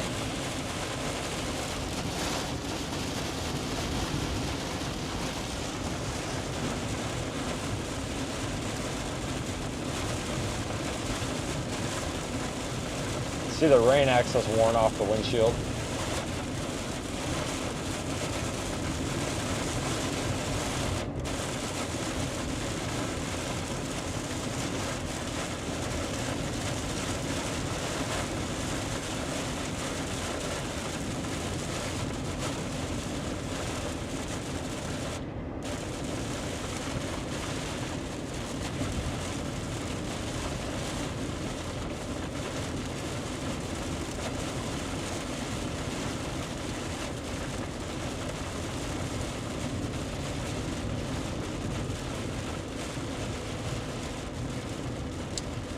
So anyway, we're kind of encountering the last little bit of this line. It's only warned for 60-mile-an-hour winds. I mean, we're pretty much wrapped up at this point. I mean, the chase is pretty much over. I'm just trying to get east.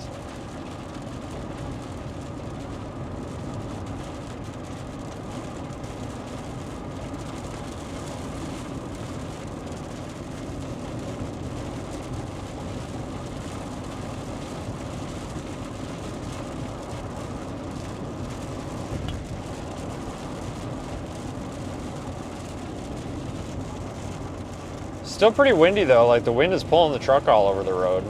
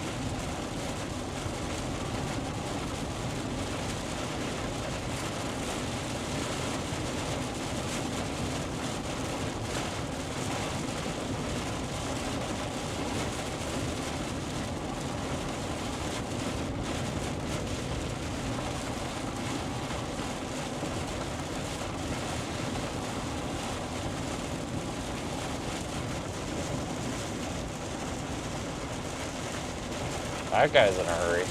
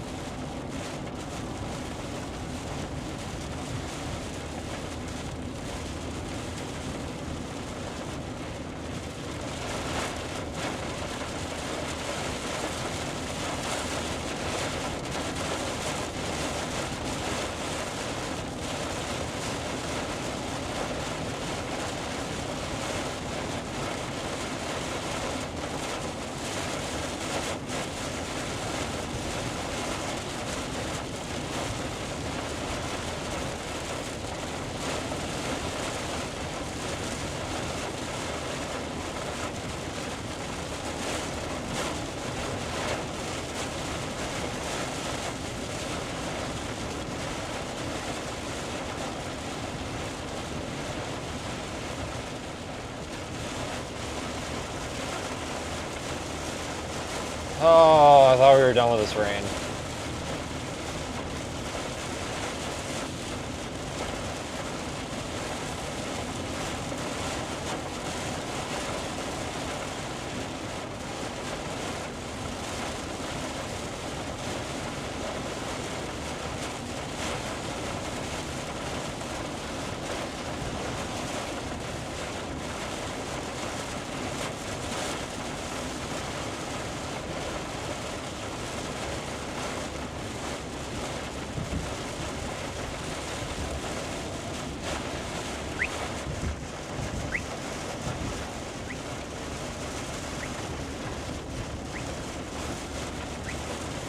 It might be a little bit windier out here than I expected, honestly, because this thing is, oh my God, stop. This is really pulling on the truck here. I'm getting pulled all over the road.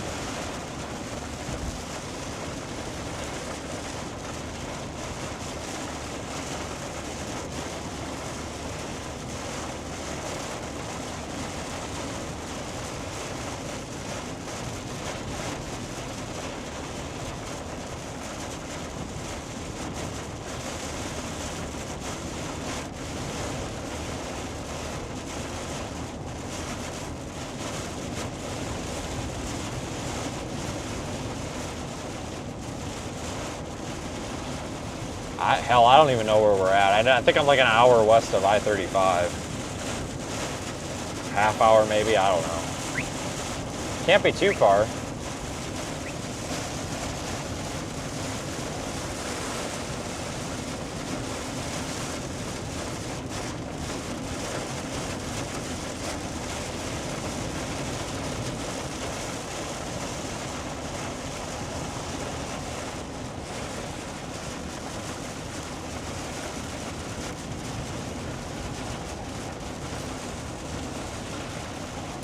Oh, there's a quick trip up here, thank God.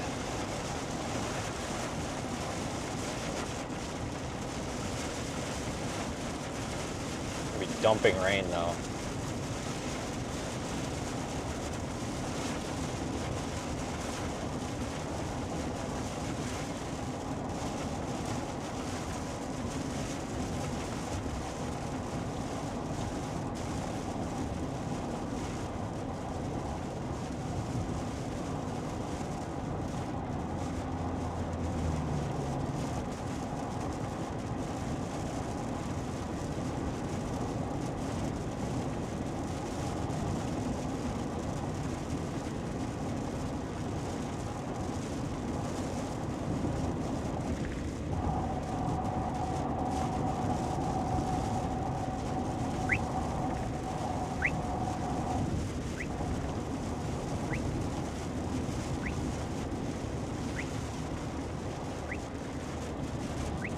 Oh, this is a quick trip actually at the interchange, or if you gotta go like 2 miles down the road or something. So if you gotta go like 2 miles down the road, I don't even want to bother. Take a look. I don't even know where I'm at. Oh, is this Fort Dodge? Is this Fort Dodge? This, oh, yeah, if this is Fort Dodge, I think the Quick Trip's like just a little bit up the road. Because I don't, yeah, I probably need gas. I didn't get that much gas when we were at that gas station back there Head coming into southeast on Iowa. exit 124 toward Nelson Did not Avenue. fill the tank. I think In it was 1,000 more of in a feet, hurry turn than left onto anything. Nelson Avenue. All right, where's the Quick Trip at? 4 miles? Turn left onto Are Nelson you Avenue, kidding then me? turn at 235th Street.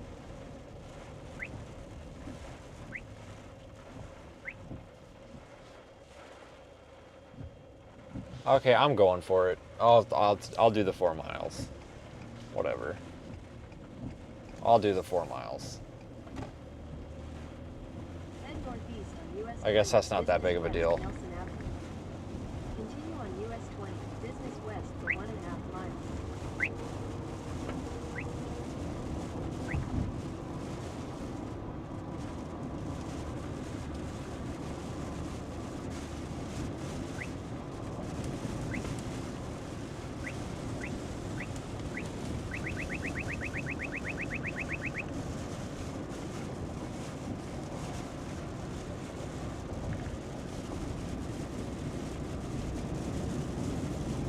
All right, guys. Well, that's it for me.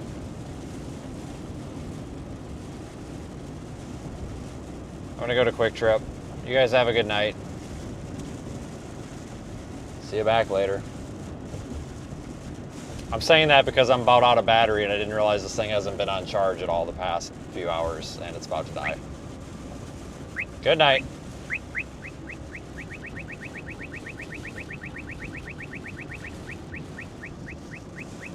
I don't even know what the speed limit is. I'm probably speeding. Good night.